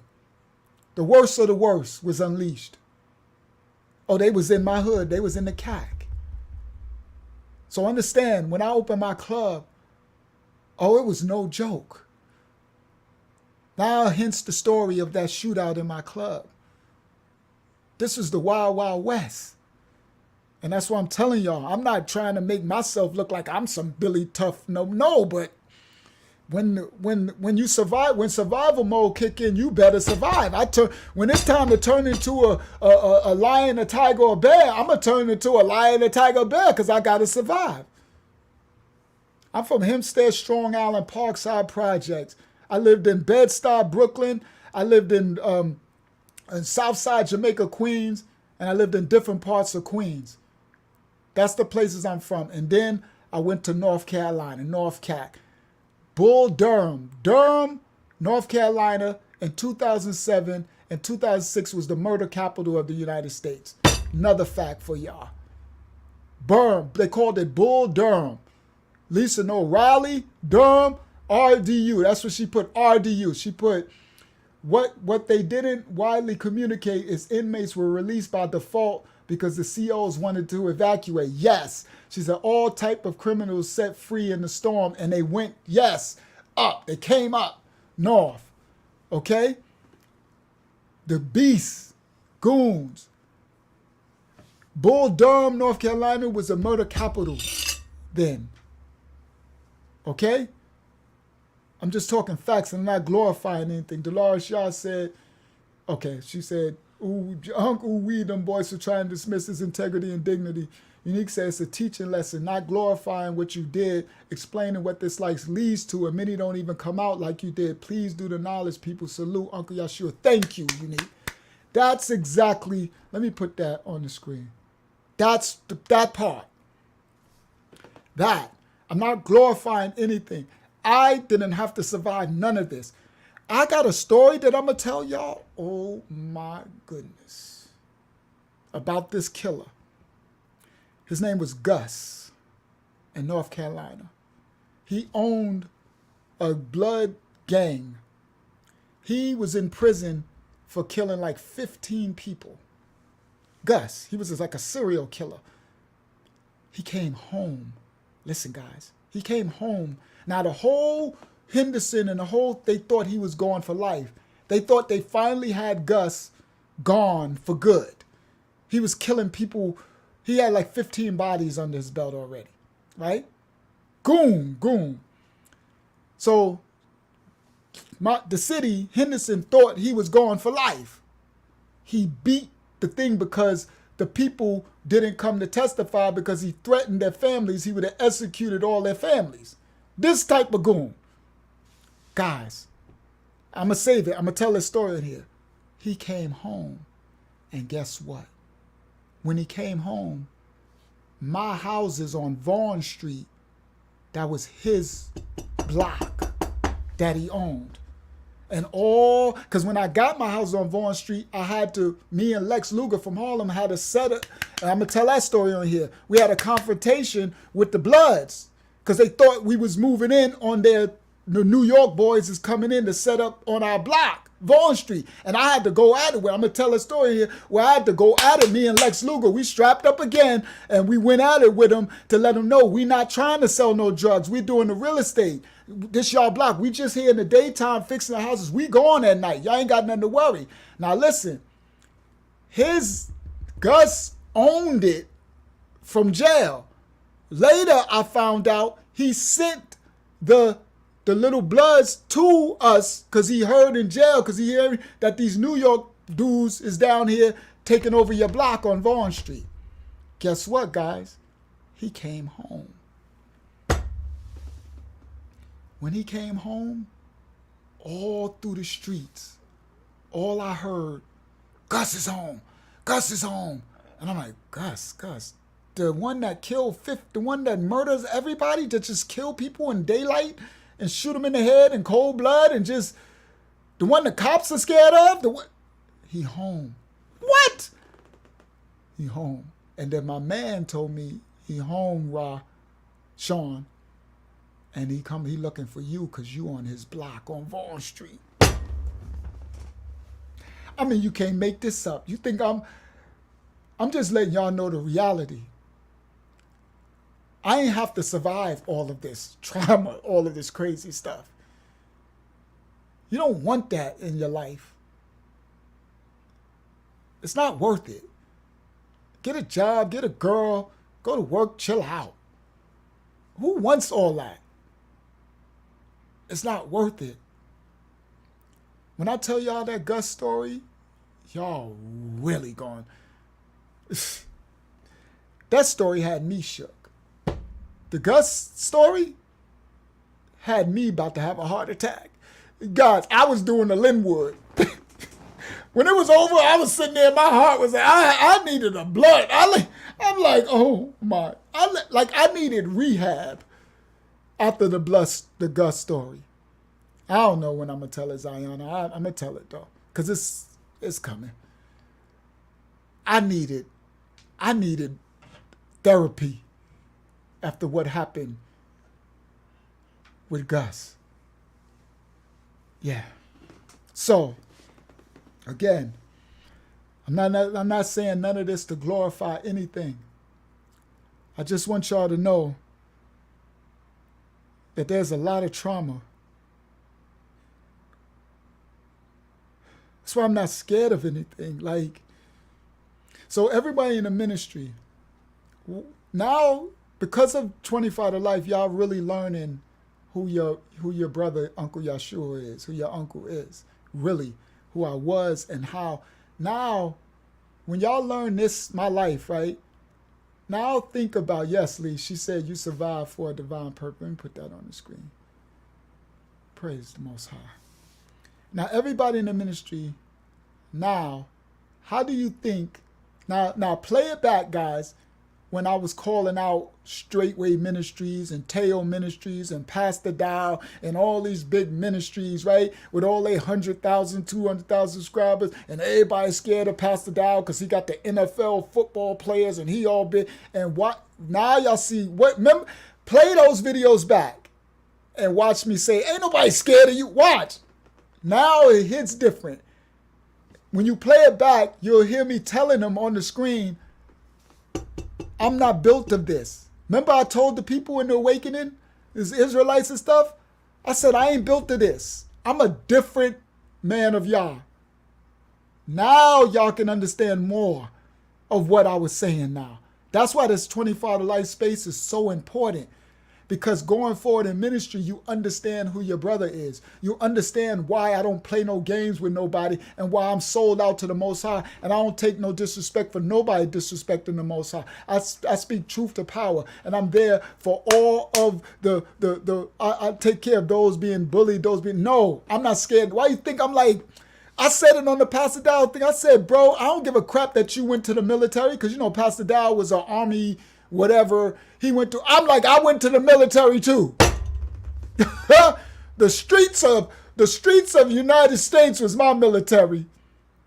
I'm like, dude, I'm built cut from a whole different cloth from y'all in this awakening. Half of y'all had your fathers was ministers in the Christian church, right? Half of y'all had went to college or went to the, bro, I'm a cut from, ain't no disrespect, nobody went to college. All praise to the Most High. I'm glad you got able to go and have a good life and have a dad or a mother or able to have a go to school. I'm built different. And my journey to the Most High was different. Now y'all get to understand what I'm talking about. Why I'm not your average minister, a teacher, or moray, or pastor. I came different. My journey to fulfill my purpose for the Most High is totally different.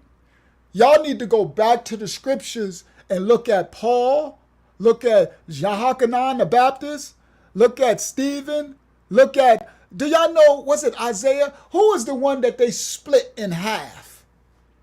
I think it was Isaiah the prophet. They split him in half. Who was the one that they boiled in oil? Was that John? The one they put in hot boiling oil? Oh, y'all better understand. I didn't come to this by way of, Christianity and my father was a pastor in the church and no disrespect to none of that. Oh, no. I was in the darkness for real. And the Most High allowed me to survive it all. Took my life totally to give it back. But now it's his. So everybody in New York, that's why I'm so sold out. That's why I'm so sold out. Because the Most High gave me a second chance. And then when he showed me play my life back, he gave me 99,000 chances. He showed me, I didn't even tell the story with the gun to my temple and the trigger was pulled in front of everybody at the projects. Marky D, Marcus was there. Marky D was there. What's Marcus? Saquon, your cousin. Marcus. Marky D was, ask Marcus. He's still there. I see him on Facebook. Ask Marcus. He was there. When the 9mm was put to my temple, John was boiled in oil. Thank you, Laura, y'all. When the 9mm is put to my temple and the dude pulled the trigger and like to bust my whole ear, like in front of everybody. I'm going to tell that story. I don't want to give it away. I ain't get there to these stories yet. This is no joke. I got people that were there every time I tell a story. There were people there if I don't got pictures and receipts. This ain't a made up channel. So because of that life, I'm a different man of the Most High. I'm different. I'm sold out. I'm Paul. I'm John the Baptist. I'm like, it's to death with me. I ain't selling out the Most High for money, for fear, for popularity, for celebrity. There's nothing you can do to make me sell out the Most High. Yea, though I walk through the shadow of the valley of death, I fear no evil. I've been in the valley of death for a long time, to the point where I should be a freaking nutcase. That's why I got so much passion when I teach the word. That's why it's so much loyalty to my Father. And he knows that. That's why he chose me. He knows that. That's why he gave me the path. He knows that. That's why he allowed me to survive all the things. He built me into this. It's a construction of an individual. They didn't took my children from me. They didn't took everything. The stuff that would have a person commit suicide. I wanted to in 1999. I told it to my ministry. I'm going to have to tell it here. When I was taking my life in 1999, I was killing myself. And then the Most High. And that's when I yelled at him, God, who are you? Oh my goodness. That started it. Because I was tired of living this life. And I introduced the devil of suicide. The dark Sabbath of suicide. I introduced it into my life. I literally took my life. See, I look at things in absolutes. I don't look at things because I didn't go through it because the Most High stopped me don't mean I took it. Because if he didn't do what he did, suspend animation, I know it'll sound crazy when I tell that story. He stopped the whole everything like a movie, like you press pause on a remote control and everything stopped but me and him.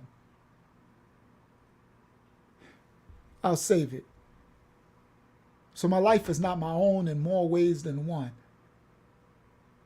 Yes, Lisa said you were convinced it hits different. Oh, he proved himself. He showed it beyond a shadow of a doubt over and over again. So I've never been a turncoat. I've never been a snitch. I've never been weak. I've never been flip-floppy.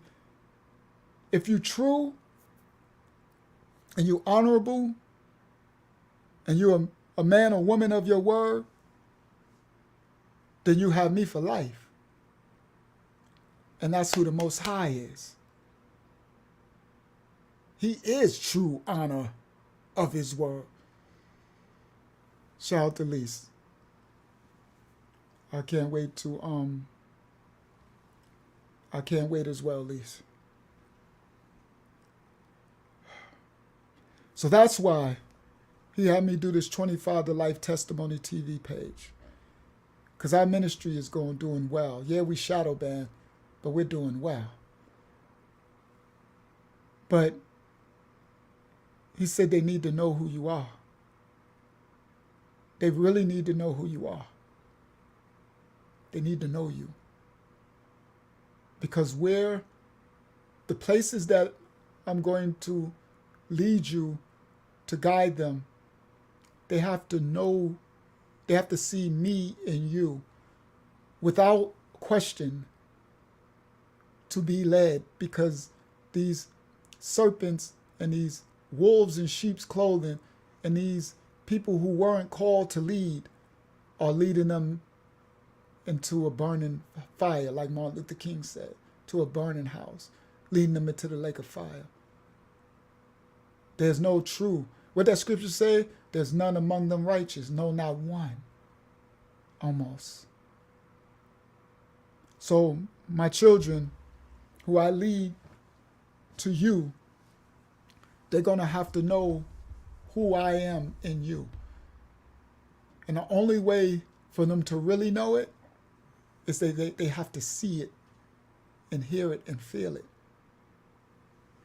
So if you go back to my old lessons on our Bible study, I did a lot of, when I watched the old ones back 2-3 years ago, I used to be saying stuff And I used to be talking to them like they know my story, but they don't know. And I used to be like, so when you watch it back, it'll hit different. I'll be like, yo, this. I'm like, oh, they don't know. Like, they have no idea, guys. So now you guys are knowing who I am from the stories. Imagine, go back 3 years ago and I'm talking to people. I'm like, they have no idea who I am. That's what I used to feel. You can imagine the frustration. Like, you have no idea who I am. Like, you have no idea who I am. That's I'm like, oh my goodness.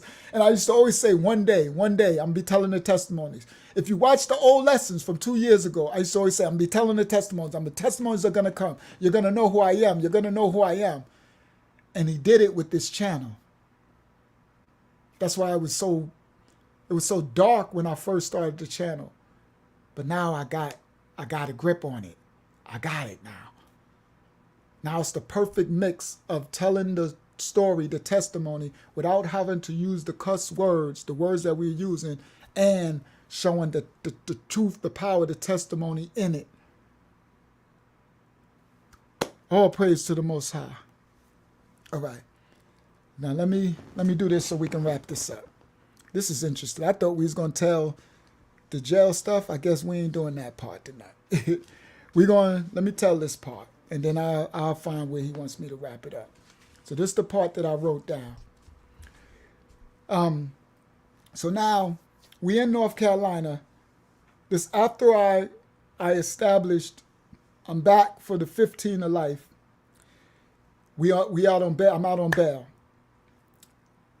So now I opened my nightclub. The nightclub was opened. Hold on. All right, praise God.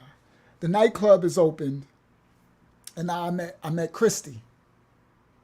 So now I was supposed to meet Shantae, and we made the song "It's Not a Game." Me and Africa. So now me and Africa. This is me and Africa's there. We Palace Mob now.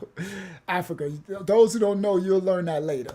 Me and Africa from Senegal. We Palace Mob. So we making an album, right? So then, like I said, my head custodian, his daughter sang.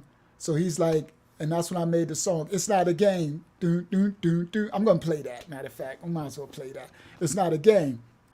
So we made the song, It's Not a Game, right? And then, so then that's when I met Christy, because Shantae was singing, I was her cousin. So now when I met Christy, I had to go back to New York, then I had to come back, and I was trying to get an apartment because they had vandalized my houses, so I couldn't stay in them. And I wasn't able to fix them.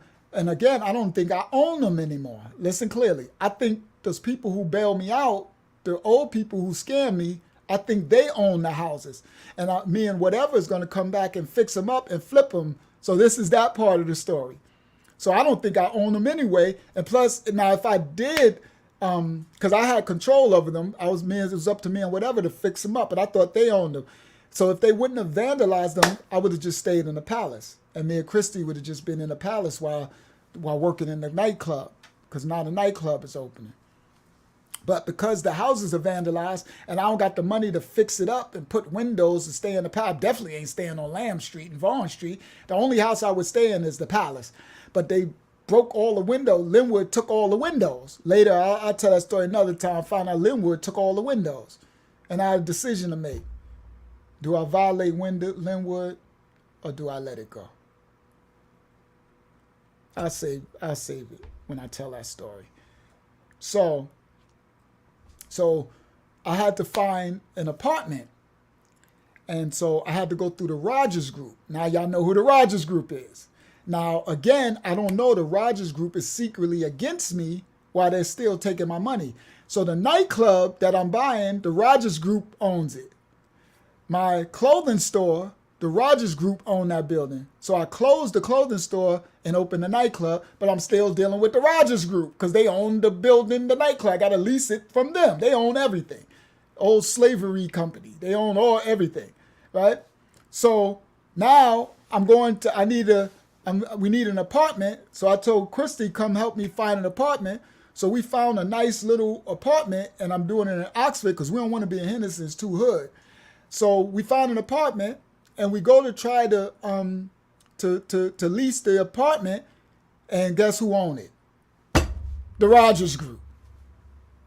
It's like I can't get away from them. So now I go to the Rogers Group and I go to their office, and the lady from the secretary, I walk in. Now these old white people, this old old slavery money. So so then when she's acting whatever, regular, kind of, like I'm so regular, right? So then I said, we looking at, I don't want to say the address. We looking at this address, such and such for this apartment. It's 2-bedroom. I said, we would like to rent it. She's like, okay, well, you need this check stub? She being regular, like, because, people in North Carolina, in the South back then, they didn't really have jobs. Dudes was hustling. Everybody was illegal. Like, everybody doing something crazy, right? Everybody's thugging and hustling some way or form. So she's used to that. So she like, listen, do you got a job? He needs this and he needs, and I'm like, no, I'm putting everything in my name. She looked at it, Christy, and said, do he got a job? I'm like, oh, look at this. I'm like, so she said, she gives me the application. She said, okay, y'all need to fill out this, right? So I take the application, we go. So I'm like, all right, Christy, you fill it out, right? So I gave her my license. So Christy's filling everything out, right? So she's filling everything out. So we hand the thing to the lady. So she's talking, she said, all right, so we're going to have to do a credit check. They're going to have to run this. You're going to have this much for this and this and all this, and this got to come back, and do you got a criminal record, and do you got a this, and you need a job. You need to probably go in there too, because he's going to need this, and she's just going through all this crap, right? So then she takes the thing, and she looks at the name, and she says, hold up. I know this name. And then she says, where do I know this name from? I said, I'm probably in your system. I said, I work with the Rogers Group. I said, my clothing store. I said, I'm the one that's buying the Deck nightclub. She said, this is you? I'm like, yeah. She like, oh. So you want the house at 202? I'm like, yeah. She like, okay, well here. Everything here. Let me go get you your keys. Like I'm like, wow, right? First of all, I'm like, wow, right? That never happens. So I'm like, she's like, let me go get you your keys. You should have just said who you was. She's like, we got other stuff. You sure you want that one? You could have any of the houses. We got houses all through the city. We got them in Raleigh. I was like, no, this one is fine. She said, oh yeah, I'm gonna just go get you your keys. She said, yeah, I'll just do your lease up. And I said, we'll just send the lease. You could come and get, she said, and she just went, and she went in the back, and she said something, and then she came back out, and it was one of the Rogers Group dudes. I know them because I didn't been in the meetings. He said, hey, he said my government name. I'm like, hey, what's up, brother? He's like, hey, oh, you wanna rent a house? I was like, yeah. He said, oh yeah, you could pick anyone.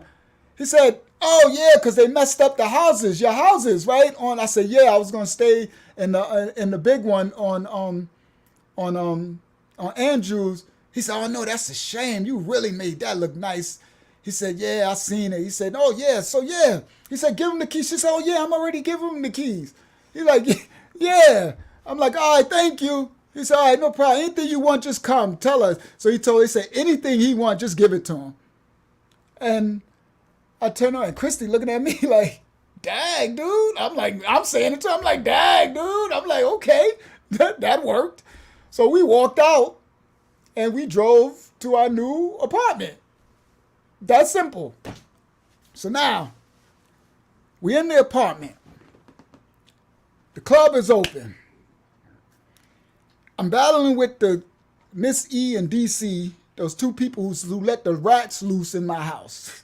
This before the rats, right? So now we double back. This before that. This before we went up to go to trial. So we got the club now. It's before the club closed. So now, as I started the story off when I said, in every hood, they always got super cops, right? Super cops. They name be RoboCop, Rambo, Super Cop, or they always got a nickname for them too. right? They always every hood in America. I'm quite sure in other places of the world it's like that too. They always got these super cops, but back then it's usually white cops, right? Now it's more black cops too. They're the same thing, but you know they always got these super cops and they think they super bad. So in Oxford, at this time, it was the super cops was two cops called Carolyn and Dixon. Carolyn was a female and Dixon was a male. These were the detectives, super cops. Carolyn Dixon. They say the name like it's one name. Carolyn Dixon coming. Carolyn Dixon. That's all I knew. Carolyn Dixon. So I didn't know what it was. At first I thought it was one name, Carolyn Dixon. I'm like, what is Carolyn Dixon? I thought it was somebody named a cop named Carolyn Dixon. And then Christy said, no, Carolyn is a woman and Dixon is the last name for her partner. I said, oh, Carolyn and Dixon. I'm like, oh, okay. So now I told a little bit about them on another story. How we were sitting on Christy's porch and they pulled up in a black Crown Victoria and they just sat there and like look and let me know that they know it's me. Now listen, guys. So another time they pulled up on us. I think me and Christy was at like going to get something out the store at a deli or something. And now I got the black 500 with the red rims at this time. So I'm like extra flossy, right? So I'm in the dirty South in 2006. And everybody at this time, they got old school donks and Chevys and stuff. I got the brand new 500, the new body style just came. Now that was just my temporary car, but ain't nobody know that. So I got the brand new E500 brand body, new body with lift up and let down. Like, and I done threw the crazy 20s on it with the red slats. I got shiny black on black. Like, I'm crushed. Like, I'm looking like I'm a multimillionaire, right? So everywhere that I go, everybody know that car, the black Benz with the black windows, that's Sean from New York. So now I'm in their city, Oxford. Now they know I'm from Henderson because Henderson's the most grimy of it all. So they know. So they pulled up at the house looking and just let me know. I know, Christy and them don't know, but I know what they're doing because I'm from New York. So I know they just, because they pulled up at the house on the street, and we on the porch, and they just let the tinted window, they just sat there just to make a statement. And my Benz was in the driveway with the shiny, red rims and all that. So they, I'm like, all right, I know what they're doing. They're making a statement. Let me know, we know you in our city. We see you, right? So another time, we was at the store, and we came out of the store, and they was out there by my car. They was out there by my car, and I'm like, all right. They were parked by my car, so when we came out the store, they was just looking at me. And they like let me see their face. So they rolled the window down, and the woman, Carolyn, she was driving, and he was in the passenger side. And they let me see they let me see their face. And that was another statement, right? So I'm from the street, so I know what they're doing. So I'm like, okay, they're making another statement. This was the Benz, and this how I look. So this shiny thing is in the dirty. When everybody got, regular cars and Chevys and all that, I'm down there just bling, bling, flossing. So everywhere you see it, and this before I had the red in the rims, and it's just a statement, right? Only people who got Mercedes are the rich white people, stuff like that. You know what I mean? And, or someone that's really balling and stuff like that. So, they so we come out. So this, let's say this is parked at the at the at the at the store, right? The corner store. And me and Christy come out, and they park by my car. We come out, and they sitting there. So when I walk up, they looking, and they rolled the window down. And I looked at them, and they looked at me. Now, the dude Dixon, he had a cigar. He's puffing on a cigar. And he's looking at me. So I look at him. And Christy, now Christy is thugger. Like, y'all don't know that, though. Christy was not a punk. She was thugger back home. She could fight, too. She a girl that could fight. I know when Unique and them had her up there, they never seen that part because she was out of her element. But when she's in her element, she's no joke. So Christy ain't scared. She a thugger. So Christy is like, can I help you? Can I help you? Do we have a problem? And I'm like, yo, Christy, chill out. And they just sat there looking. I'm like, chill out. Say, no, Sean, they're not going to be pulling up at the house because she seen them pull up and I told her what they did when they pulled up, what statement that was. So she was pissed. She said, no, they're not going to be pulling up on us. Can we help you? Like, so I'm like, nah, just chill out. Just, you know what I mean? So I'm like, get in the car. So she got in the car. So the dude Dixon is sitting there. He's smoking the thing. So I'm just looking at him. And then he just takes the cigarette and puts it out. The cigar and puts it out on the side of the car, on the window thing. And then takes it and flicks it at me. As a sign of disrespect. He takes it. Now I have done nothing to them. I have never had any interaction with them. I've never done anything to them at all.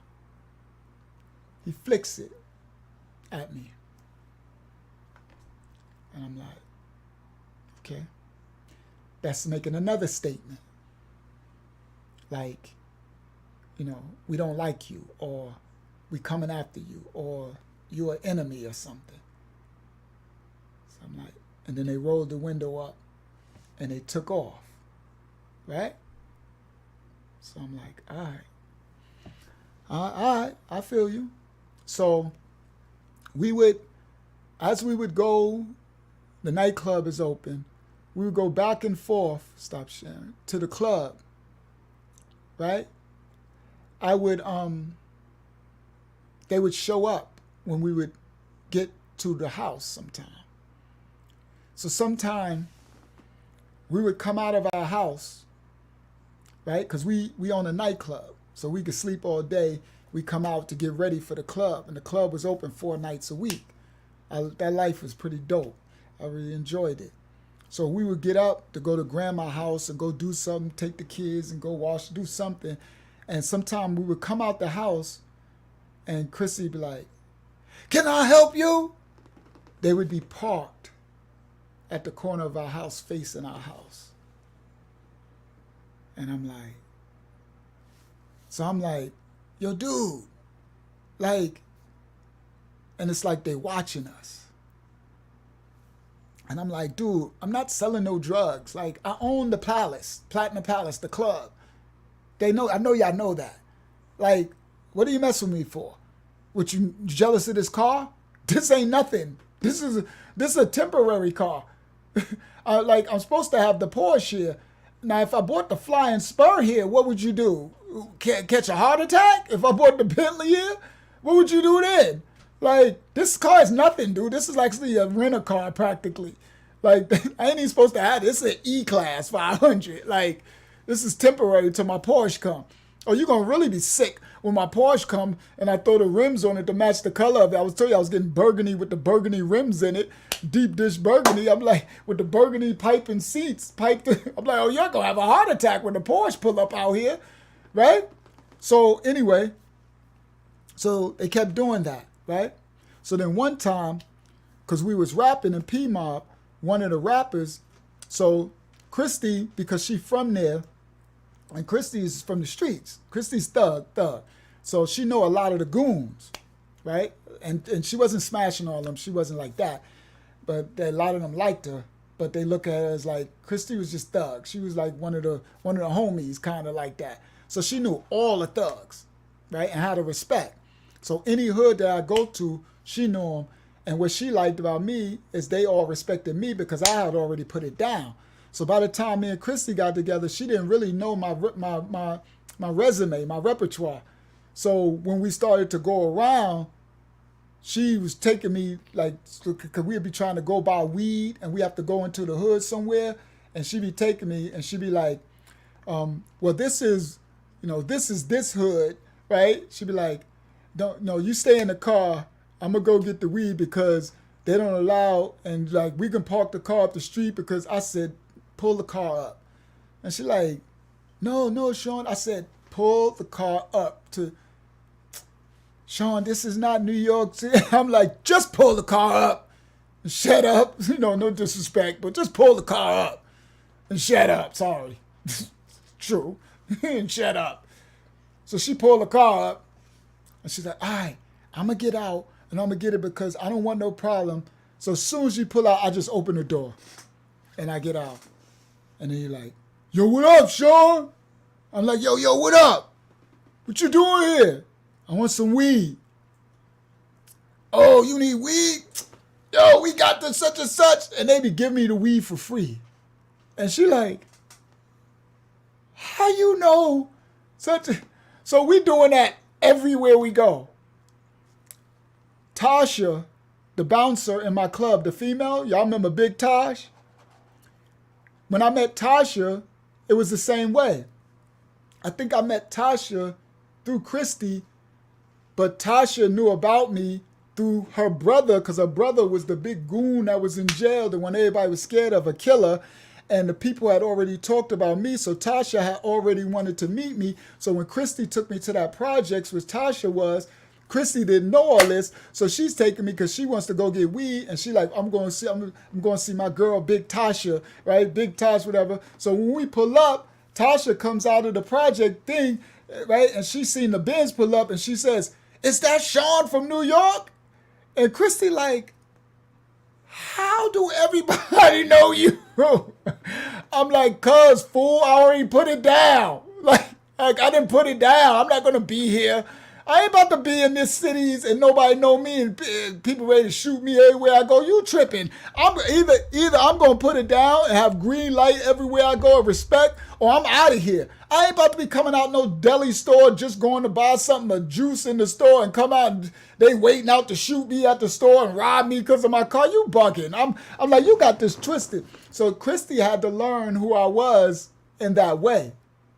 So now I'm saying that because a lot of the goons from the club, they knew Christy and they knew me. So you would have so it was this one goon, and he's from some part of Henderson, but he was out in Oxford, and he was cool with Christy. So a lot of them loved Christy. Like she was like, Christy's well known. Like, so they was cool with her, and they knew me. So they like, it was like a double thing where they love Christy. They like, Christy's like their sister, and they have respect for me, and they know me. That's Sean from New York, right? So this one of them, he was one of the only ones that we allow, because same thing I do in New York, we ain't let nobody know where we stay at. Because I ain't trying to have no goons know where we stay at in Oxford, the little apartment we renting. So this one goon, he was cool because it was like Christy's brother. She really loved him, and he knew the family. He would come to grandma's house, and he knew me from the club, so he was able to come to the house. So one time he came to the house, and he the one who got me some guns in North Carolina too. So he came through. He's like, yo, Ra, I got you. He got me a big a 357, and he got me a big 9mm, a big Glock. I'm like, ooh, because I told him I want a big gun. I don't want nothing small. I want a gun where they see it. They be scared how the gun look. You know what I mean? Sorry, I don't live that life no more. But this is just facts. I'm like, I need a big gun. So he got me a big 357, and he got me a big Glock 9, the big body one, right? 16 shots, right? So I'm like, so he came to the house. So he funny, dark skin. He a thug though. People scared of him, but I get along with thugs and killers. And he Christy brother, like he love her like a brother. So one time he came to the house, and one time he came over, and when I opened the door, because when I was like, "Yo, who is it?" He's like, "It's brother-in-law." So I'm like, "Oh." So I opened the door, and when I opened the door, he was going like this. So I said, "What you looking at?" He said, "Yo, man, Cal and Dixon, they clocking your house, bro." So I said, "I know, man. They always." He said, "Dad, they on you, Ra? I'm Sean." And I'm like, "Yeah, man. They be." He said, "Man, they." He said, "Yo, Sean, they grimy, Sean." He said, "That's not good." He says, "Y'all probably need to get another spot. They grimy, Sean." I said, "Yeah, I'm used to grimy." He said, "No, Sean. They grimy. They'll set you up." I said, "What?"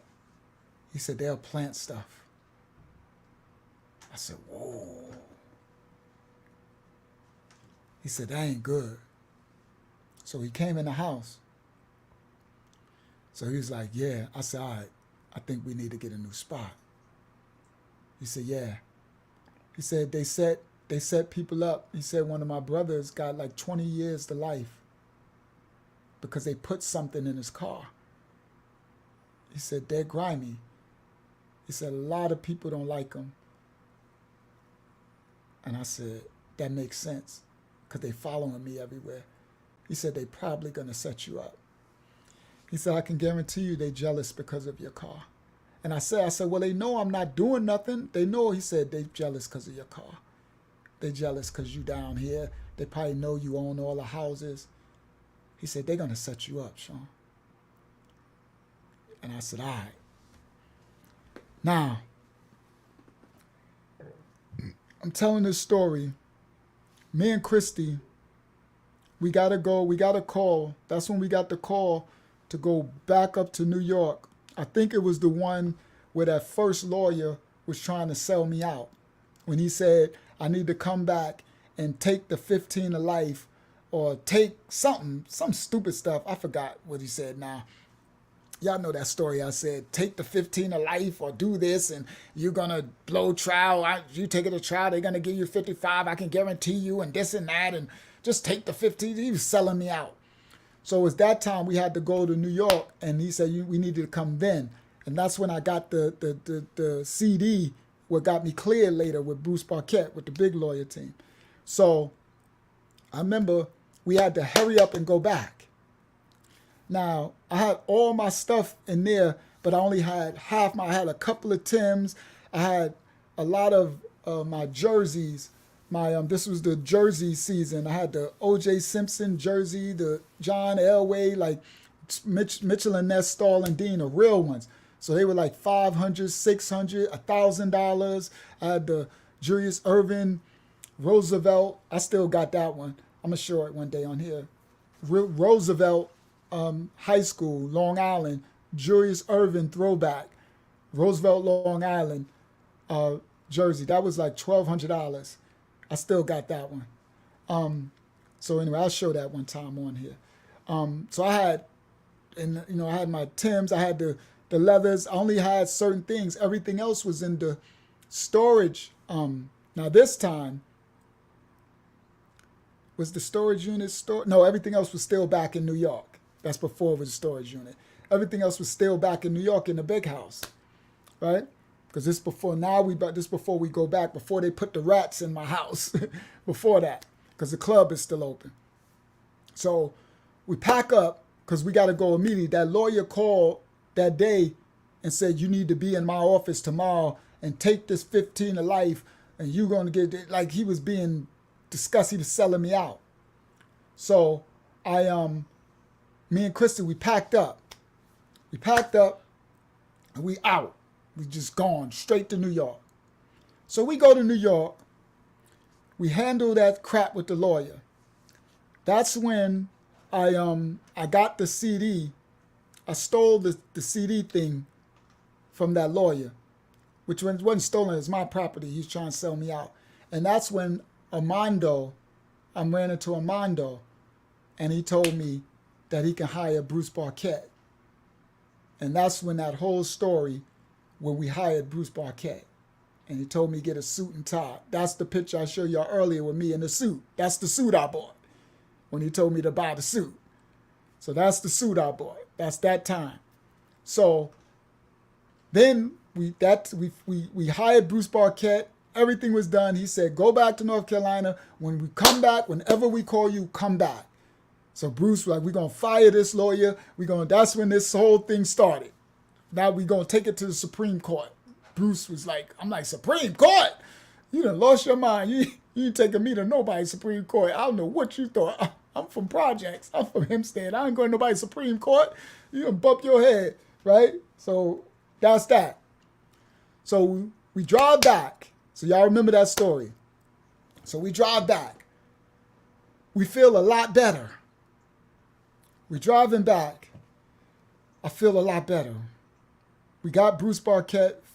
Christy's feeling good. She's like, yes, we're going to beat this. We're going to beat this. You're going to beat this. Me, I'm like, no, I'm not. In my head, I'm like, but I feel better because I actually have a lawyer now that's going to fight for me. And he's he's a real Johnny Cochran superstar lawyer team. So we driving back.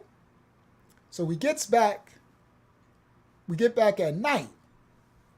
So we pull in to the driveway. So the apartment is like a double attached house. It's like a house and it's two houses attached. So one doorway, you go into one side, 2-bedroom, and the other door is south side, and then across a little grass and a little driveway, it's another one right there, and then the street up, and then they like that. So when we pull in, we get in there about 3 o'clock in the morning. We pull the bins in. We pull in, we got the HIDs. I had the blue HID bulbs, so it looks so pretty and bright. So the blue HID light up bright. So when we pull into the apartment, the bright HID lights, it flashes on the house, and me and Christy both go like, and I look, and the door is open. And I'm like, and we look, and I'm like, and Christy's like, is the door open? I'm like, crap. Now I don't got my gun. The gun's in the house. We went up to New York to go to the trial. So I'm like, crap. I'm like, they probably still in the house. So I'm like, I'm about to catch it. Now I'm mad, right? And stupid. But when I used to get upset, intelligence go out the window a lot of the times, honestly. It's emotion. So I get angry and then I do stupid stuff like I'm going to go in the house even though I ain't got a gun and the intruder's in there because I'm going to catch them because I'm about to, stupid. Well, go in there, what if they got guns pointing at me? But the anger, I'm not like that no more. All praise the Most High for growth and development because that's stupid. So I'm pissed and I think I caught him. So I'm like, and Chrissy's like, don't go. I'm like, shh, hurry up, close that door. So I got up to the front door, and I'm like, so now I'm a creep. I look, and when I look at the window, and then I look at the other one at the end, and I can see it's lifted. And I'm like, oh, they climbed in through the window and opened. So I'm like, so the door is cracked, but it's black inside. So I take the door and I move it real slowly and I slide in. And it's dark and I'm looking and I think I'm gonna catch him. So I go and I look and I had weights that I bought from Walmart because I was getting skinny. So I bought some little weights to try to lift because I'm stressed out. I'm weighing probably 160 pounds. I'm skinny. I ain't worked out in about 6 months since jail. So I'm looking like crackhead Susie to me, right? So I'm like, I need to lift something. So I bought little Walmart weights to try to lift. So I went and grabbed the dumbbell thing. And so I'm like going, I'm trying to see, I'm thinking they're in my bedroom. I go and look, and nobody there. And I go creep to the other bedroom, nobody there. I go creep around to the kitchen part, nobody there. So I'm like, I don't think nobody in here. And I go to the bathroom, nobody there. So I'm like, they gone. So I put the weight down, and then I go to Christy. I'm like, come on. So she cut the car off. She come in. We cut the light on. When we cut the light on, I look around. They ransacked the stuff. So my clothes, so I had a garbage bag, and I had all of my jerseys and stuff in the garbage, because I didn't buy dresses yet to put my clothes away. So they emptied all the shirts and the Timberlands and the sneakers that I had down there is all over the floor. And I look around, then we go in the bedroom, and I'm like, my guns! And I go run in the bedroom, and I go in the closet, and my guns are gone. And I'm like, shit. Like, my 357 and my 9 is gone. So I'm like, So and then I had this metal box. I had a metal box with a key lock. And in it, I had papers and I had pictures. To be honest, I had Corey's pictures in there. Corey had modeling pictures. And I didn't want to throw them away because they looked so good. I wasn't interested in Corey anymore because I left her, right? But those pictures were so beautiful, I wanted to keep them. So I put them in my lockbox because I didn't want Christy to see them because she's going to feel a kind of way, right? Any woman would. I would. If I had my boyfriend and my girlfriend, sorry, I rebuked that in the name of Yahshuah. I'm talking, in the name of the Most High, that was just, I'll be telling stories. If I was a girl and I had a boyfriend, all right, now, let me clear that up. They'd be like, we got him. Next thing you know, you're like, look, Uncle Yahshuah said, and then he threw a hand sign. He Masonic and he doing the, right? So now, if I was a girl and my boyfriend, okay, let's clear that up. If I was a girl and my boyfriend that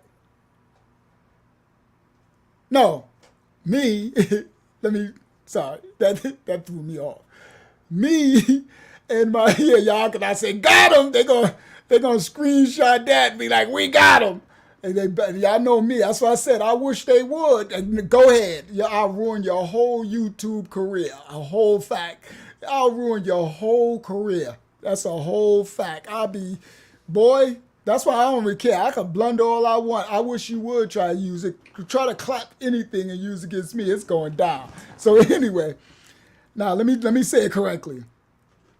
Cause it was the verse. Yeah.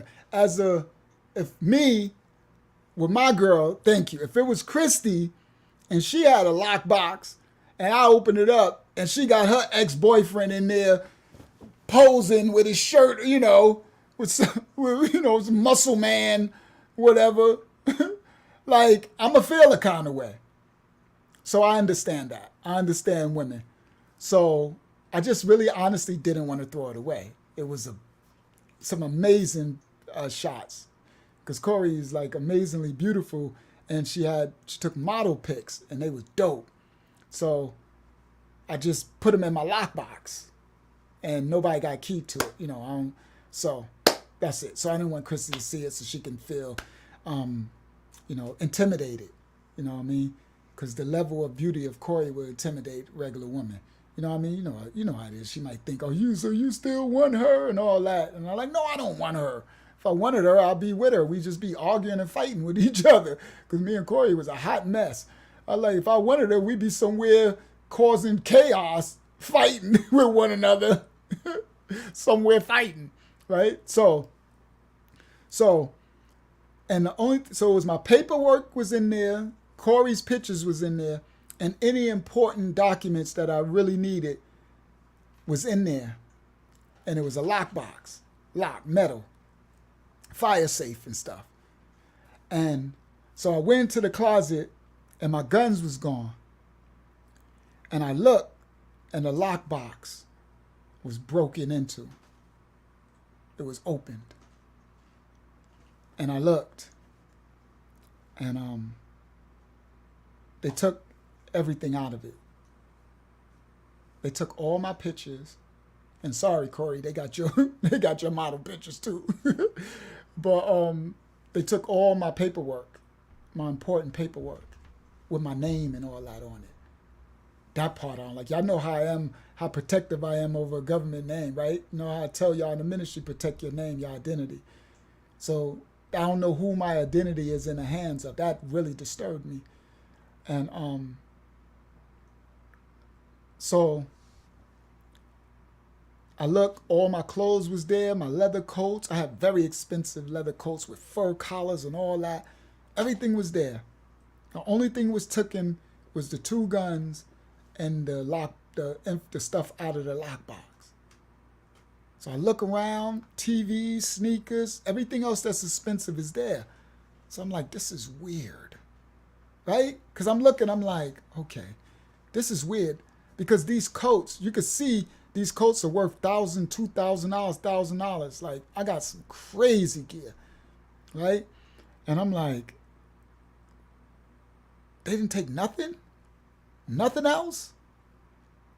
So I'm in the room, I hear Christy like, oh, hell no. And I'm like, what? She's like, come here, Sean. You ain't gonna believe this. So we go into the kitchen, and at our little round kitchen table, there's a chair sitting there. There's an ashtray, and there's a cigar, but standing upright in the ashtray. And she said, and I said, wow. They want us to know who it was. I said, they broke in my house? They must have been looking for drugs. So they broke in the lockbox thinking probably the drugs is in there. They ransacked the house looking for drugs. They took the guns because we in the dirty South. Guns don't mean everybody got guns. Little kids got AK-47s in the South. Y'all better know. Unc was in the dirty. You heard? I wasn't in the nice part of the dirty South. I'm in the dirty. I'm in Henderson. You got 10-year-olds. Shout out to Syed. He said, what's good, Unc? You got 10-year-olds with guns down there. Like, you get guns in the thrift. You can buy guns at the store. You don't need no license or nothing. Back then, you just go buy a gun. Like, just buy the gun. So everybody got guns. So they took the guns. They were looking for drugs. And then they left the cigar on the table to let me know that was them that violated me. So the next morning, I told Christy we about to take a trip to the police station. So we took a trip up there, and I told Christy, go in there and find out when Syed said, I'm late, I didn't even get a notification. Syed, that's because they shadow banning me here. That's why the numbers are going down too. They know who I am. They shadow banning me from my ministry, even on 25 to Life. They do it with my short, the YouTube short I put out. It goes straight up and then they squash it and crush it. So they're not sending out the notifications for those that are subscribed, and they unsubscribe people. Even though our numbers is growing, we almost at 1,000. We still growing slowly, but I guarantee you could probably multiply that times 10. All the views y'all seeing, multiply it. So that's a witness. Saeed said, I'm late. They didn't even get a notification. And he's here watching all the time. Yeah, they shadow banned. They know Uncle Yahshuah is over here. Facts. Saeed said, keep doing what you're doing, Unc. Let the haters hate. I know that's right. We're going to keep going for it. All right, so I told Christy, go in there and find out what time they come on. So they told me they coming on at night. So I think they said something like 8 p.m. or something. So I showed up at the police station. And we waited in the parking lot. And I could see there from around the side of the back, I could see their detective car. So we just waited. And then I seen them get in that car. I seen the lights cut on. And they came out. And so I just pulled my car to block where they got to come out. I pulled my car and stopped it. I pulled one of their moves on them. I pulled my car and stopped it. So I stopped it. Now, the black Benz got black tents, limo like theirs. I got limo tents on mine. You ain't seeing in there. So then I sat there blocking them. And I didn't. So they revved the car up. And I just sat there. Then they blew the horn. And I just sat there. Atsiyah said, I get unsubscribed regularly. LOL. Wow. See? I wish they would just leave us alone. I'm like, dude, we ain't messing nobody over on 25 to life. We ain't exposing all y'all dark stuff over there. But we are helping the children, so they don't like that. So I pull and then they blowing the horn, bam, bam, bam, and I just sit there. And then I open the door and I get out. And I walk around because my car is parked sideways. They're this way. So Christy's passenger side is facing them. So I get out and I walk around to Christy's side and I stand in front of her door like this. And I stand there looking at their car and they looking at me through the front. And I go, I'm like, y'all want me? I'm here. And they just look at me. I'm like, what y'all want? Y'all want me? And they just looking. And I go up to the hood. I walk up to the front of the car and I boom, boom, boom. Y'all want me? And they just look. And then I'm staring at them. They're looking at me through the window. I'm looking at them. And I'm standing there. And I'm angry, honestly. And I'm standing there. And I go, leave me the fuck alone. If you want me, then come get me. If not, I'm going to come see you. I said, now y'all heard what I said. And then I just turned around. And I went and got in the car. And I pulled off. 5.0 engine. I peeled out on purposely. Let all those horses, hear these horses. I don't know what y'all jealous of. Y'all jealous of this car? This ain't nothing. Hear these horses. I peeled it out. And you know that's a rear wheel drive. Ain't no front wheel drive on that 500. Rear wheel drive. I'm out. Facts, peeled out on them. And illegally. And screeched out, burnt out in the cop parking lot and peeled out and now come pull me over. Come pull me. I'm again stupid. When I used to get angry, I used to do just stupid stuff that could get you in more trouble. I learned from that. Learn to master your anger. Anger is a dark cyber oath, and it can really get you in a lot of trouble. So a wise man is one who masters the anger. A strong strength is the man who can take a situation that would get people angry. Yeah, stupid feelings, that's a good word. And this is the real strength of a strong man. he could stay calm under all that pressure.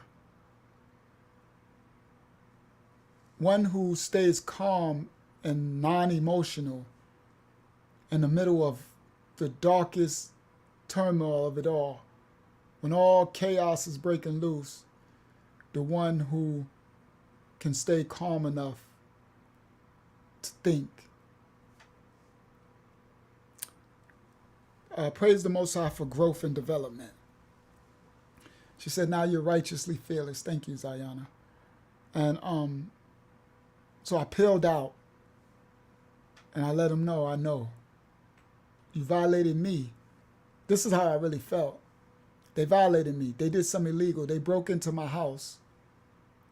Yes, Lisa said, my grandmother used to say that the Most High takes care of babies and fools. You were being foolish. Whole facts. God takes care of babies and fools. That is whole fact. He sure enough do. And I was a big boo-boo the fool. I was doing some real foolish stuff. And he always been taking care of me because he had a bigger picture designed for me. So after that, I didn't see him come to my house anymore. Then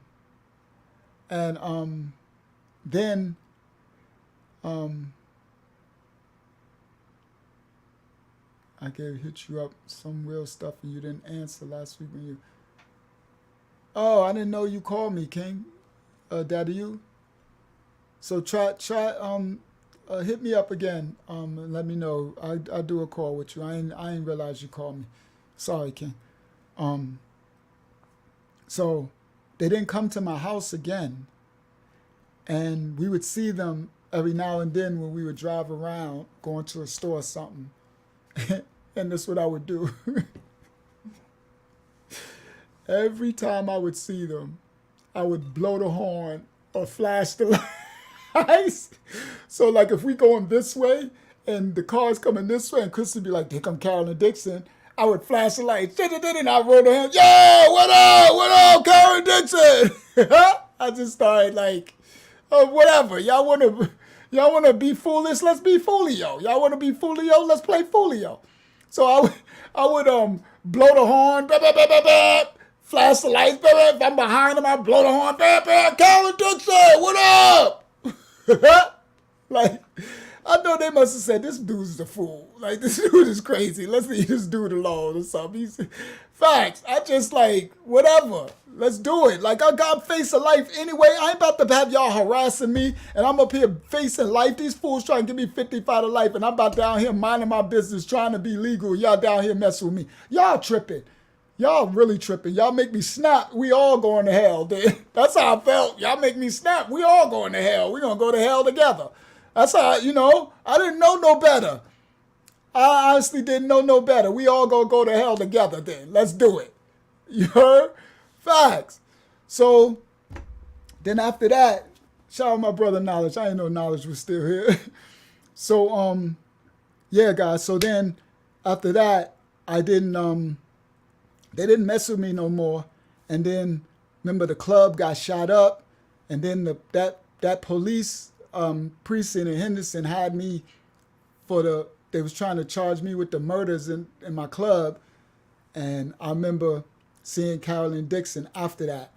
When I got cleared from the Henderson police, because I hired those police from Raleigh to be security at my club that night. And shout out my brother now, say he definitely in the building. And so then we seen Carolyn Dixon, and when they were outside the car, we was at a store, and they looked at me, and Vance County, oh, yep, Lisa Turner, no, Vance County. She said Vance County is the worst. They looked at me, and the look on their face was different. When I saw them that last time, when I was coming out of the store, and they was outside their car messing with some thugs, and some North Carolina thugs, and they saw me, I looked at them, and I looked at them like, what? But they looked at me like, kind of like respect. So I guess they must have heard Of course they do. The cops talk. They heard about the club shooting.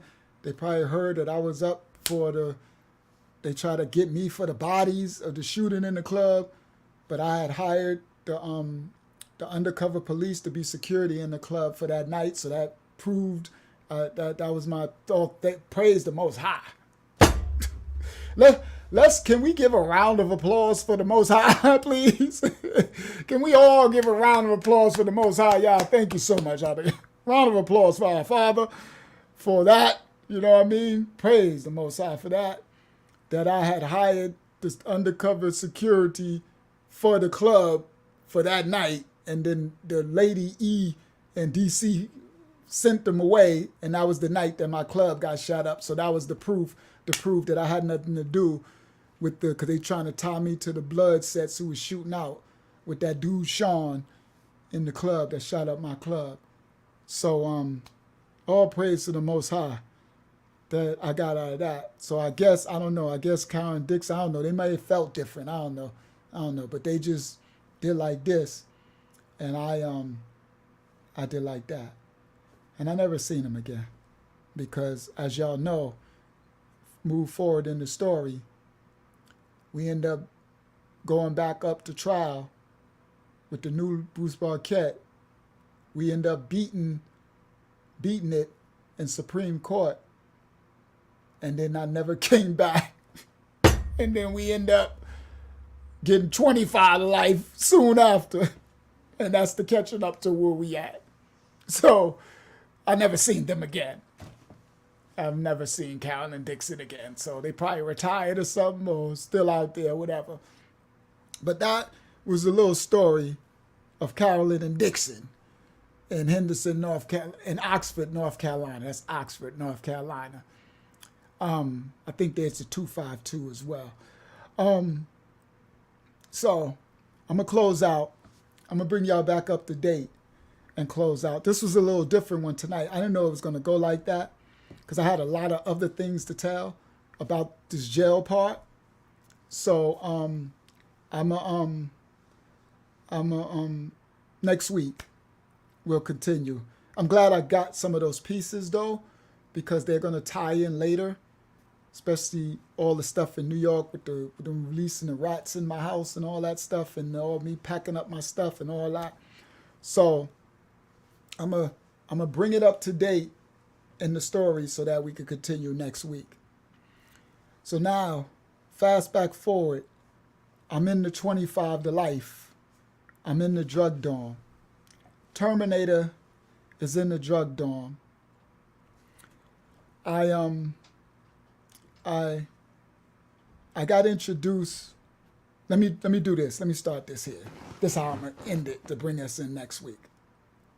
So, remember when I went to the dorm, before I got there from the other dorm with Tuck, when I made it to the drug dorm, they kept saying, you want Virginia Jackson to be your counselor. She's the black lady. She's from Hempstead. She lives on the Heights. She takes care of everybody from Hempstead. So sign up on the paper that you want Virginia Jackson. Remember that? And you don't want Tim. Tim is the one who runs the program. And remember, I get there, and all of a sudden the door open, and they're like, Tim, Tim, Tim. And Tim says, who is Rashawn? Let's just say he said my last name. Where's Rashawn at? And Mike Anderson was like, oh my goodness. Tim wants you? And I'm like, no. And he comes up and he says, who are you? Who you think you are? I heard of you. And he's being all mean to me. And I'm like, oh my goodness. I'm like, listen, dude, I'm your counselor. You think you getting Virginia Jackson? You ain't getting no Virginia. I'm your counselor. So when I call you, you come see me. Right? So now, I'm like, crap. So he makes this whole big spiel like, no, this is my dorm. I don't know who you are. All this jail is talking about you. And that was because of the thing I did in church, when I spoke in church in jail, right? So all the jail is talking about you, what you did in the A dorm and how that, and I'm like, oh my goodness, I just wanted to fly under the radar, dude. So he like, so I'm gonna call you down. You come see me. I'm your counselor. So I'm like, oh, whatever. So he walk off. You see people. He get to the door. He look at me. He's hard. He remind me of a crew cut, like he been in the military. No disrespect. We call them white boys back then. No disrespect to my white brothers, right? You know. So he goes out. So everybody's tripping like, oh man, dude, you got Tim. So I'm like, they like, he the worst, dude. He gonna be on you. He ain't gonna let you breathe. So I'm fast forward because I'm doing this just so we can end tonight's story. So I'm in the dorm, and what they'll do is they say over the speaker, the CO, so the counselor puts in, like he send it to the bubble. I guess he calls the bubble and tells them send such and such down to a counselor appointment or whatever. So the CO will say over the bubble, they'll say C39 Rashawn, they say your last name, on the council visit or on the council meeting or whatever. I forgot how they say it now. It's been a while. On the council, so I mean the counselor is calling you down to see them. So you got to get ready and go down to see them. So I don't want to tell this one now because I'm going to save it for next week. It's an amazing story I'm about to tell because it'll get all emotional. It'll take too long. I'm tired already. We already did about 5 hours. So I'm going to tell this part. And next week I'll tell the other part. So this one time, they call me down. So I go down, and then you got to walk. It's far. Walk all the way. So I get there, and I go to the office. And they're like, Tim's office is over there. So I go in. Now I got to go in his office. I go in his office, and he looking at me. Take a seat. So I'm like, oh, my goodness. So I take a seat. So he sit down. So he's like, he got paperwork. So he's like, yeah, I heard about you. Your name is going all through this jail. Yeah, I know all that stuff you did in the A dorm or whatever, B dorm, A dorm, and how you changed it all around. But this is my house. This is my house. This ain't your house. I said, with all due respect, I'm talking. I'm like, oh. Right? Like, oh. It's a privilege to be in this dorm. If you do anything I don't like, you getting out of here. He said, you ain't no drug addict. You think I don't know people come in this dorm and try to play it to get a less sentence, to try to get a less, so they can get an outside drug program so you can get out? He said, you're supposed to be upstate. He said, I'm watching everything you do. He said, one mistake and you'll be out of here as fast as you snuck your way in here. Because if it was up to me, you wouldn't be here. Because I know you ain't no drug addict. He said, you're a drug dealer. And I said, respectfully, almost everybody in here is drug dealers. The ones who drug addicts are drug dealers. He said, oh, you think you're smart? I said, no. I said it respectfully. And I said, I just want to be under the radar. He said, well, you ain't on be under no radar. You on the radar. The high beam is on you. He said, you think you're going to come in my dorm and everybody know who you are and everybody, you think you're just going to, this is my house. And everything you do is under a microscope. He said, and he said, your life, the life you live is despicable. I said, hold up. I did nothing, honestly, not too much worse than anybody else. He said, yes, you did. And I said, what? That's when I realized what I remember was that cop saying, what we're going to write against you when you get over to the court, they're going to give you life. And I said, what's on that paper? And he looked at me. He said, none of your business. I said, but it is my business. He said, yeah, but it ain't, you don't have the right to know.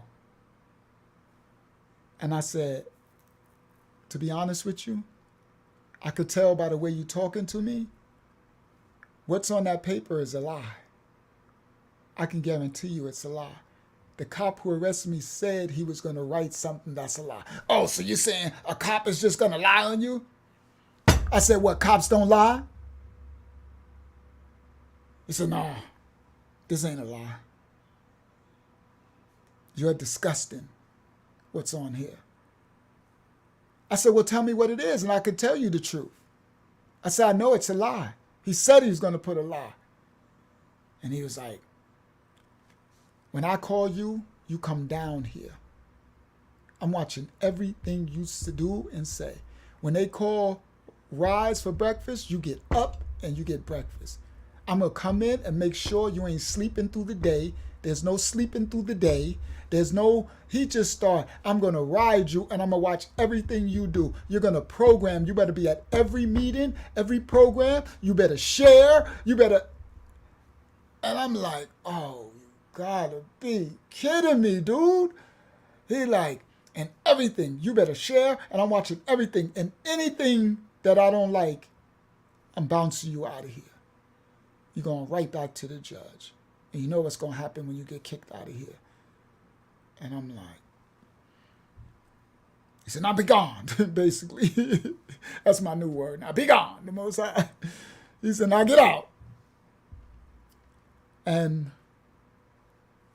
I leave. And I'm like, well, the nightmare begins. I was going to do another part tonight, but I can't. We're going to save it. I would like to end it with something exciting, but it's all good. Because if I do go into something else, it's going to take another hour. It'll get in. Because what I'm going to bring next week is really, it's probably going to be emotional for me too.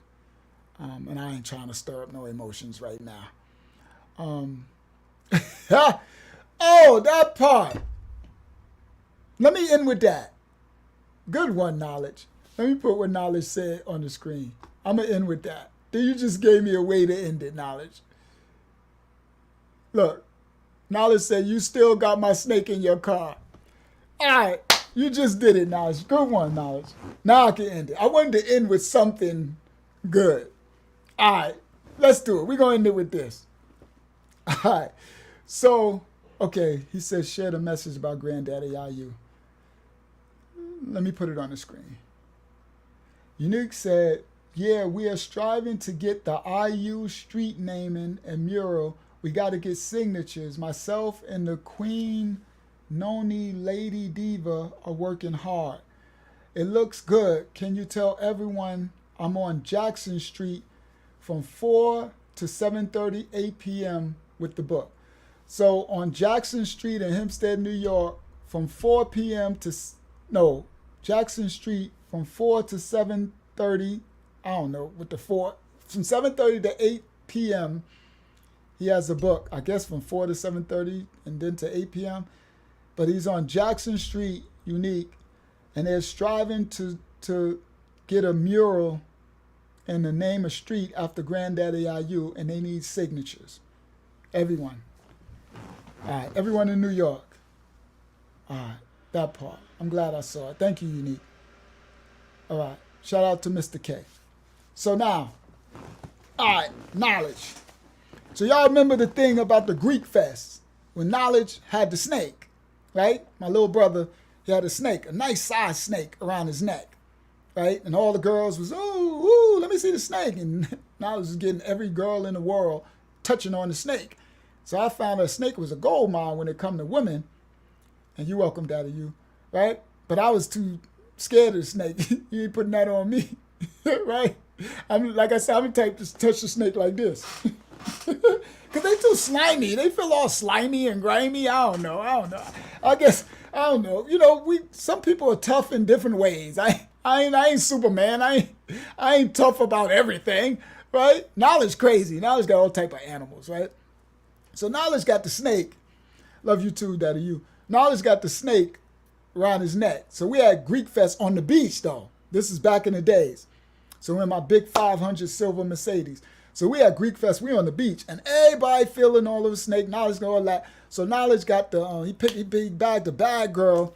So we had to take the girl home too, cause she got in the car with us, and she lived way out in Great Neck or somewhere Glencoe. Knowledge can write it. He remember the girl. She was a pretty girl, young girl. He was young, and he bagged the bad one, and we had to drive. I think we drove her home too, if I remember. Knowledge to write it. So so now we in the car, right? It's a couple of us in there. Knowledge in the back seat with the girl, right? And it's a couple of us in there, and him and the girl all kissy, right? And I'm jelly, because I ain't bagged nothing, and he got a bad one, so I'm definitely jelly. He ain't know it, but yeah, I was jelly. Knowledge. Of course, that's my little brother, so I ain't I'm just being truthful, but it's funny, right? Oh, she's from Glencoe. He said Locust Valley, Glencoe. All right. So, and the reason why I'm jelly, because as I'm driving in the Benz, I look in the rearview mirror. They just a kissing, and I'm like, boy, stop. Wait till y'all get home or something. Like, he got a bad one. I ain't even bagged nothing. He back there got a whole motel session going on. I'm like, boy. All right. So now as we driving.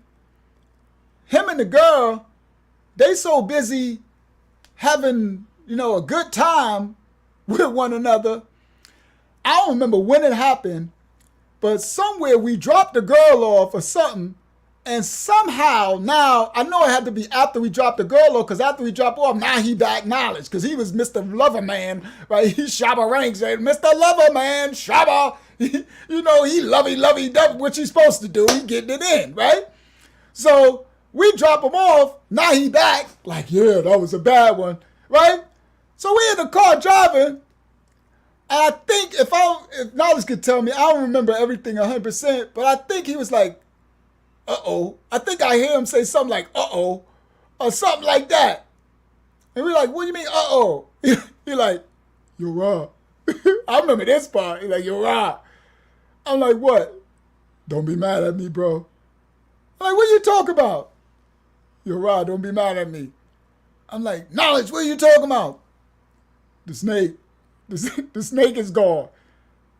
I'm like, yeah, he's supposed to oops, snap, where my snake? Hold on, let me put him on the screen. Right? So he like, uh-oh. Right? He like, don't be mad at me. I'm like, what? The snake is gone. I'm like, now we driving, guys, in the car. I'm like, what do you mean the snake is gone? The snake is gone, bro. I'm like, Knowledge, what do you mean it's gone? I don't know where it went. It's probably in your seat. I'm like, what you mean in the seat? He said, probably crawled in the back of the thing into the seat, in the seat somewhere. I'm like, what do you mean now the snake is in the seat somewhere? It's gone, bro. Yo, I'm like, nah, we tripping. So we pull the car over, right? So now he looking for the snake. So we looking through the whole, first of all, I'm getting out the car, right? The snake is loose in the car. And I done told y'all I'm scared of the snake, okay? So it ain't my snake, and I ain't trying to, it's his snake. It ain't small either. It ain't a little small one. It's a nice sized snake, right? It's not no baby small little snake. It's a decent sized snake. So we pull over. So I'm getting out, right? Yahshuah said the snake was probably trying to hide from all that smoochy knowledge. That's funny. And Lava Yah said they like warm areas. So we get out, right? We get out the car. So knowledge said the snake was 8 feet long, guys. So it was a big snake, okay? So that's what I said. It wasn't no small snake. I remember that. It was a nice sized snake around his neck. So now hold on, let me put that one on the screen. So we get out the car. So we on the side of the road somewhere, right? We get out the car, and that knowledge is looking through the car. Now I'm not looking for nothing. I ain't looking for nothing. You think I'm outside the car standing back, right? And everybody's standing back. Ain't nobody trying to look for this but knowledge. It's his snake. And knowledge crazy. He like all the crazy wild animals. He like that stuff, right? So knowledge will have an alligator if they let him. He that tight. He's sure enough wood. He have a tiger and everything. Well, I like tigers and stuff, but knowledge will have an alligator. He have something crazy. He have an alligator and a crocodile, and he crazy. So he looking for the snake, right? So he looking all through the car. He in the front seat. He in the back. He under the seat. He all through the car. We out there for a long time. And he like, I can't find it, Ra. He like, I can't find it. See? Yahshuah said, we lost 4 in my childhood home. They're crafty. We never found them. Knowledge said that's a fact. He would definitely have an alligator if they let him. So he's searching everything. He like, it got to be behind the seat, right? So he's pointing to the back seat. So he like, it got to be behind the seat. So we looking. So he's trying to pull the seat, right? So I'm like, was that the Benz? No, that's the Audi where the seat come off and the battery's there. No, so the Benz was different. So he's pulling on the back of the side thing, and he's trying to look, and he's putting his hand in there, right? And I'm like, boy, you are crazy. You are putting your hand, you're saying the snake is in the thing, and you putting your hand in there, and what, because he's trying to feast, he's going to grab it. I'm like, but what if you grab his mouth? Like, what, like, no, you crazy. He don't care. He's scared of it. He don't care. So now it's fearless when it come to them animals. So he's what's his name? He's feeling. And I think, if I remember correctly, now he had it. He felt it. And he like, I got it. So I'm like, good. So he's like, come on, baby. Come on, baby. You talking to it. Come on. He's grabbing it. He's like, I got it. He's like, no, don't.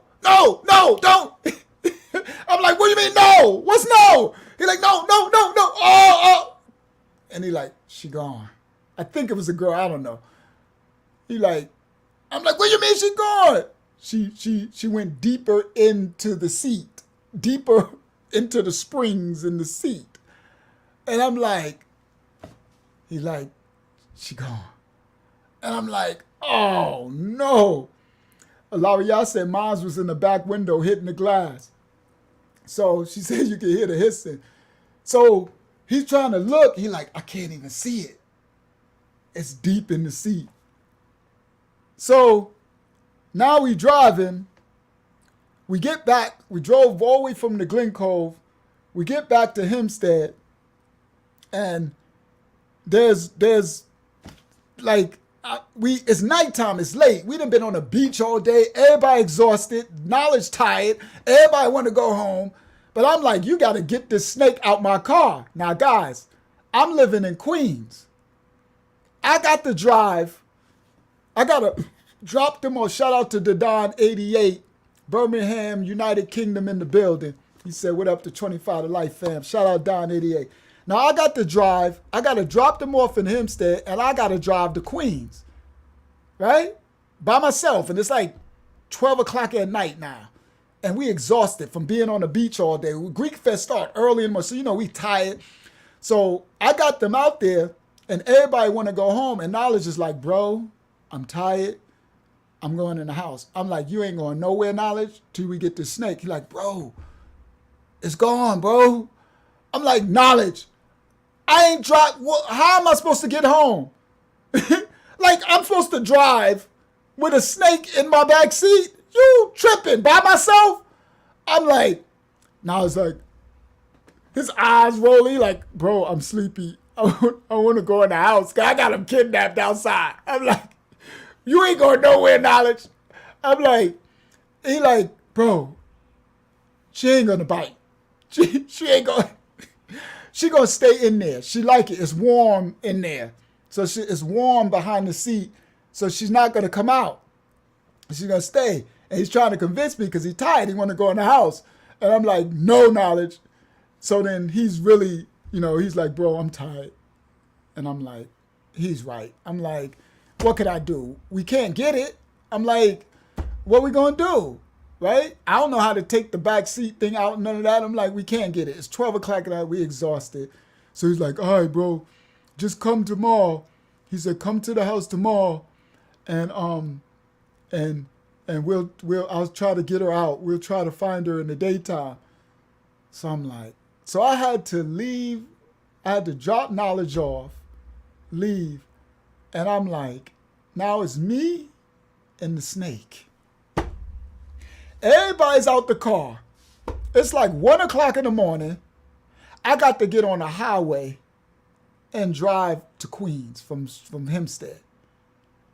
And I'm like, so I get on I'm driving, and as I'm driving, I got the rear view pointed, forget looking out, I got it pointed to the seat, and I'm like this. I'm driving, looking at the seat, I'm just like, that was the scariest drive almost in my life. I'm driving, and this doggone snake, and snakes, he probably know my master ain't here. He probably don't smell Knowledge no more or something. Come out like, where's Knowledge? And see me and like, who you? Or something, I don't know. Right? And L'Oreal said they hunt at night. So I'm driving back, and I'm like, this is unreal to me, right? So I make it home. All right, cool. I'm like, oh my goodness. Praise the Most High, right? Now, I don't know the Most High back then, but I'm saying that now. So I get in the house. I tell Pam the whole thing about the snake. She tripping, laughing and everything. Everything is funny to everybody, but it ain't funny to me, right? So I get out the next day. So I got a plan. You know what my plan is? And Knowledge, I don't know if you know this, but I think I might have told you. Yeah, I probably had to.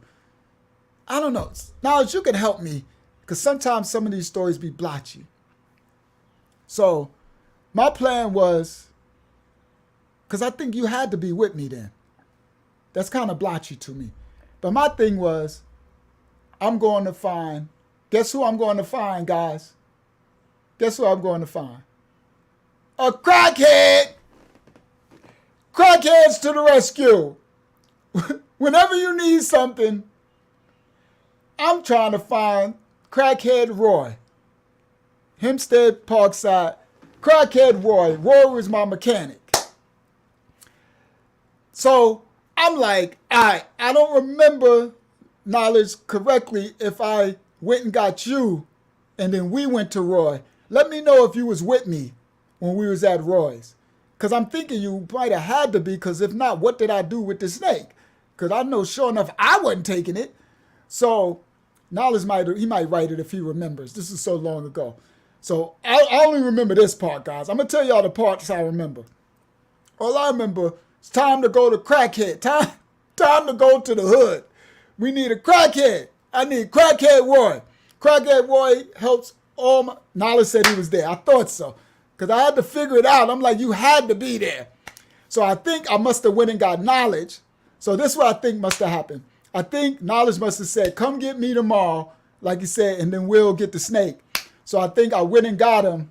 And then I was like, trying to think how we going to get it, because we can't, because the bin seat was hard. You ain't just taking it out. It's no joke. Mercedes make they call it, and that was a German Mercedes.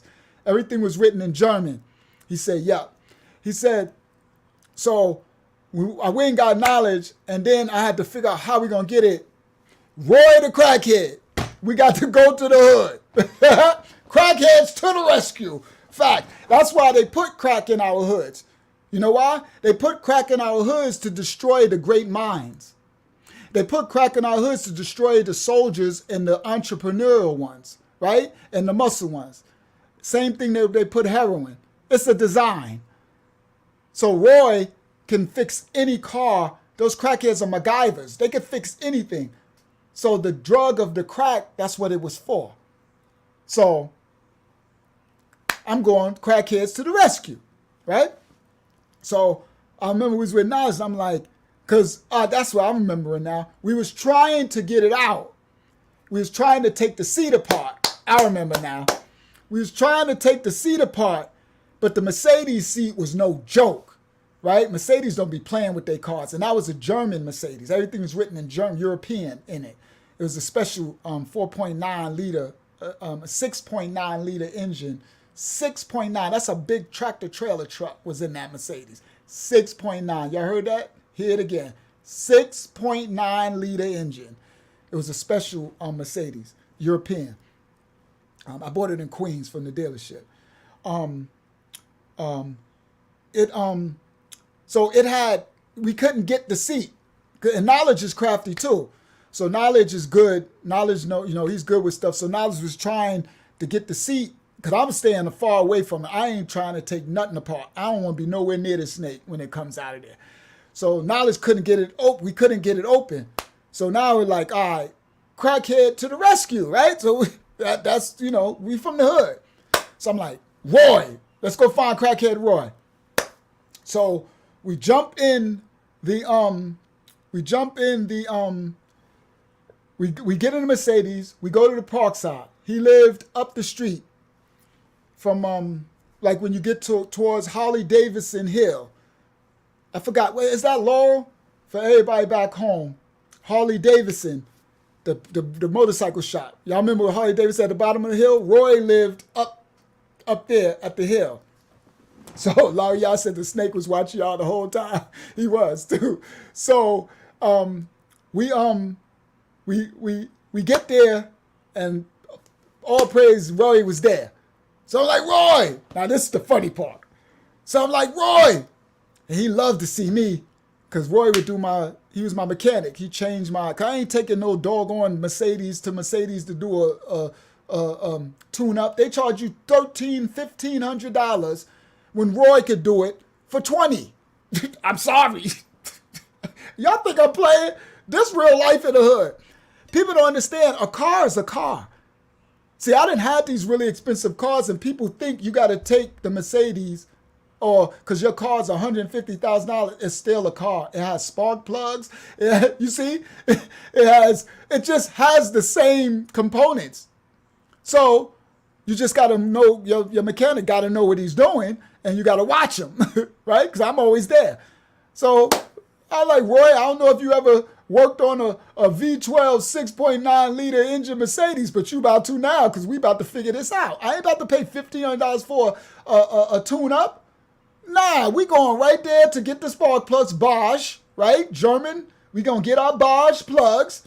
You understand? We're going to get those 12 plugs, and then we're going to go ahead. We're going to get the, when I need an oil change, we're going to go get a Bosch. What's your name?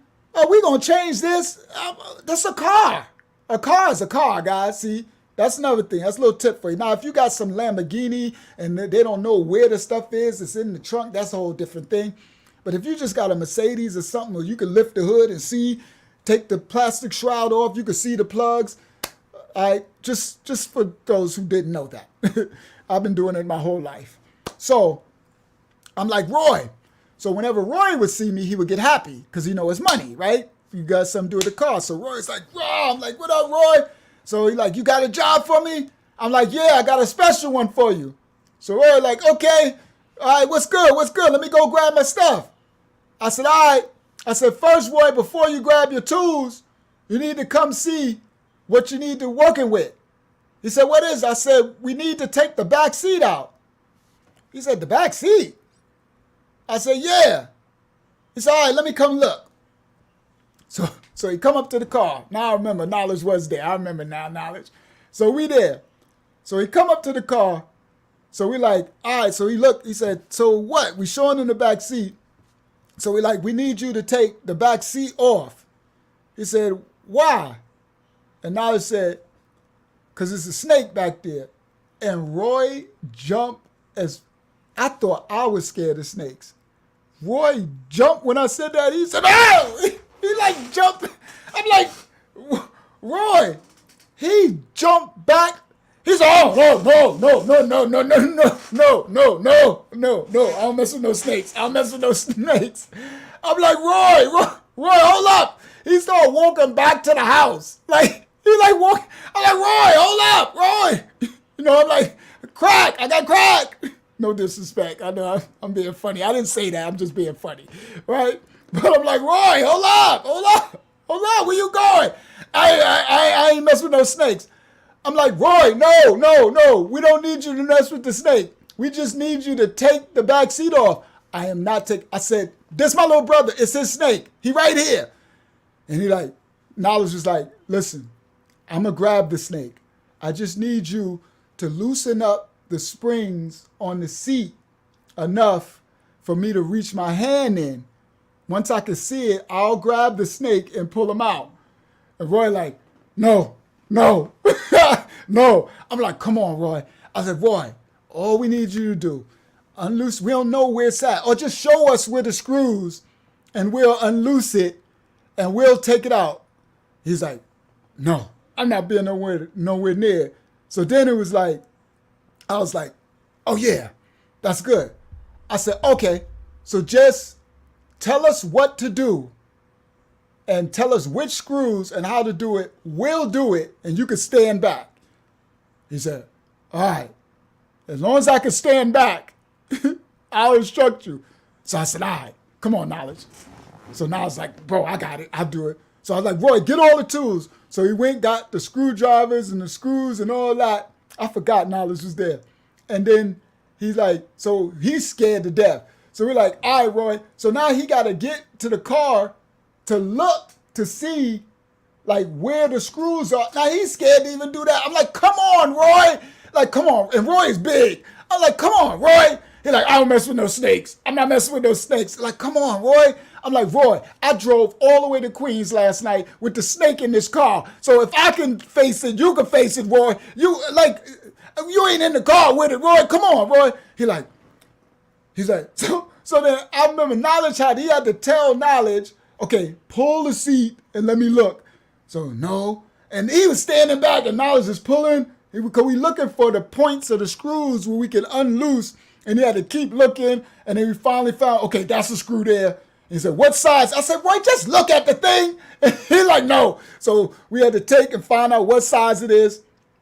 So he gets Knowledge to find the screws where it at, take it, and then we started to unloose the seat. And it was a bunch. Some below, some on top. Like, we would have never figured that out. They had some over there. Mercedes be thorough how they make their cars, especially the old ones.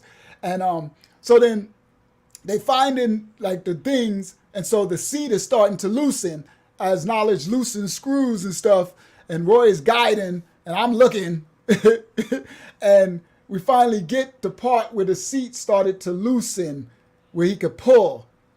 And so now it's daytime.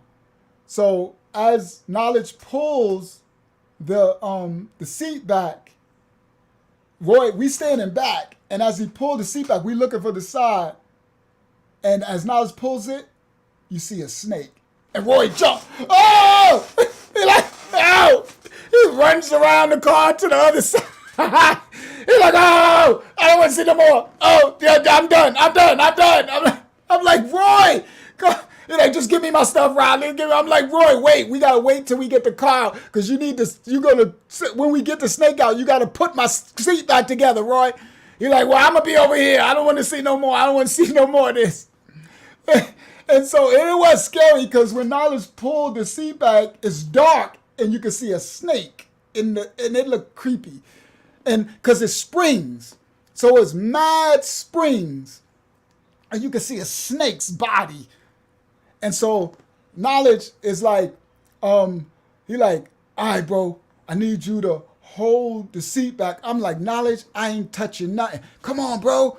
I need you to hold the seat. You got to pull it back so I can reach my hand." I'm like, "Come on, Knowledge, can you just do it?" Right? I'm like, "Just do it all. Just get the snake." Like, so I'm like, "Oh," so I had to do it.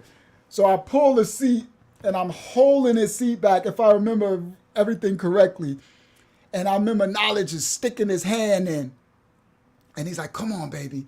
And he's trying to coax her. He's like, Daddy's here. Come on, mama. He's literally talking to the snake. Listen, guys. He's reaching his hand and he's trying to pull it, but the snake won't come.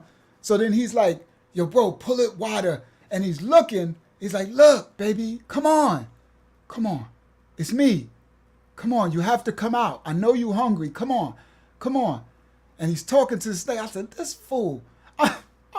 I'm like, Knowledge is crazy. He literally talking to the snake. And he was talking to the snake. Now, the funny part is the snake started listening. Y'all think I'm lying? He told the snake, come on, baby, come on. And he's reaching, and he's like, come on. He's like, He's like, I can feel it. She's scared. She's nervous. She's shaking a little bit. Come on, baby, come on. It's me. It's me. You okay? Come on. And then he's like, oh, she's coming, bro. She's coming. That's right. Come on. Come on. And he's just coaxing her. And he's like, come on.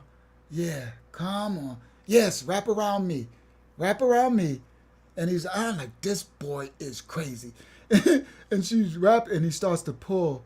And he's like, Dad, she's stuck around the springs. I remember that part. He's like, she's stuck around the springs. Yeah, and he's like, come on, ease up, ease up. He's trying to talk her so she actually calms. Because you're right, Laria said they'll tighten up. And she's stuck in the springs. And Knowledge was, he was like concerned. Like, he was like, bro, she'll get stuck in the springs and the springs could hurt her. He's like, I don't want her to get cut by one of the springs. Because there was a lot of springs back there. Because you could see it. And he was like, come on, baby, come on, calm down. Come on. And he's just coaxing her slowly. And he's like, she's releasing. She's releasing. And he's like, come on. And he's unwrapping her from the springs. And just steady, coming slowly, slowly. And I seen, now at this end, I could see the body coming out. And I'm like, whoa, right? So I'm pulling the thing and I'm like, oh! And he's taking it and he's just, he's taking it out. And then slowly he starts to pull it. And he's unwrapping and going like this and pulling like, come on, baby. And he just pulls her out. And he pulls her out. And you're like, all right, girl. And I'm like, oh, yes, the snake is out my car. I'm like, yes. So I let the seat fall back and Knowledge walk. And I'm like, now let's go up the street so Roy can come put the seat back together. And now I'm like, this snake is out my car. Oh, my goodness. If I would have knew the Most High, I'd be like, praise Yah, praise God. I swear I said a prayer if I would have knew the Most High. So he took her, and Knowledge over there talking to her and everything. So I said, Roy, come on. He's like, I'm not going back over. I said, Roy, the snake is going. Look, come, look. And he looked. I said, Knowledge, show him. Knowledge showed him. He said, the snake is gone. It's in the car. He's like, I'm like, just come screw it back together, Roy. Just put it back together.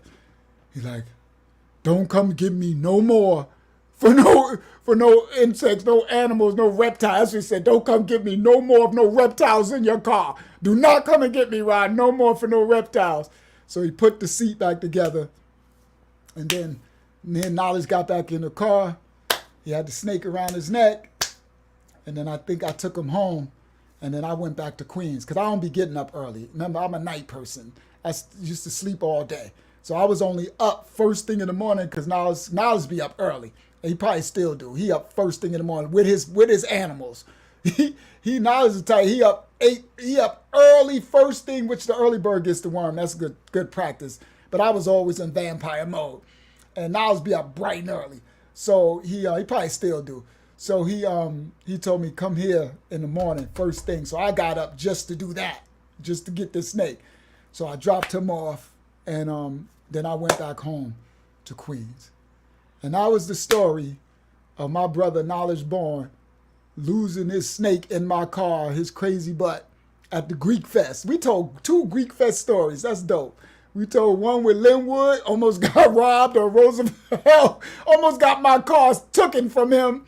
in Roosevelt at the Greek Fest, and then Knowledge Born with the snake at the Greek Fest.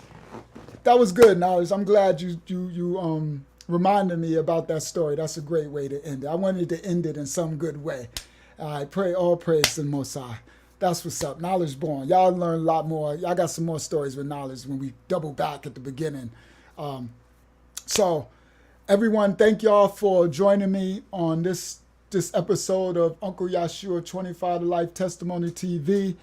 I hope you guys enjoyed yourselves and had a good time and had some good laughs as we tell the testimonies of the things that we've been through and the things that the Most High put me through on this journey. I love you too, Knowledge. On this journey that the tell Kev, my big brother, when I see him, I always talk to Tawana and them. Tell everybody, Kim, everybody, I love y'all. Everybody, Stacy, I love everybody. But Kev, I don't get to speak to Kev. So tell Kev I love him when you see him again, Knowledge. The journey and travels that the Most High put me through to turn me into Uncle Yahshuah, to be able to guide and lead his people in spirit and in truth. And the scriptures say the others are saved by your testimony, right? Salvation is in the testimony. So people can see if I can change my life. Y'all didn't hear I was a hot mess. If I can change and be sold out to the Most High, then there's a chance at salvation and redemption for all of us, everybody. No matter how, only thing that you can't be forgiven for is the blasphemy of the Holy Spirit, and that's hard to do, okay? Ariel is our cousin through Aunt Stacy. I ain't know that. Shout out to Ariel. Oh, that's why I guess Ariel, wow, I ain't know that through Stace. That's what's up.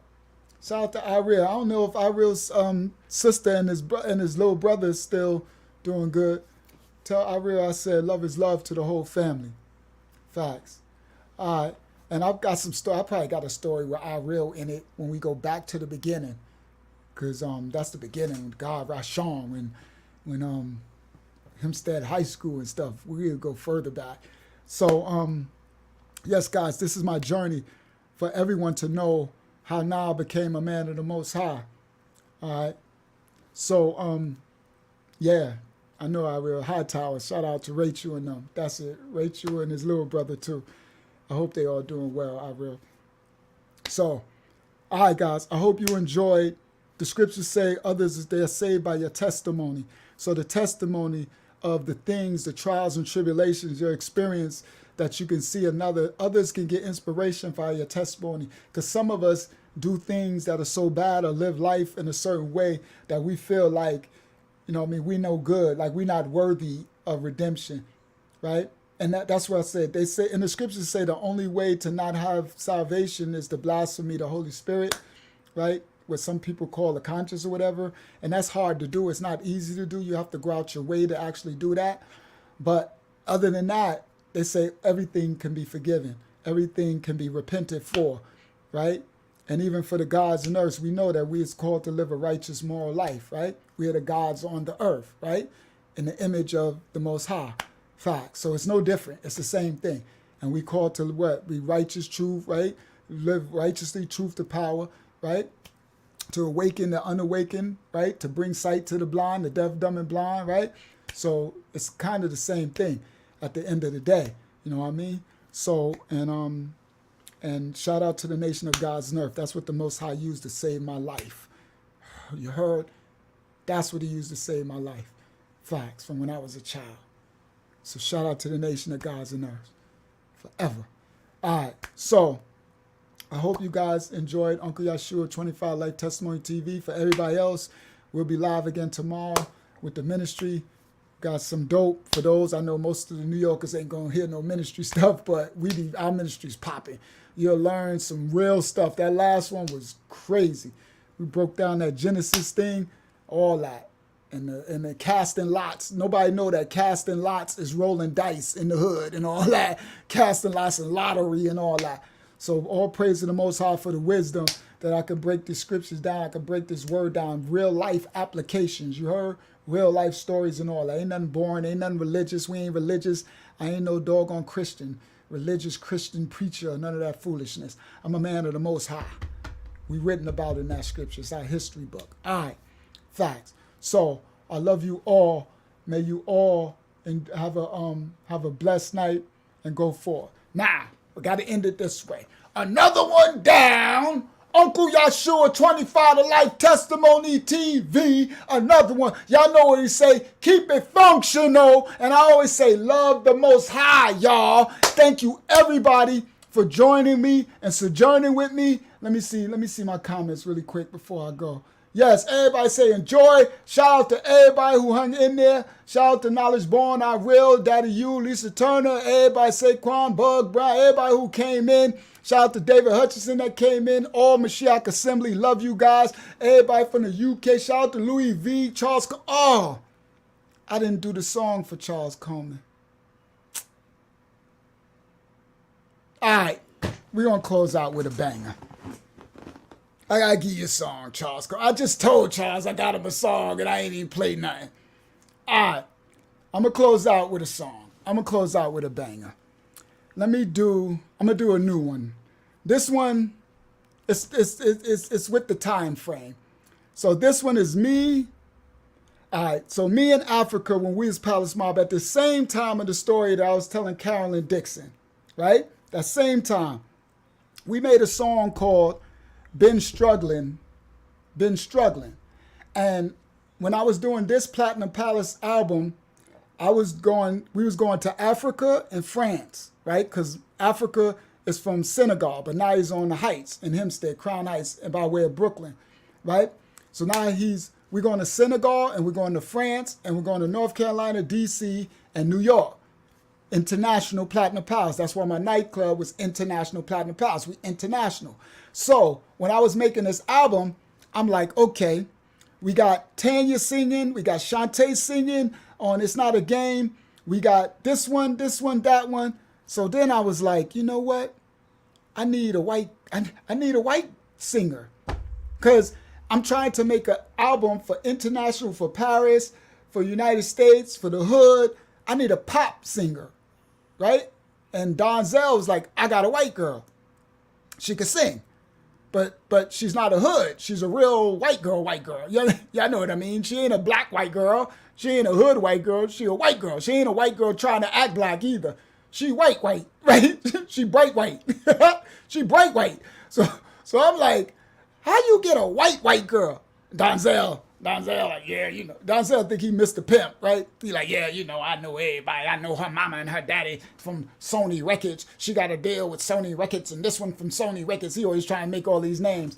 So she lived in a rich part of Long Island, somewhere like Oceanside, somewhere they had a big mansion type of thing. She was a rich white girl, like privileged too. But she's a white girl. So she's like 20-something years old. So Donzel, so I'm like, so you about to bring me to a white girl's house? He like, yeah, she a white girl. So, but the parents are cool because they used to be hippies.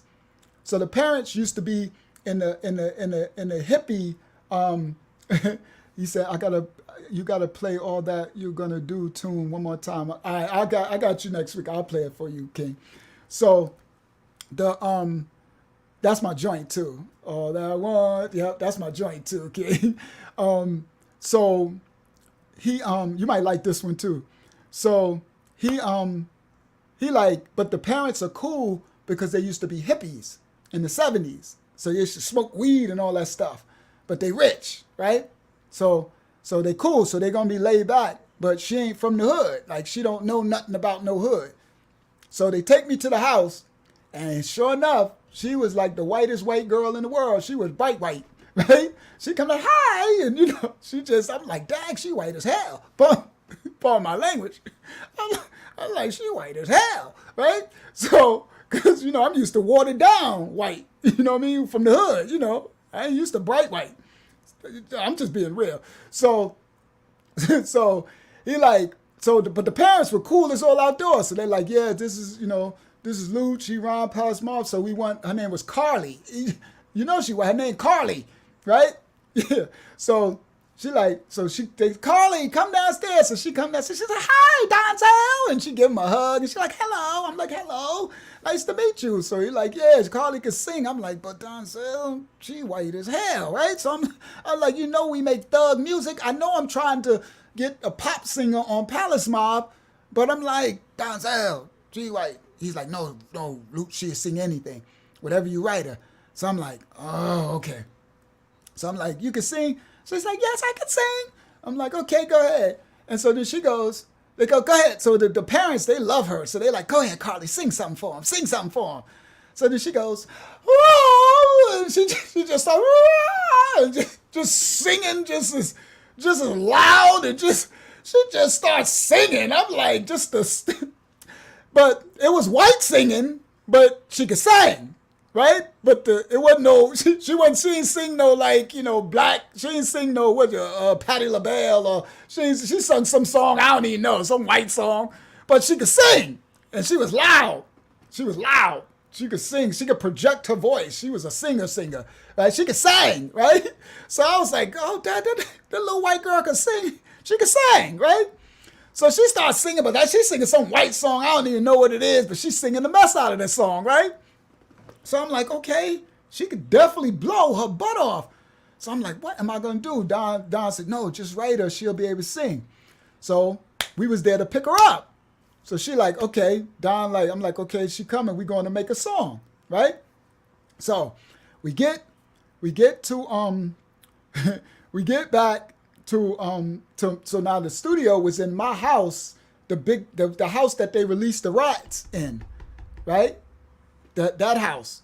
So the studio was in that house. This before the Rats and everything. This before I got, this after, this is before the club opened. This is when I was still with Donzel, me in Africa. I got the 15 of life, but I'm just being released and everything. So it's not affecting me yet that I'm So we take her back to the studio in my basement, in the house that y'all saw on the screen where the Rats was released. So we go in the basement. So I pull up the song. So me in Africa had this song called Been Struggling Out My Mind. And the beat is so smooth. The beat is banging, right? So I'm like, all right. So I write her a song.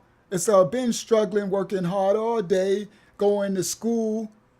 Some of my mom's gonna pay. If you want to better if you want to learn, you better read up on me.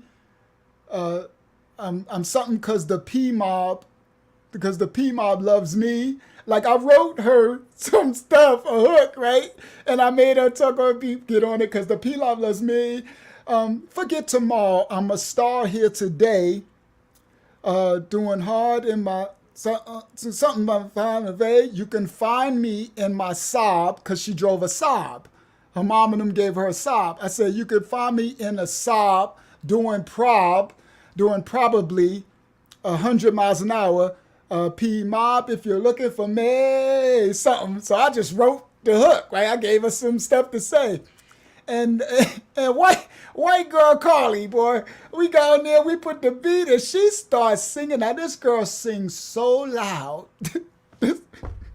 This girl could sing. This girl is a girl that could sing, right? You put her in an amphitheater and you won't have to give her a mic type of thing. She's the type that you could put on the stage and she could just sing. Her voice will project like she got a microphone. So because of it, she sings so loud, I kept having to back her up. I was like, back up. Because it was too loud. I kept peeking my thing. I'm like, and then she's too far. It sounded like she's in a tunnel. I'm like, come closer. So I had to turn it down. So I didn't get the mix of her vocal the way I really would have liked it because I was still learning the engineering part, but it's still good enough. But now I would have turned her down and got her right and watched the peak to make her yell her loudest. But that girl, I said, go ahead, Carly. So so the Palace Mob, the albums with me in Africa, we got Christy on there, Shantae on there, we got everybody on there. We also got Carly. We got a white girl. We ain't got no black white girl. We ain't got no hood white girl. We got a white girl.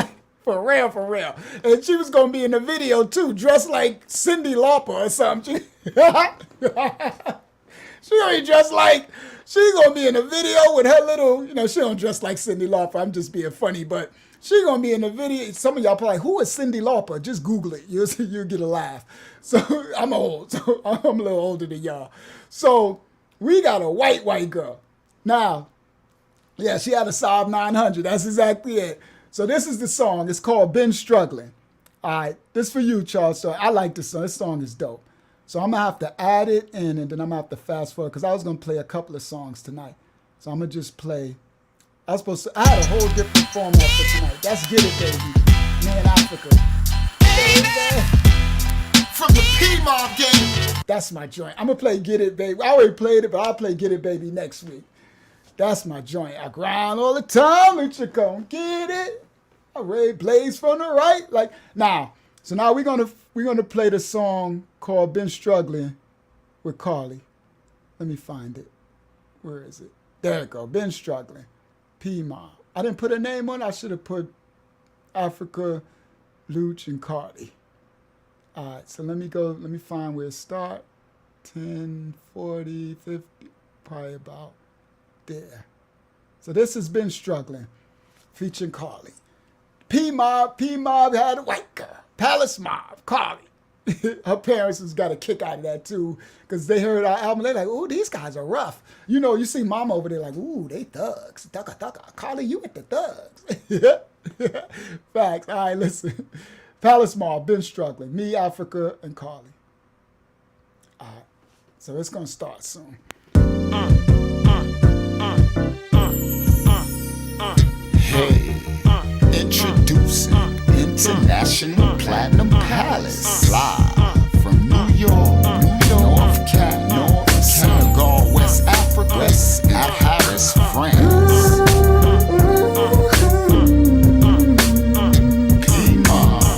Been struggling, working hard all day, going to school, so the world's gonna pay. If you wanna bet, I'll read up on me. Get on it, cause the P-Mob loves me. Forget tomorrow, I'ma start here today. Working hard in my Broadway play. You can catch me in the sub doing prop. My mom's gonna say, CEOs if you're looking for me.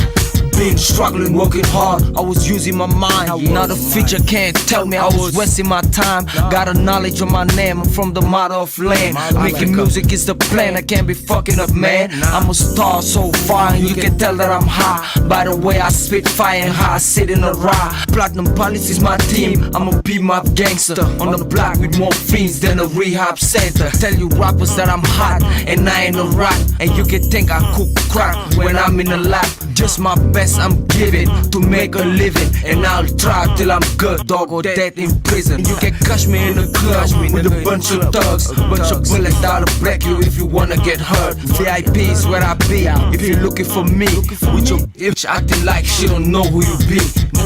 Been struggling, working hard all day, going to school, so the mom's gonna pay. If you wanna bet, I'll read up on me. Get on it, cause the P-Mob loves me.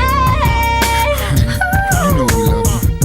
Tomorrow, I'ma start here today. I'm working hard in my Broadway play. You can catch me in the sub doing prop. My mom's gonna say, CEOs if you're looking for me. Sometimes life gets so fucking hard, I'll be ready to die. I remember 99, I was at suicide. Tired of just like tired of struggling and all, tired of wishing and missing, the catching the fall. Listen, I had enough, cause all this ain't my fault.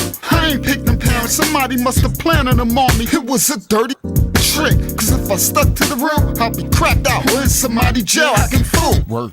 But something different is my mental position. It's deeper than the ancient tradition. Trilateral commission. It's deeper than the Ganges in the winter, with it flexing in the center. Deeper than being with the Westies in the 70s in the kitchen. I got that shit that make the gangsters ride. I keeps the heat that make the wanksters flee. So when you see me, throw your sets up high. If you bang, make sure your ghetto eat. Feed your people, it's all the same struggle, motherfucker. Been struggling, working hard all day, going to school, so the mom's gonna pay. If you wanna bet, I'll read up on me. Get on it, cause the P-Mob loves me. You know we love you, girl. Forget tomorrow, I'ma start here today. I'm working hard in my Broadway play. You can catch me in my sub doing prop. My mom's gonna say, CEOs if you're looking for me. Palace.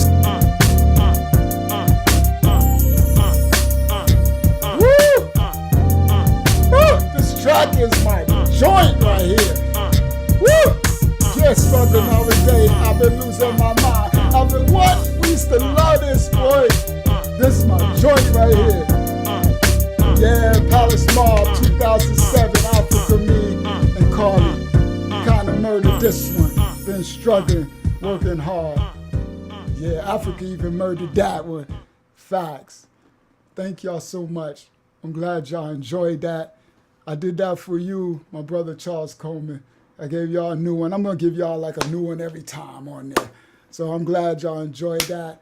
All right, praise to the Most High. Thank you guys for the that beat is the joint. That's Unc. Just so y'all know, that's Unc producing. That's my beat. So the ones with me in Africa, I made the tracks and Africa made the tracks. That's my track. I produced that. All right. We murdered that. Yeah, it's been struggling, listening hard. I was losing my mind. Yeah.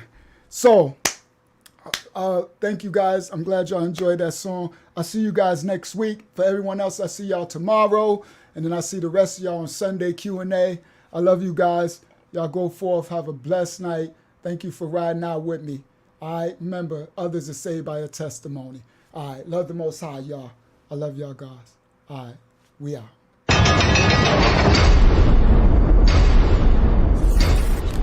This is 25 to Life with Uncle Yahshuah. You wanna know why they call me Lucky Luce? They call me Luce cause I like to tuck that Tucci. All the time on the grind, getting that Duce. This is a little story on 25 to Life with Uncle Yahshuah. Like and subscribe for more incredible stories every week. Police are on the scene of a triple homicide on Long Island. It happened overnight at a home in Hempstead. I'm from Hempstead, Parkside, the ghetto, the dark side, strong, the wrong, I think I'm supposed to burn.